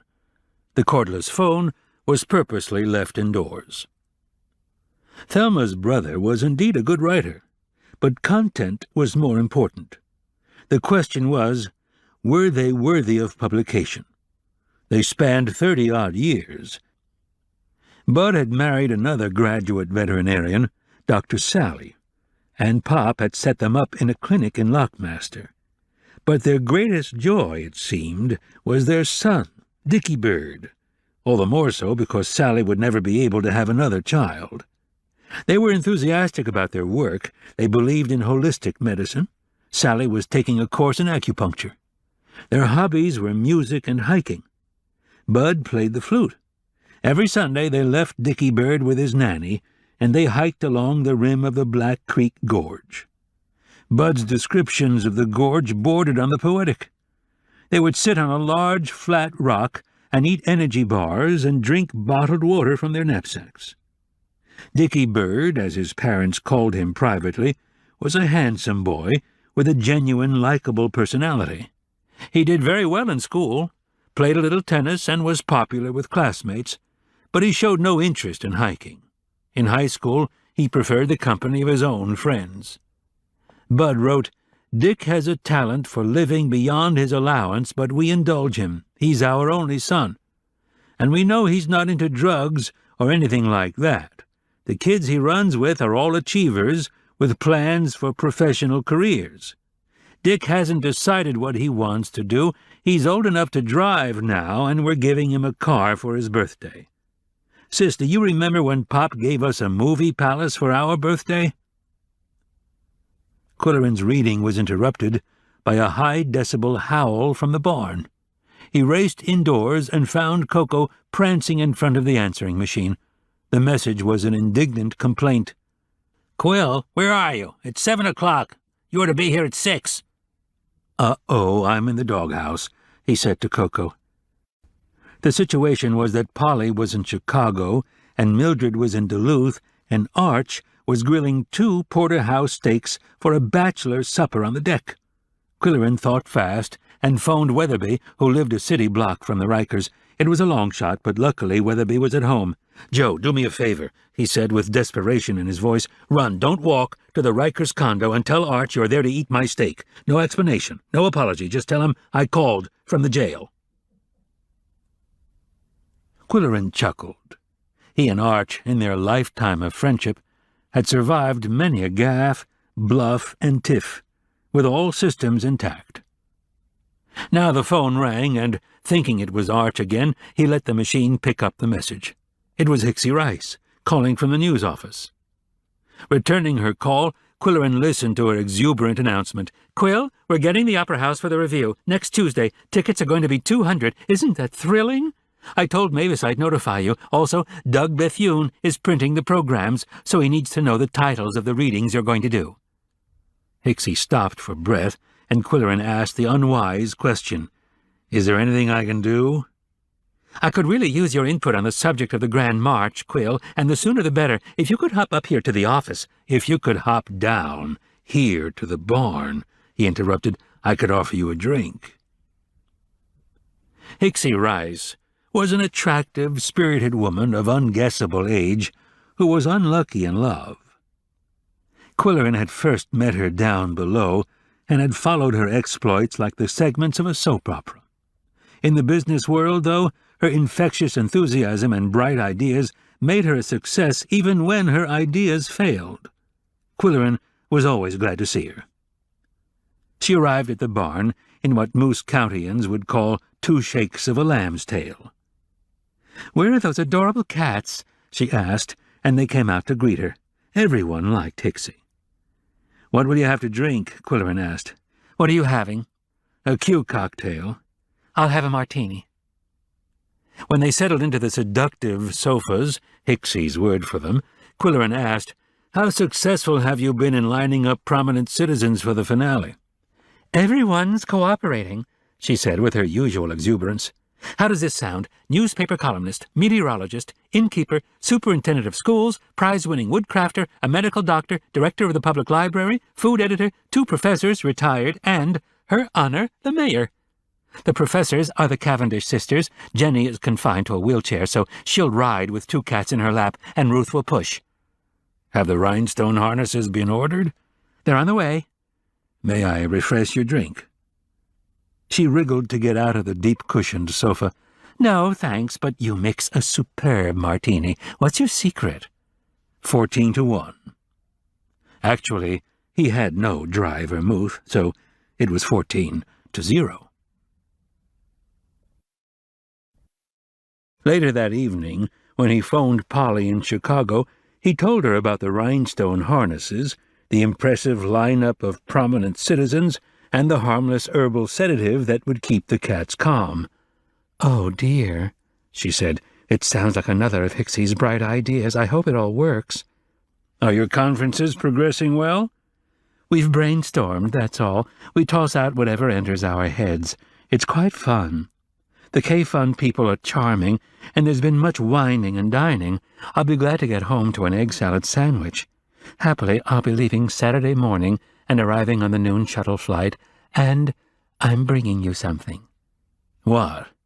Wait and see. A bientôt. A bientôt, he mumbled. He objected to being on the dark side of a secret. Chapter 18. On Friday morning, Qwilleran filed his copy earlier than usual, leading the managing editor to say, "Is something wrong, or are you a better person for eating all that broccoli?" "I have other work to do, Junior, and don't you dare touch a single comma in my copy after last week's proverb fiasco." I know, Junior threw up both hands in defense. The truth was that Qwilleran had an urgent desire to return to Thelma's letters from Bud. A familiar sensation in his upper lip was the forerunner of suspicion, corroborated by Koko's growling and spitting at someone or something that was not present. Qwilleran was convinced that it was Dick who was on what he called Koko's spit list. First there were errands to do, however, like mailing a letter to England and cashing a check for daily needs. At the bank, Qwilleran found himself in line behind Weatherby. He leaned forward and said quietly, "Has WPKX started paying you for your services?" The weatherman turned quickly. "Hey, Qwill, that was the best steak I ever ate in my life. I'll understudy you any old time." "Have you time for coffee at Lois's?" Next, the teller said impatiently. After their transactions were completed, the two men walked to Lois's the long way in order to see what was happening to the opera house. The old stone building was looking noble once more. The boardings had been taken down. There were new doors. At one side of the entrance, a carved wood plaque of tasteful size announced Thelma's Film Club with letters highlighted in gold. The parking lots on either side were freshly paved, and across the street a strip of storefronts was upgraded. Gone were the plumbing fixtures and print shop clutter. An ice cream bar, antique shop, and gift gallery were moving in. In the center of the row, the door leading to the small apartments upstairs was newly lettered Opera House Terrace. Weatherby said, "They're not bad apartments. I visited someone there once. 1 bedroom. There's a little upstairs porch all along the back, but good only for raising tomato plants." "Have you joined the club?" Qwilleran asked. "Nah, I'm not into old movies. Did you?" "Only so I can take guests once in a while. I hear that Thelma's nephew is managing it." "Lots of luck," Weatherby said. At Lois's they ordered coffee and whatever was freshly baked. It proved to be cinnamon sticky buns. The implied sneer in Weatherby's last remark supported Qwilleran's growing disenchantment. He said, "Did I detect a note of cynicism in your remark about Dick Thackeray?" "Well, we were in school together all the way through 12th grade. Us kids from the village of Horseradish attended a consolidated school in East Lockmaster, a bunch of country bumpkins among all those rich dudes. I knew Dick when we were pitching pennies in the schoolyard. He always won. In high school, I had to work hard to get a B. Dick got all A's. I acted in plays. He hung out with eggheads who were going to be scientists. My sport was track. Theirs was playing cards for money. I had to work my way through college. Dick thought college wasn't necessary. He went traveling. Never did settle down to a career. How long is he going to act as manager of his aunt's film club?" "I see what you mean," Qwilleran said. Then they talked about the Kit Kat revue, how the cats would get along backstage while waiting to go on, what kind of music should be played for the grand march, what Jetstream and Koko would think about rhinestone harnesses. Weatherby said, "Well, we'll get a few answers at the rehearsal Monday night." The Siamese were waiting anxiously at the barn, knowing their noontime snack was 11 minutes late. Qwilleran fed them, and even read a passage from the Wilson Quarterly aloud to make them drowsy. After they had crawled away to some secret nap nook, Qwilleran took a large dish of ice cream to the gazebo, along with the second box of Thackeray letters. Bud's letters continued infrequently as he grew older. Most of them recounted unusual cases he and Sally treated in their clinic, a veritable name-dropping of famous racehorses and the winners of dog shows. Once there had been a terrible barn fire, and Bud agonized with the owners. Occasionally, Dick would arrive unexpectedly and stay for a week. His ingratiating smile and happy disposition always made him a welcome visitor. Sometimes he had a clever idea for a new business venture, and they gladly lent him money, although experience had taught them that it would never be returned. But that was all right. He was their only son. What better investment could they make? It was too bad he never wanted to go on a nature walk along the Black Creek Gorge. Then Sally began to slow down, have bad days, stay home from the clinic. During this period, investors offered to buy the clinic and relieve him of a burdensome responsibility. After all, he was in his late 70s. But Sally urged him to keep the clinic that had meant so much to him. Dick came and went, then Sally just faded away. That was all he had the heart to say. He no longer walked along the gorge, but he was thankful that he had his challenging work, and the health to carry on. That was the last letter in the box. What had happened to the final letter that Thelma called so beautiful? He phoned the Thackeray house, and Janice answered. Thelma was at the club, she said, working out details. "I've read the 2 boxes of letters," Qwilleran said, "and the last one seems to be missing." "Oh, that's right. She keeps it close by so she can read it. It's getting quite worn from all the folding and unfolding." "You should make a photocopy and preserve the original in some special way. Do you have a copier?" "No, but I could have it done somewhere in town." "I have a copier. If you can find the letter, you could bring it over here, and the job could be done in no time." He congratulated himself for avoiding the Moose County cliché. Soon the green coupe drove into the barnyard, and he took the cherished letter to his studio for copying, while Janice talked to the Siamese and looked at titles on the bookshelf. "This is a funny title," she said when Qwilleran came down the ramp. She was looking at How to Read a Book by Dr. Mortimer Adler. "If you can read a book on how to read a book," she said, "why do you need to read this book?" "Someday I'll lend it to you and you'll find out. I made 2 copies of the letter and will put one in the box with the others. You can have the other to save wear and tear on the original. Do you have time for a glass of fruit juice?" He was glad she declined the invitation. He wanted to read Bud's last letter.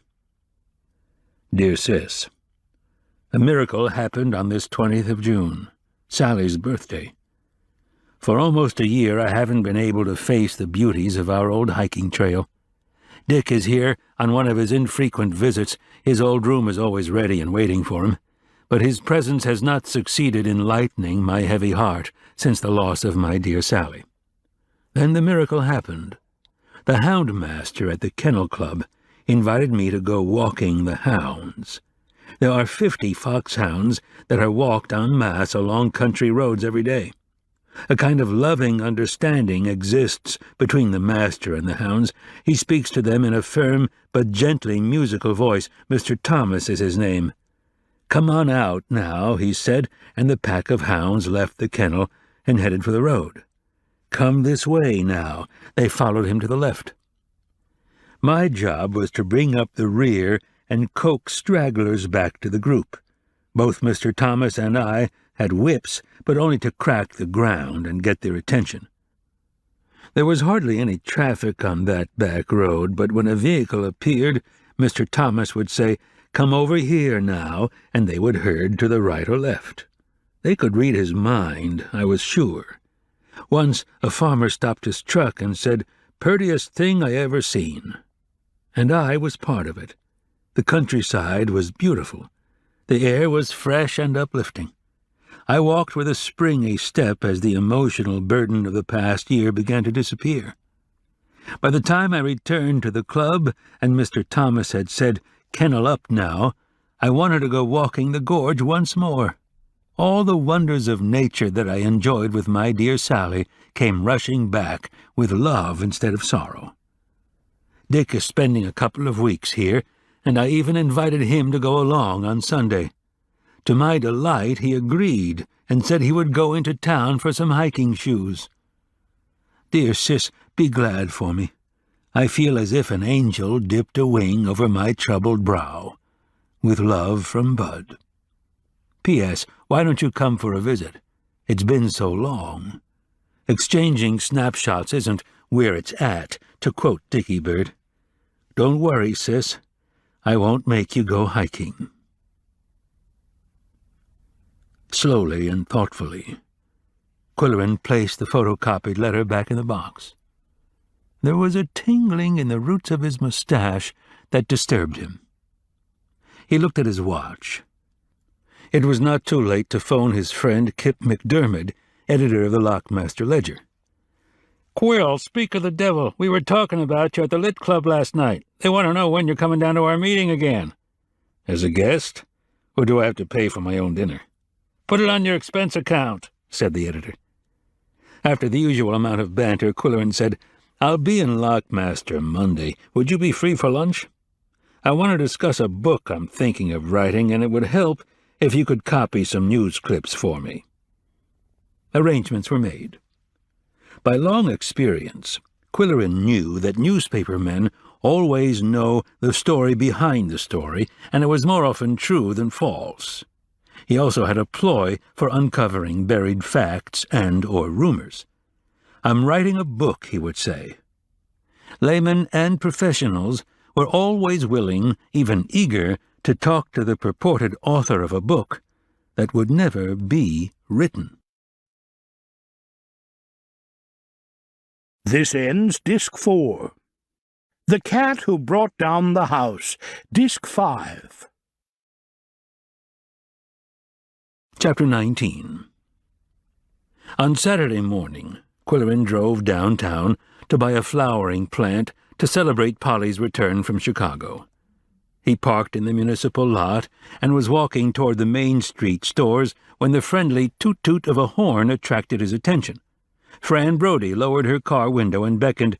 "Have you heard the news?" she asked. "Is it going to rain?" he asked, although he could tell by her expression that the news was not good. "I think I'm losing my assistant. After all the time and training I invested in her, I even took her to California on the Thackeray job." "What's her reason?" Qwilleran asked. "She's getting married and may move out of town where her fiancé is investigating a new job."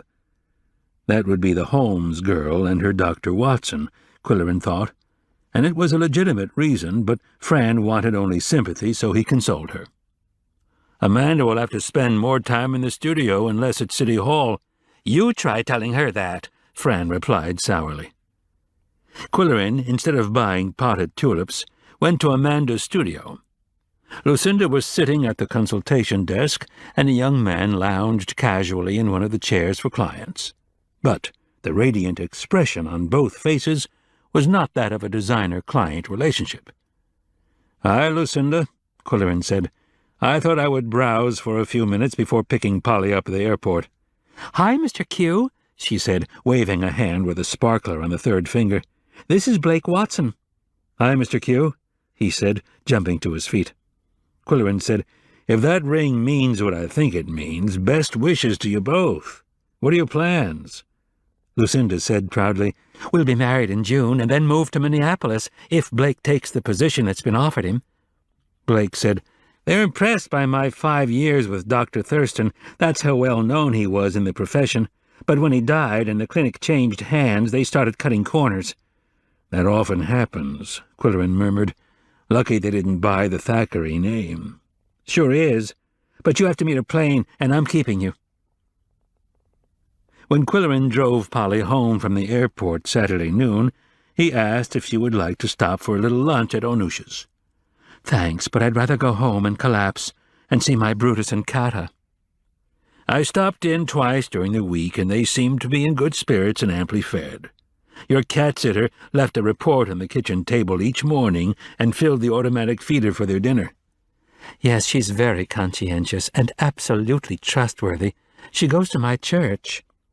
Polly glanced at the landscape. "Everything looks dry. We need rain." "Were there any momentous decisions made about the bookstore?" "Yes and no, but it's all strictly confidential. They don't want it known until the plans are final, and I don't want it known that I'm leaving the library at the end of the year." "Then tell me while we're driving," he said. "There are no spies in the back seat, I checked." Polly was too tired to appreciate the whimsy of his remarks. "Well, they've definitely decided to build on the site of Eddington's old store, and the realty experts who visited Pickax said that Book Alley is really an alley, and the old store faced the back of the post office with its trucks and loading dock, so the new building should have its entrance on Walnut Street. I didn't tell them about the buried treasure. I didn't want to lose my credibility. You can tell them about that later on." As Qwilleran understood it, Eddington's grandfather was a blacksmith who moonlighted as a pirate and buried his loot under a tree in the backyard.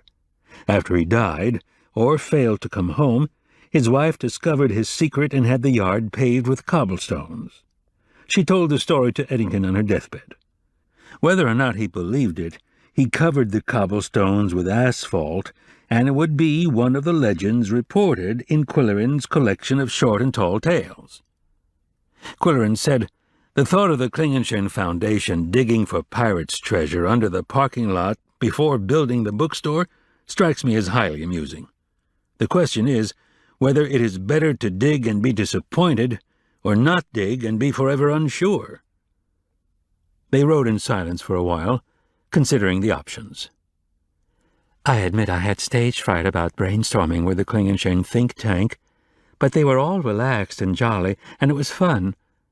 There were suggestions like no food, no gifts, no greeting cards, a special events room for book reviews, signings, and literary discussions with guest speakers, sponsorship of a literary club, donation of a percentage of each sale to the Literacy Council, no videos, a room for large print and recorded books, one wing of the store for pre-owned books to be named the Eddington Smith Room, children's programs without lollipops, purchase of the vacant lots across from the entrance to turn into a grassy park. "Did you broach your pet idea?" Qwilleran asked. Yes, I told them that in the 19th century, the stores on Main Street had living quarters on the second floor, and it was considered smart for a merchant to live over the store. That changed with the coming of the automobile and suburban living, and the upstairs rooms are now used for storage and offices. Today we have a shortage of downtown apartments for singles and young marrieds. Also, there are professionals living around the county who would appreciate a pied-à-terre downtown. And there are MCCC faculty members who come up here to teach 2 or 3 days a week and would prefer a studio apartment to a hotel room. And the idea of an apartment over a bookstore with a view of a grassy park would appeal to intellectuals. Well, Qwill, imagine my surprise when they applauded." "No wonder, Polly. It was good reasoning, and it came from a good-looking woman with a mesmerizing voice." She demurred modestly, and for a while they drove in the preoccupied silence that can be enjoyed by 2 close friends. "What did you bring me from Chicago?" he asked. A Prokofiev opera on CD. I'm dying to hear it on the barn stereo. "We'll play it tomorrow, after brunch at Tipsy's." It's in Russian, of course, based on a novel by Dostoevsky, all about scandal, intrigue, falsity, and greed. "Sounds just like Pickax," he said. Tipsy's Tavern was a roadhouse in a sprawling log cabin with a yard full of hens and a menu of 24 interesting egg dishes. Qwilleran ordered ham and eggs with home fries. Polly chose poached eggs on corn pancakes topped with melted cheddar and served with homemade apple chutney. She said it was good, but they made the mistake of leaving the raisins whole. "It's important for the raisins to lose their identity," she said. After that, they went to the barn to listen to the new recording. Qwilleran had only recently become interested in opera, and it was chiefly to please Polly and show off the barn's magnificent acoustics. The Siamese always joined the audience, more for togetherness than appreciation of music. The first soprano aria always had them covering their ears with their hind legs. Before the music started, Qwilleran served glasses of pineapple juice on a shaker-style wood tray. "Where's your silver tray?" Polly asked. "I haven't been able to find it since cleaning day. I left it out for Mrs. Fulgrove to polish, and she has a habit of putting things away where they don't belong. I haven't had time to do a thorough search as yet." Polly said, "I was unable to find a libretto in English. I have the scenario, though. It's in 4 acts. The action took place in the gambling casino of a spa, where men and women won and lost fortunes, borrowed money to pay debts, trusted no one, lied to support their addiction. An aged woman gambled away the fortune that her heirs were waiting to inherit. Koko hated it. The first act had barely begun when he raised an indignant howl and continued to scold the speakers until he was banished to the gazebo. He doesn't like Prokofiev, Qwilleran explained, but he wondered, how could that cat sense the theme of an opera titled The Gambler? Monday morning, Qwilleran drove to Lockmaster to meet Kip McDermott at Inglehart House, a restaurant operated by Bushy's ex-wife. Inglehart was a famous name in that town, and this was a historic mansion on the main thoroughfare. The conversation started in a predictable manner. Qwilleran said, "How's Moira? Are you taking any trips? Did you decide to get a new puppy? What's new at the Lit Club? We need rain, don't we?" Kip said, "The Lit Club enjoyed cool Koko's almanac. How's Bushy doing? I see his credit line. Moira wants me to ask if he ever remarried. Are you taking any trips? How's Polly? Now, what's this book you have in mind?" Qwilleran said, "A bio of the Thackeray twins, born in Moose County about 8 decades ago. Thelma has just returned after a successful career in California. You know about Thurston's Animal Clinic." "It was ahead of its time," Kip explained. "Moira used to take our pets there, and she said Dr. Thurston was something special. Not only his skills, but also his caring attitude. The Thackeray estate sold it to a consortium, and it's now the Winnie Hills Animal Clinic. What I can't find out is the cause of Dr. Thurston's death. That's why I'm here. I've brought you copies of all the clips in the file. The rumor mongers had a field day. They considered it suicide because he was depressed after the death of his wife. But it was officially ruled an accident. A recent rain, slippery rocks on the edge of the gorge, perhaps a momentary dizzy spell. He was getting on in years." "Who were his heirs?" Qwilleran asked. "He left his house to the county for a horse museum, his liquid assets to his sister, and the clinic to his son, Dick." "What's Dick's line of work?" "Good question. He's always pursued his business interests in other parts of the country, coming home to visit his parents at intervals. I might add that he was involved in a fracas a couple of years ago when he applied for a permit to operate a motorbike dirt racing track. He had acquired some acreage in the western part of the county, near some posh condos. The neighbors rose up in arms. They virtually rioted at a meeting of the county commissioners. They bombarded the Ledger with angry letters to the editor opposing the proposed venture on grounds of noise, dust, weekend traffic on quiet country roads, disturbance of the Sabbath peace, and lessening of property values." Qwilleran shook his head sympathetically. "This must have been painful to Dr. Thurston. His clients and admirers considered it an outrage, and the scuttlebutt was that Dick acquired the acreage as payment of a gambling debt owed him. The doctor had never accepted the notion that Dick was a compulsive gambler, but sub rosa it was considered a fact." Qwilleran felt a tingling in the roots of his moustache as he recalled Koko's tantrum during the Russian opera. "What was the outcome?" "Dick disappeared from the local scene, and the acreage was put up for sale. The consensus was that his father paid him to leave town. It must have been a crushing blow so soon after the death of Dr. Sally. Dick's former schoolmates said he used to be very popular. Too bad he turned out to be a blot on the Thackeray escutcheon," Qwilleran said. "Yes, he made a few enemies in Lockmaster during the motorbike episode." The editor lowered his voice. "In fact, when the suicide rumor was ruled out, there were quite a few hints of patricide. Dick was so quick to sell his father's clinic that the accident on the Gorge Trail began to look fishy to many locals.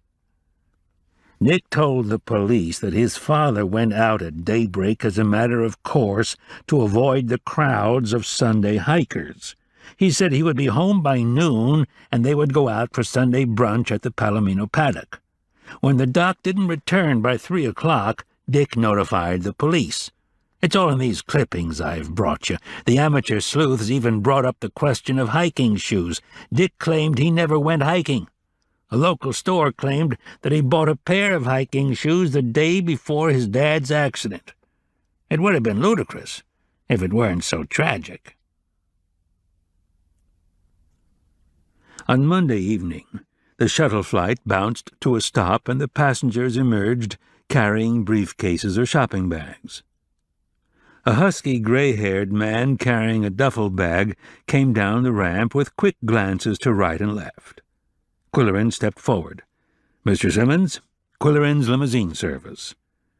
The duffel bag was transferred to the other hand, and the right hand shot out.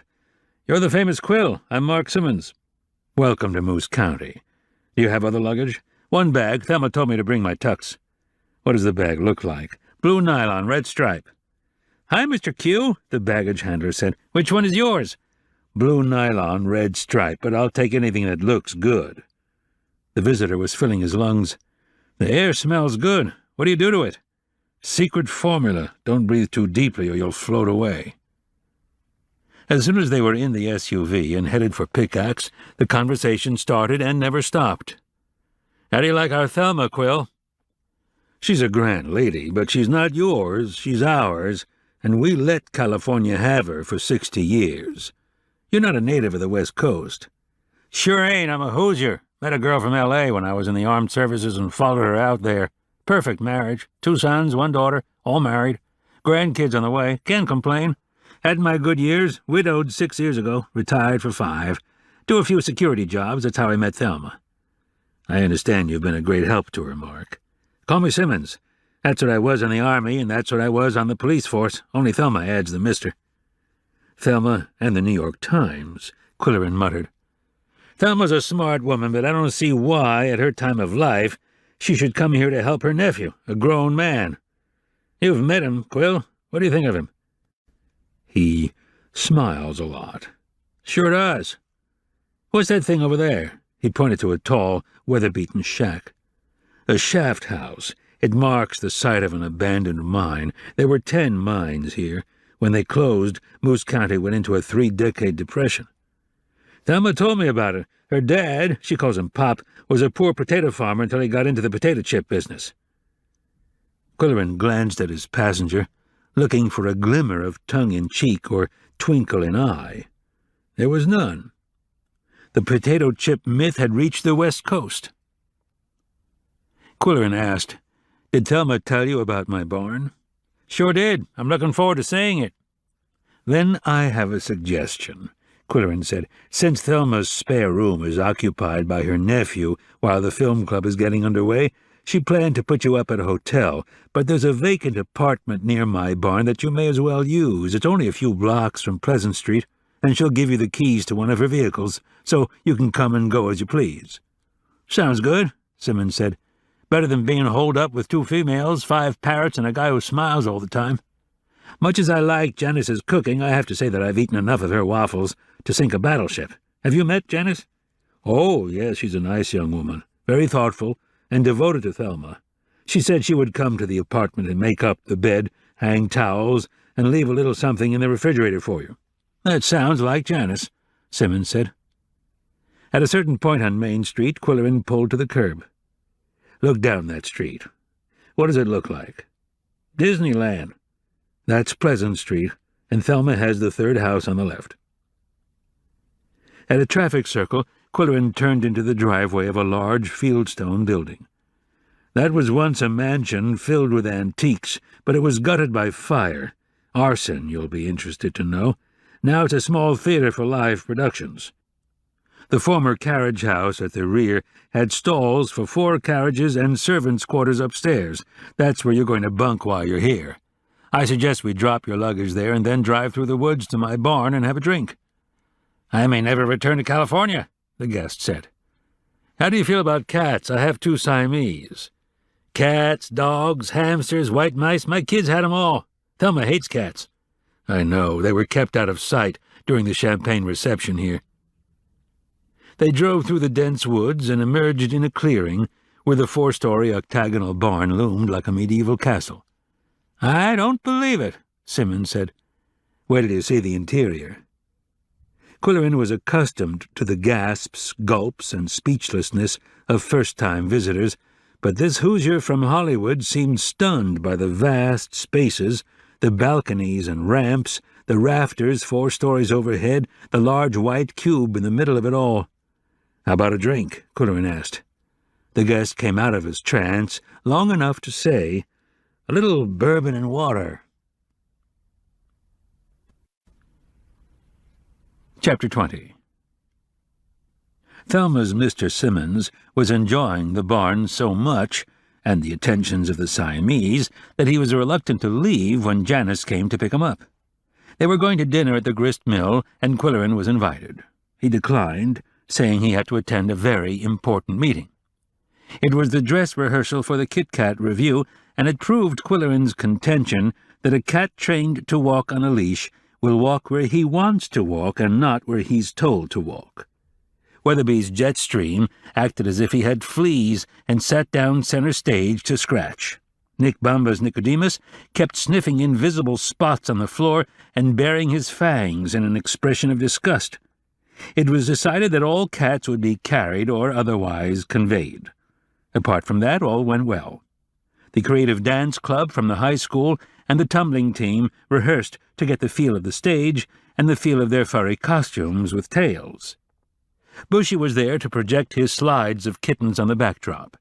The idea was to show a different slide for each act. He had photographed them in all the kitten colonies on Pleasant Street, tiny creatures with large ears and floppy feet and comical markings. There was a mother cat suckling her brood, playing games with her soft paw, fondly carrying them around by the scruff of the neck. Then there was a run-through of the grand finale. All cats had been brought to the opera house in carriers, and they would remain cooped up until it was time for them to go on, sequestered in the various dressing rooms and offices backstage. It was hoped that this would prevent squabbles. Hicksy said to the prominent citizens who awaited briefing, "Until the finale, it will have been a program of light-hearted song and dance and humorous verse. Suddenly the mood changes. A recording of Elgar's Pomp and Circumstance fills the hall, signifying a solemn occasion, and the procession of prominent citizens begins, one by one, walking with dignity, carrying a beloved pet." Qwilleran said, "Suppose there are whistles and shouts from the audience." "They'll be instructed to limit responses to polite applause," Hicksy said. "When the last cat is off the stage, there will be whistles and shouts and a standing ovation." "What should we wear?" someone asked. "Anything of neutral color, gray, tan, brown, black, whatever will show off your cat's coloring." "What about the harmless herbal sedative?" "We have an envelope for each of you, containing a capsule that is to be broken open and the powder sprinkled on the cat's meal beforehand." Someone said, "Do you have any extras? I could use one myself." The following evening, supporters of the Kit Kat agenda would have a preview of the renovated opera house 24 hours before Thelma's gala first night. It was a memory to boast about in years to come, for more reasons than one. The red carpet was on the sidewalk. There was a canvas marquee at the entrance. A cordon of press photographers waited, and a flock of MCCC students in Kit Kat T-shirts would park cars, earning credits for community service. It was a black-tie event, and patrons arrived in dinner jackets and long dresses to be seated in comfortable swivel chairs at round cabaret tables. Then more students in Kit Kat T-shirts served chilled splits of champagne in hollow-stemmed plastic wine glasses. When the lights dimmed, the master of ceremonies, Weatherby Good, welcomed them in his irreverent style, then sat down at the piano and played Kitten on the Keys. It was a finger-tickling number that had been played by Moose County piano students for 75 years. Weatherby played it faster. Then Hannah McLeod sang Noel Coward's "Chase Me, Charlie, Over the Garden Wall." Qwilleran read T.S. Eliot's whimsical verses about jellicle cats and such famous felines as Skimbleshanks and Bustopher Jones. The cat dancers danced, and the cat tumblers tumbled.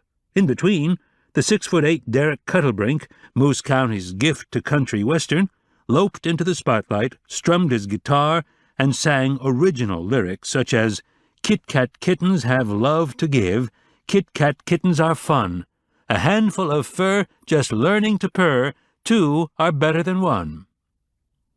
All the while, the audience was enchanted by the changing background of kitten life. Then the stage blacked out for a moment, and the sonorous chords of pomp and circumstance filled the hall, and a disembodied voice said, "During the following presentation of Cats Marching to Save Kittens, please limit your response to polite applause."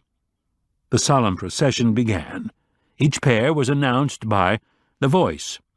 Each pair moved slowly across the stage without acknowledging the polite applause. Her Honor, Mayor Amanda Goodwinter, and Quincy. The WPKX meteorologist Weatherby Good, and Jetstream. Food editor for the Moose County Something, Mildred Riker, and Toulouse. Prize-winning woodcrafter Douglas Bethune, and Winston Churchill. Dr. Diane Landspeak, and Hypo.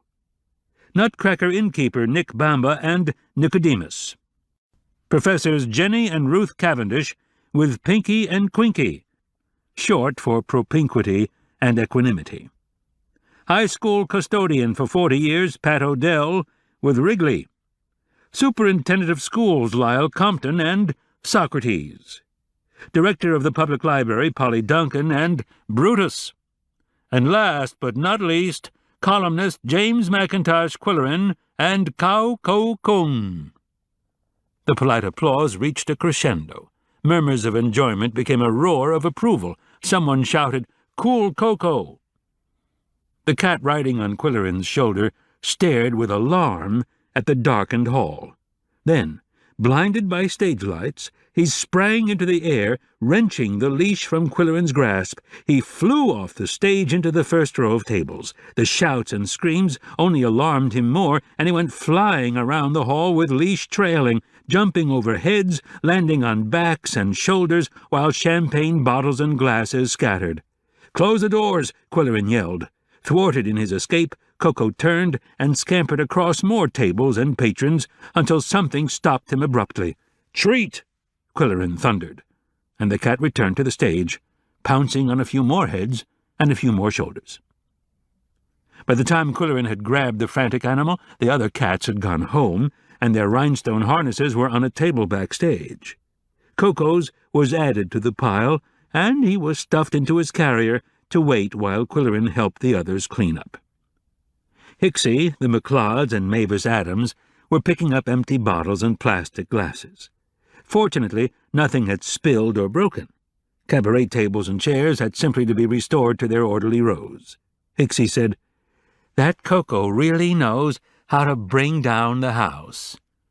Qwilleran grunted with irritation. "His performance won't do any good for the Adopt a Kitten campaign." "Did you give him the sedative?" "I sprinkled it on his food as you instructed." Then he had a sudden hollow feeling. He tossed the carrier in the back seat and drove to the barn in a hurry. Leaving Koko in the car, he rushed indoors to look at the cat's plates under the kitchen table. Both plates were licked clean. Had Koko eaten the wrong one? Where was Yum Yum? He found her on the hearth rug, lying flat out on her side. He spoke her name, and she raised her head and gave him a glassy stare. It was all evident. Koko had sensed that something unacceptable had been added to his dish. He pushed Yum Yum aside and ate the contents of her plate, and she consumed the harmless herbal sedative. She liked it. In a few minutes, Polly phoned from Indian Village. "Qwill, what happened? Wasn't Koko sedated?" "You won't believe this," he said. "The cats never change plates. Koko's is always on the right, and he knows right from left. But he detected a foreign substance. Somehow he convinced Yum Yum to change plates. She not only got the sedative, but a larger serving of food than usual. She's bushed." The first week of the film club would also become noted for the electrical storm of the century in Moose County. According to the meteorologist, a weather front was stalled over Canada, gathering fury by the day. Bushy postponed the cruise for Thelma, Janice, and their guest. Qwilleran filed his copy early and returned to the snug safety of the barn. The Siamese were nervous. Then there was a phone call from Simmons. "Are you busy, Qwill? Thelma wants me to deliver something." A few minutes later, the green coupe pulled into the barnyard. "Are you comfortable in the carriage-house apartment?" Qwilleran asked. "Very. I'll hate to leave." "Don't be in a hurry," Qwilleran said. "It's vacant for the month of May. Be my guest. How about a little bourbon and water? Won't hurt, and may help." He handed over a plastic shopping bag. Peering into it, Qwilleran said, "I don't believe this. Where did she find it?" "It's a long story," his guest said. After they settled into the deep-cushioned sofas, there was the usual talk about the weather. The big electrical storm was on the way. Koko's fur was standing on end, as if electrified. He kept washing over his ear with his left paw, not his right. Then he would tear up the ramp at 90 miles an hour, then race back down again. Yum-Yum had already burrowed under the hearth-rug. "Let's hear the long story," Qwilleran suggested casually. "Well," said his guest, "Thelma went to the club in early morning when Dick was not there, to see if everything was being done right. He had furnished his private office lavishly, she thought. Included was a small bar with several bottles of liquor. There were also 2 cut-glass decanters. She wondered if they were Waterford. There was a silver tray. She wondered if it was sterling. Turning it over, she found your name inscribed. She decided not to mention it to Dick. She would just take it, and here it is." Qwilleran thought, "It figures. The cleaning crew was here. I was helping Bushy shoot hats. Dick delivered a gift. He saw the tray Mrs. Fulgrove had polished." "Well, thank you. What else can I say?" Simmons said, "You can agree with me that the guy is a kleptomaniac. Thelma's finally getting that idea. In fact, she went through Dick's desk, looking for a valuable object that disappeared from her house, but all she found was a handgun in the bottom drawer. She wondered if it was registered." "All very interesting, Simmons. What was the valuable object?" "A wristwatch of Pop's that she'd had on her dressing table for 40 years. It was a gold Rolex with winding stem." "May I refresh your drink?" Simmons sipped in thoughtful silence for a while, as Yum-Yum played with the shoelace. Then he said suddenly, "Do you use a pocket tape recorder, Qwill?" "All the time." "I've brought one for Thelma. A woman of her age and wealth and position should have one on her person at all times. She's had a couple of run-ins with Smiley, and who knows what that four-flusher has up his sleeve. To tell the truth, Qwill, I'm worried about Thelma. She seems to think she put him in his place, but can he be trusted? He shows all the symptoms of a compulsive gambler. He could turn to crime to pay off gambling debts, or get wiped out if he defaults. Thelma won't accept the fact that he's a gambler any more than she'll admit that her pop was a bootlegger. Why? Is it because she's so protective of her image?" "You knew about the bootlegging?" Qwilleran asked. "I know that this coastline was a major port of entry for contraband from Canada, which is more than you can say for potato chips." Qwilleran said, "Denial seems to run in the family. I've read all her brother's letters, and he mentions Dick's financial troubles, but never his gambling, although it's considered a fact among those who claim to know. Ever since his father died, Smiley has been coming to California and buttering up his aunt." "Yow!" Koko howled with piercing intensity, and at the same moment blue-white lightning flashed in the many odd-shaped windows of the barn, followed immediately by the crack and rumble of thunder that reverberated in the vast interior. The wind howled, the rain lashed the walls of the barn. Conversation was drowned out by the tumult overhead, and the visitor grasped an arm of the sofa and waited for the roof to cave in overhead. Gradually the intervals between lightning flashes and thunderclaps widened as the storm moved on to another target, and Qwilleran said, "You have your mudslides and earthquakes, we have our northern hurricanes, and if you like this, just wait and see what we do with snow." The day after the storm, Weatherby Good said to his listeners on WPKX, "It was fun while it lasted, wasn't it, folks? There's some flooding caused by overloaded storm sewers, but it was the good drenching rain that we hoped for. Now you can take a shower and water the geraniums without feeling guilty, and the weather will smile on the gala opening of Thelma's Film Club. All the first-nighters will be dressed up, and I'll be wearing my new cufflinks." Chapter 21. On the opening night, Qwilleran and Polly were among those absent. He had explained to Thelma that it was more important to sell their seats to enthusiastic first-nighters. She understood. Actually, they were more interested in the following week's offering, the 1922 talkie release of Eugene O'Neill's prize-winning drama, Anna Christie.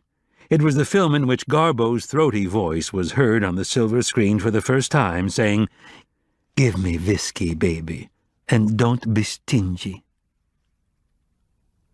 Qwilleran observed opening night amenities, however, by sending Thelma a long telegram to the theatre and a dozen red roses to her home. He and Polly dined at the grist mill, at a second seating following one for early showgoers. Derek Cuddlebrink seated them at the table beneath the scythe. He said, "The lobster curry is good tonight." Qwilleran said, "Does that mean it's usually bad? Or did you sell too little at the first seating, and you're stuck with it?"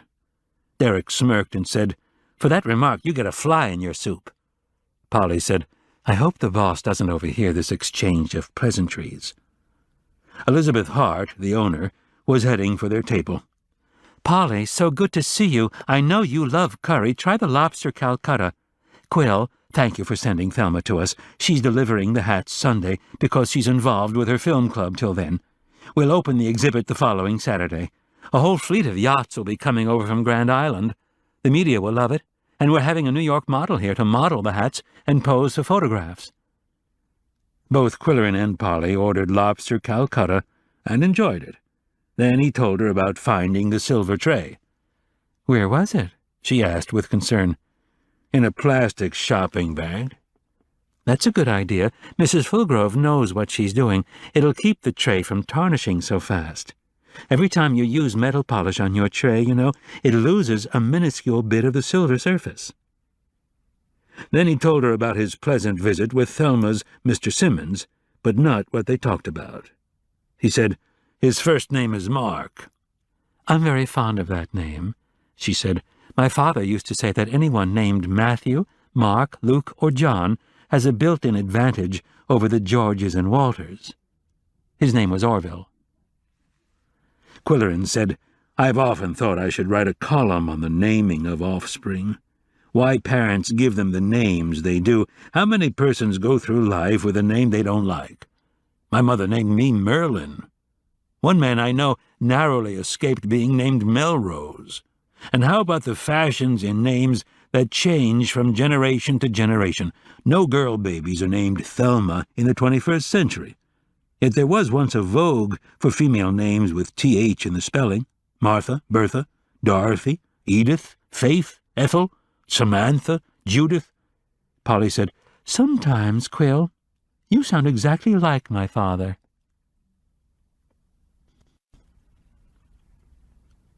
The next day was a work day for Polly, and so Qwilleran took her home directly after dinner.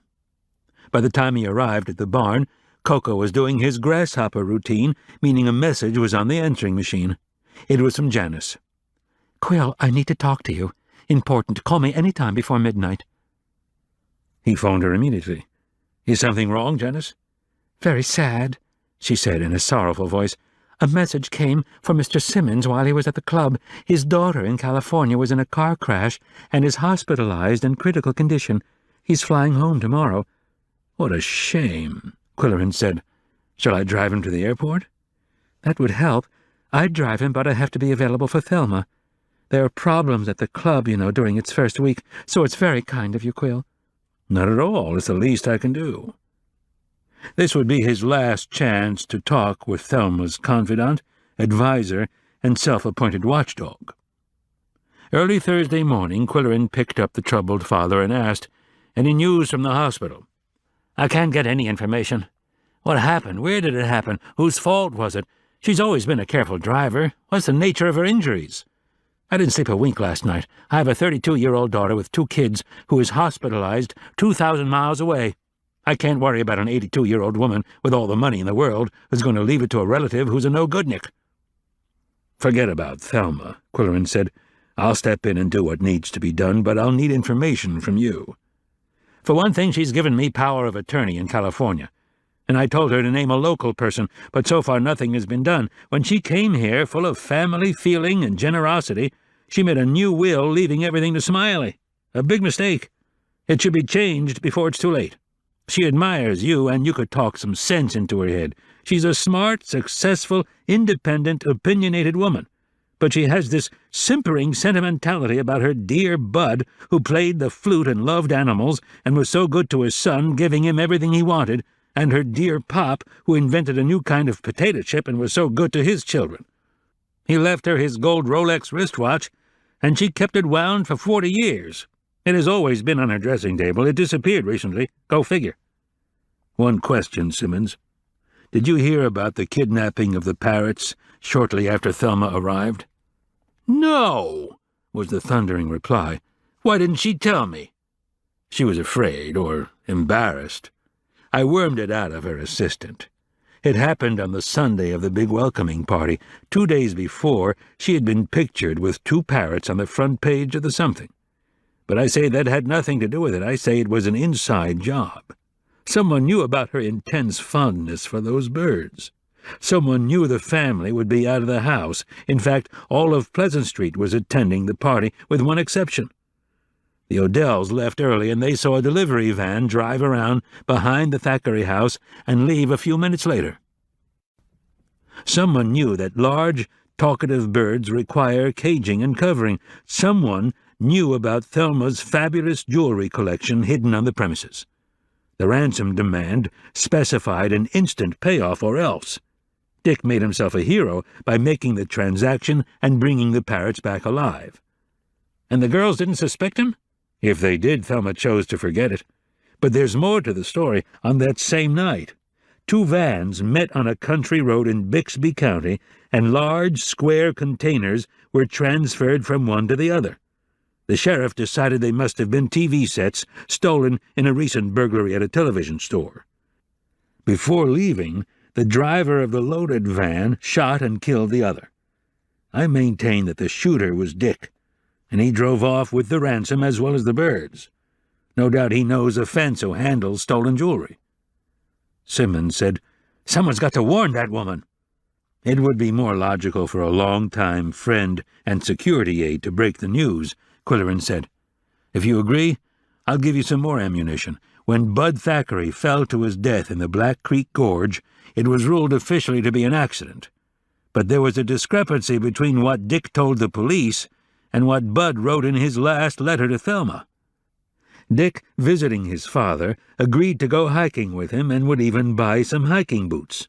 Yet the newspaper clippings have Dick waiting for his father to come home from hiking so they could go out to lunch. If I wanted to be a devil's advocate, Qwill, I could say that the reluctant hiker changed his mind. But from what I know of this particular devil, he has mud on his boots." 2 days after Simmons's sudden departure, 3 days after the opening of the film club, and 4 days after the great electrical storm, Bushy phoned Qwilleran's barn. "I'm in your neighborhood. Want to hear the latest installment in the Bushland Thackeray story?" Qwilleran knew the photographer had sent Thelma glossy prints of her and the parrots. He knew Bushy had further ingratiated himself by making a print of her brother's portrait on matte paper suitable for framing. He knew she had sat for her own portrait in Bushy's studio, after which she said, "It's the best likeness I've ever had. He captured the way I feel." Now what? When Bushy arrived, they went to the gazebo with a thermal coffee pot and a plate of shortbread from the Scottish bakery.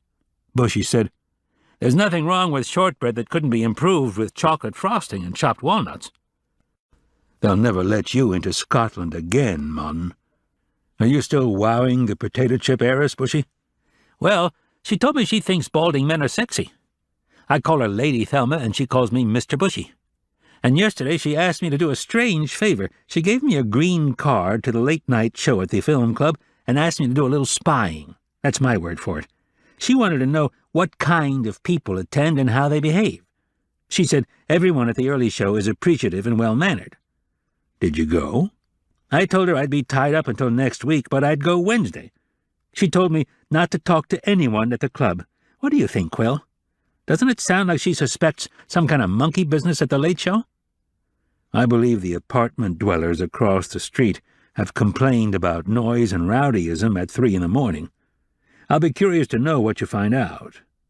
By the way, has she seen the prints of the hat shots? Yeah, and she flipped over them. Her nephew and Janice are transporting the hats up to Mooseville tomorrow, and I'm driving Thelma. So maybe I'll have something to report. The 24 hat boxes were wedged tightly into Thelma's van on Sunday afternoon. Thelma was as excited as a fond parent seeing her child play the lead in a high school production of My Fair Lady. They took off with the van in the lead. Janice had driven up there before and knew the route. Once they were on Sandpit Road, it was straight going to Mooseville.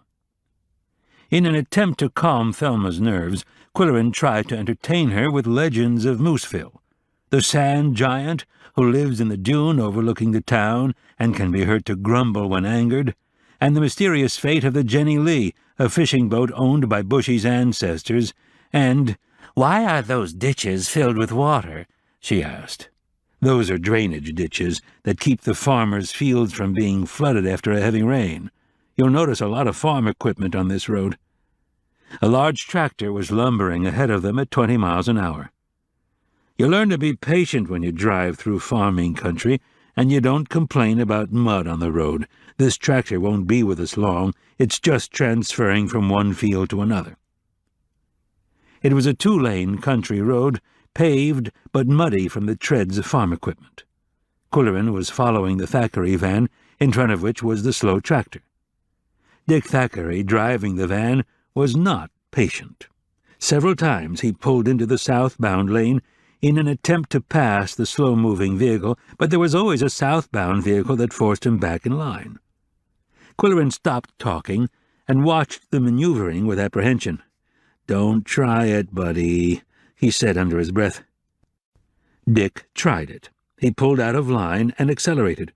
The tractor driver, from his high perch, waved him back. There was a pickup coming south. Its driver leaned on his horn. Dick kept on going, faster. Thelma cried, "What is that fool doing?"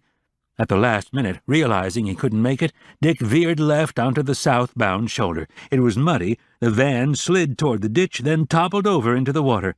"Oh, my God!" Thelma screamed. "My hats! Janice!" All traffic had stopped. Thelma was fumbling with her safety belt. "No, stay here." Qwilleran was calling 911 on the cell phone. The truck driver could be seen doing the same. Thelma was fumbling for the door handle, and he grabbed her left forearm so tightly that she cried out in pain. The farmer had jumped down and was heading for the van, which was upside down and half submerged. The truck driver waved all approaching traffic to the northbound lane to keep the road open for emergency vehicles. In a minute or two, their sirens could be heard. The first responders, a sheriff's patrol, the rescue squad, 2 ambulances, one from each direction, another patrol car, a tow truck with a winch. Qwilleran had released his grip, and Thelma covered her face with her hands and moaned, "That fool! That fool!" What could he say? How could he comfort her? He had seen the alligator-print boxes float away in the muddy ditch, then sink. He spoke her name, and there was no answer. Fearing she was in shock, he called to a deputy. "She saw the accident. Family members are in the van. I'm worried. She's in her 80s. A medic came to check her vital signs. "She's okay," he reported to Qwilleran. "She's angry, that's all. Madder'n a wet hen." The accident victims were lifted from the wreck and put on stretchers to be whisked by ambulance to the Pickax hospital. Qwilleran said to Thelma, "They both seem to be conscious. I'll call the hospital after a while. Meanwhile, I should make a few phone calls. Excuse me." He stepped out of the car, taking the cell phone and a county phone book from the pocket in the door. First he called Elizabeth Hart, who was shocked, then concerned about Thelma, then dismayed over the ruined plans. He notified Thelma's physician, Diane Lanspeak, at home in Indian Village. He also called Celia Odell, who had been a volunteer caregiver and knew exactly what to do and say. She said she would be standing by. She was waiting for them when they returned to Pleasant Street. She asked Thelma if she would like a cup of cocoa. "All I want is to sit in my pyramid for a while." Soon Dr. Diane phoned. She had called the hospital and learned that the 2 accident victims were being treated and released. Qwilleran huffed into his moustache. He was not eager to face Thelma's fool nephew and mouth the usual polite claptrap, and he was glad when Celia said her husband would pick them up. It had not been Qwilleran's idea of a pleasant Sunday afternoon in May. And it was not over. When he returned to the barn, the self-appointed monitor of the answering machine was going wild. It was mystifying how that cat could tell the difference between an important message and a nuisance call. Could he sense urgency in the tone of voice? The first message was from Simmons. "Sorry to miss your call. I've been babysitting with the grandkids. My daughter has a fractured pelvis. Painful, but could be worse. As soon as things straighten out, I'll read the riot act to Thelma. Tell her what I learned from you about the kidnapping and her brother's so-called accident. She should dump that guy."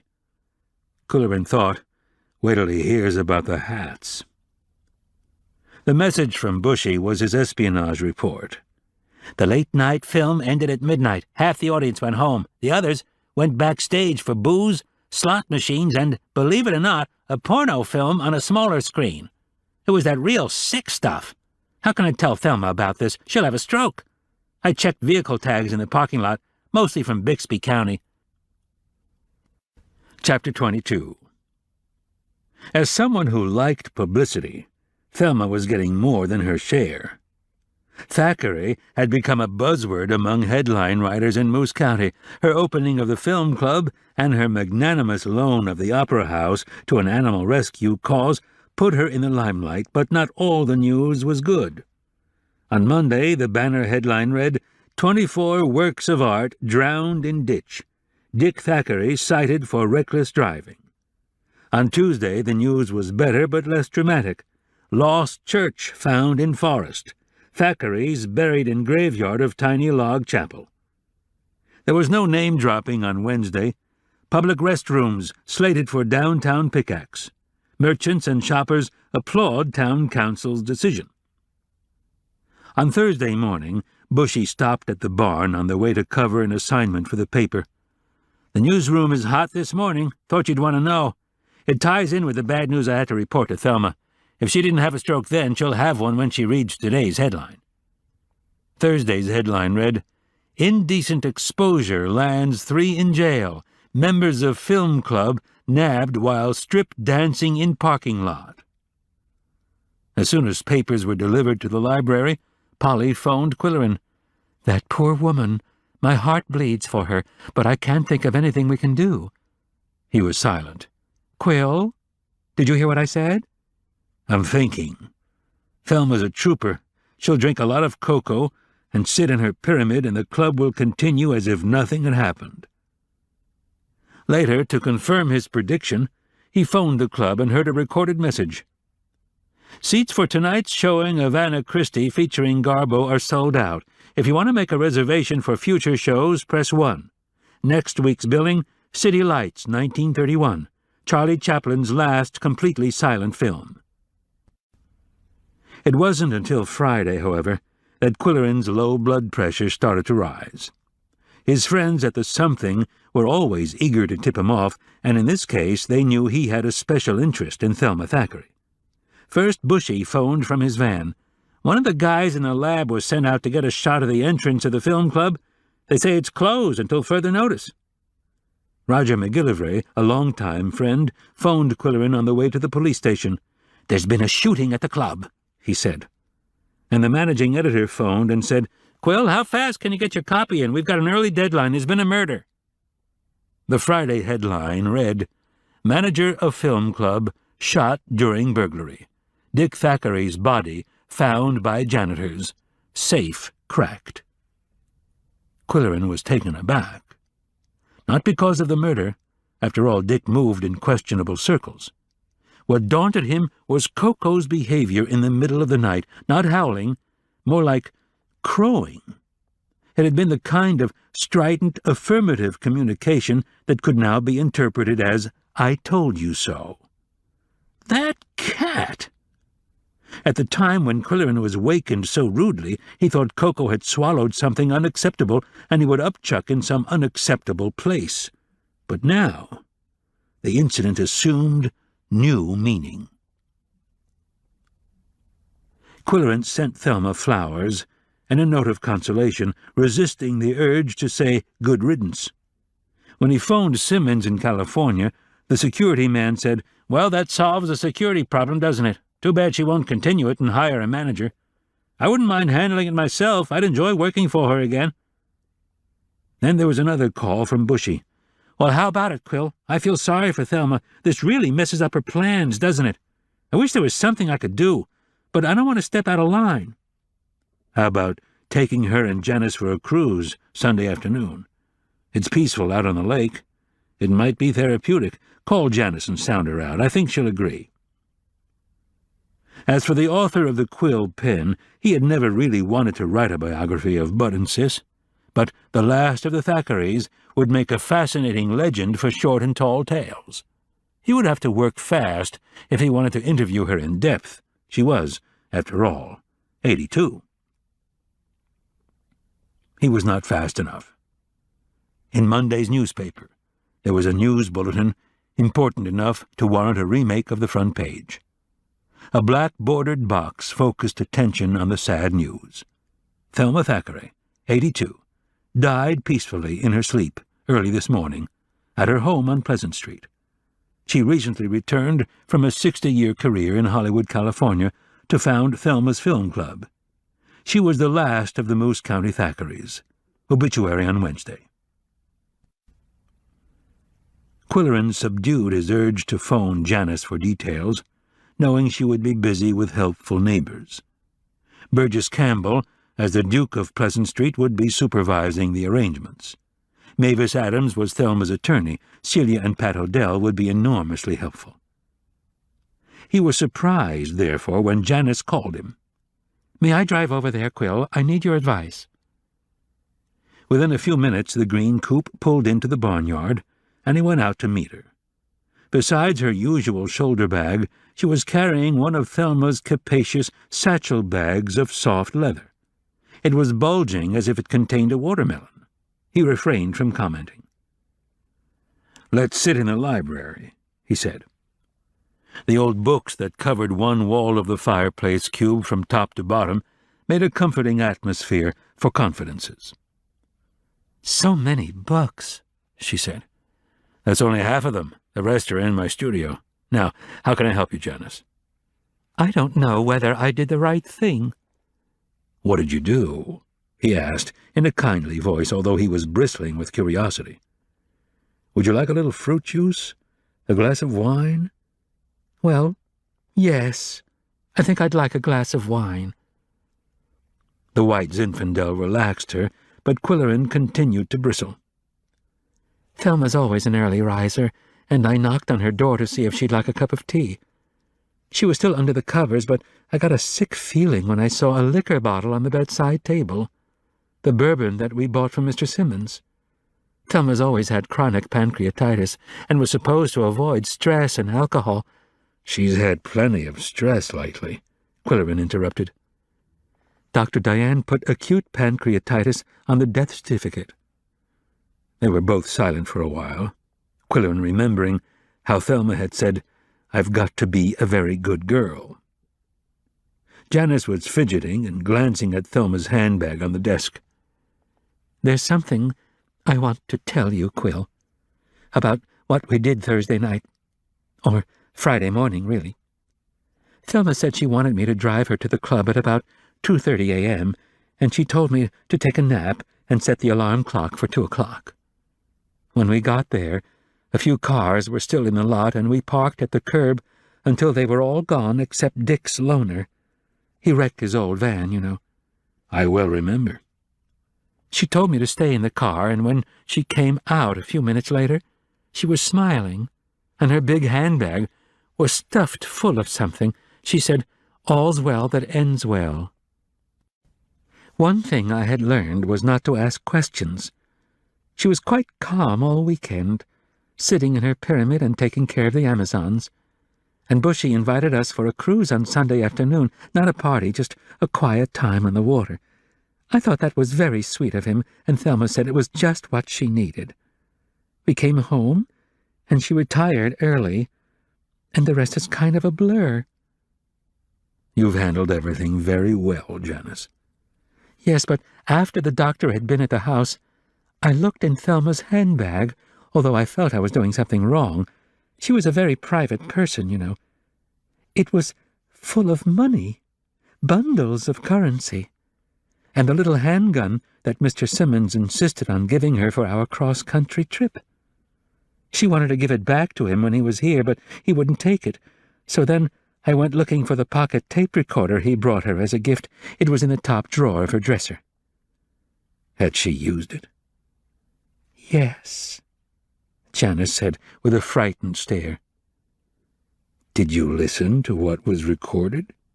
Yes, and that's why I'm here, to ask you what to do with these things of Thelma's. Before I can advise you, Qwilleran said solemnly, I'd better hear the tape. Why, Auntie, what are you doing here at this hour? You should be home getting your beauty sleep. Not that you need it. You're beautiful for your age. Wipe that oily smile off your face, Dicky Bird, and explain who gave you permission to turn Thelma's Film Club into a gambling casino and porno gallery. Next, you'll be renting rooms by the hour. Why, Auntie, where's the silver tray you used to have here? I never had a silver tray. You're a liar as well as a thief. How much of that money you're counting goes into the club account and how much into your pocket? You're fired. As of now, I want you off the premises in half an hour, and my guest room is no longer at your disposal. You'll find your belongings in a box on the back porch. You've got me all wrong. Then tell me what you did with $100,000 worth of jewels that you took from your kidnapping accomplice after killing him on a country road in Bixby. And tell me what happened to your muddy hiking boots that you wore when you pushed your father over the cliff. Your own father, who loved you so much and gave you everything you wanted. You had the unmitigated callousness to go home and notify the police that he hadn't come home to lunch. He was my brother, and I'm the only one who cares. You are a monster. You're cracking up, Auntie. Then you came out to Hollywood and put on your loving nephew act until I changed my will and made you my sole heir. Well, I'm going to change it again, and you're not getting a penny. You selfish old woman. You're not going to live long enough to change your will, and you're not going to live long enough to inherit. 2 gunshots. Click. When the tape ended, Qwilleran said firmly, Show everything to Mavis Adams as soon as possible. She knows the law, and Thelma was her client. Did I do right, Qwill? Yes, but you don't need to tell anyone that you brought it over here. Show everything to Mavis. And don't worry. May I freshen your drink? No, thanks. This is a big load off my mind. No, I want to go home and maybe try sitting in Thelma's pyramid. One question, Janice. Did Thelma have a chance to sign her new will? Yes. She'd been working on it with Mavis and was due to sign it Saturday morning. Mavis brought it to the house. Thelma left everything to a foundation that will re-establish the Thackeray Clinic as a memorial to her dear Bud. There were 2 thumps in the kitchen as Koko jumped down from the top of the refrigerator. Qwilleran thought, he's been listening to this whole scenario. Did he recognize Dick's voice on the tape? No. He's never met Smiley. He just sensed his evil presence. Koko stared pointedly at his empty plate under the kitchen table, and Qwilleran gave him a little something. Qwilleran himself had a dish of ice cream. Then he sprawled in his big chair to think. He could imagine Simmons's reaction to the drama. The tape recorder had been an inspired idea.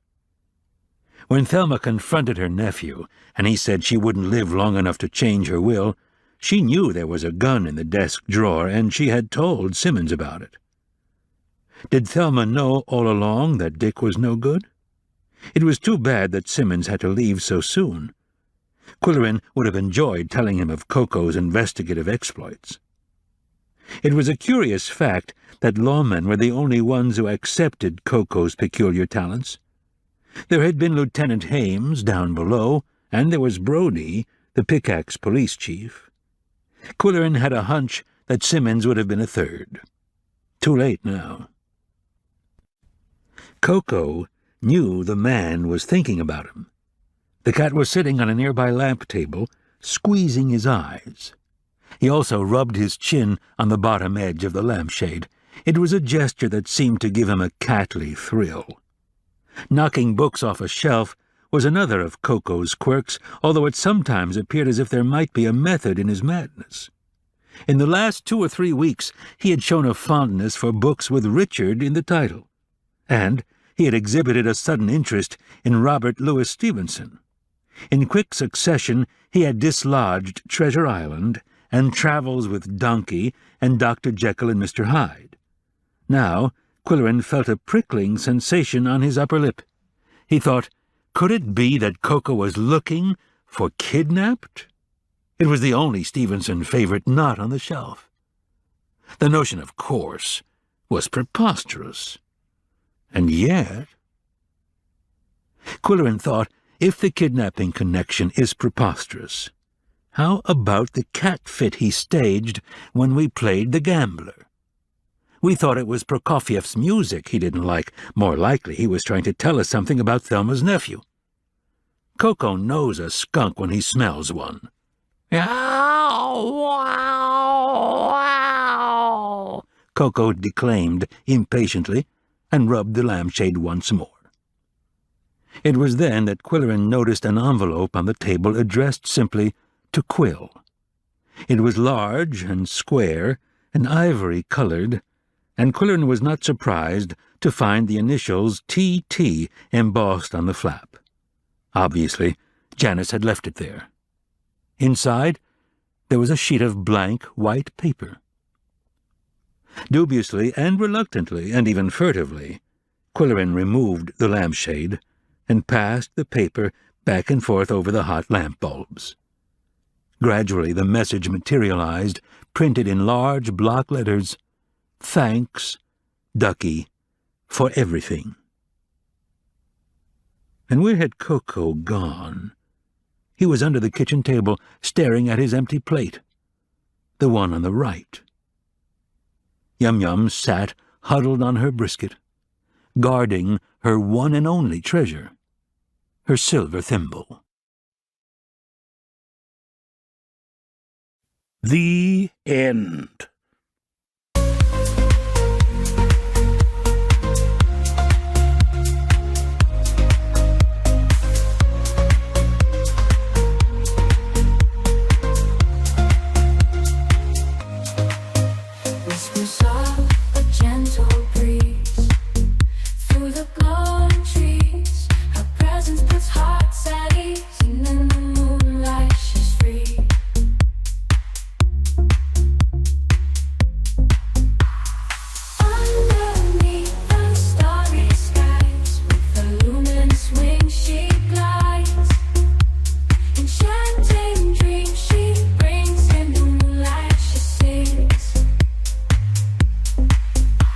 The dawn begins to rise. She fades.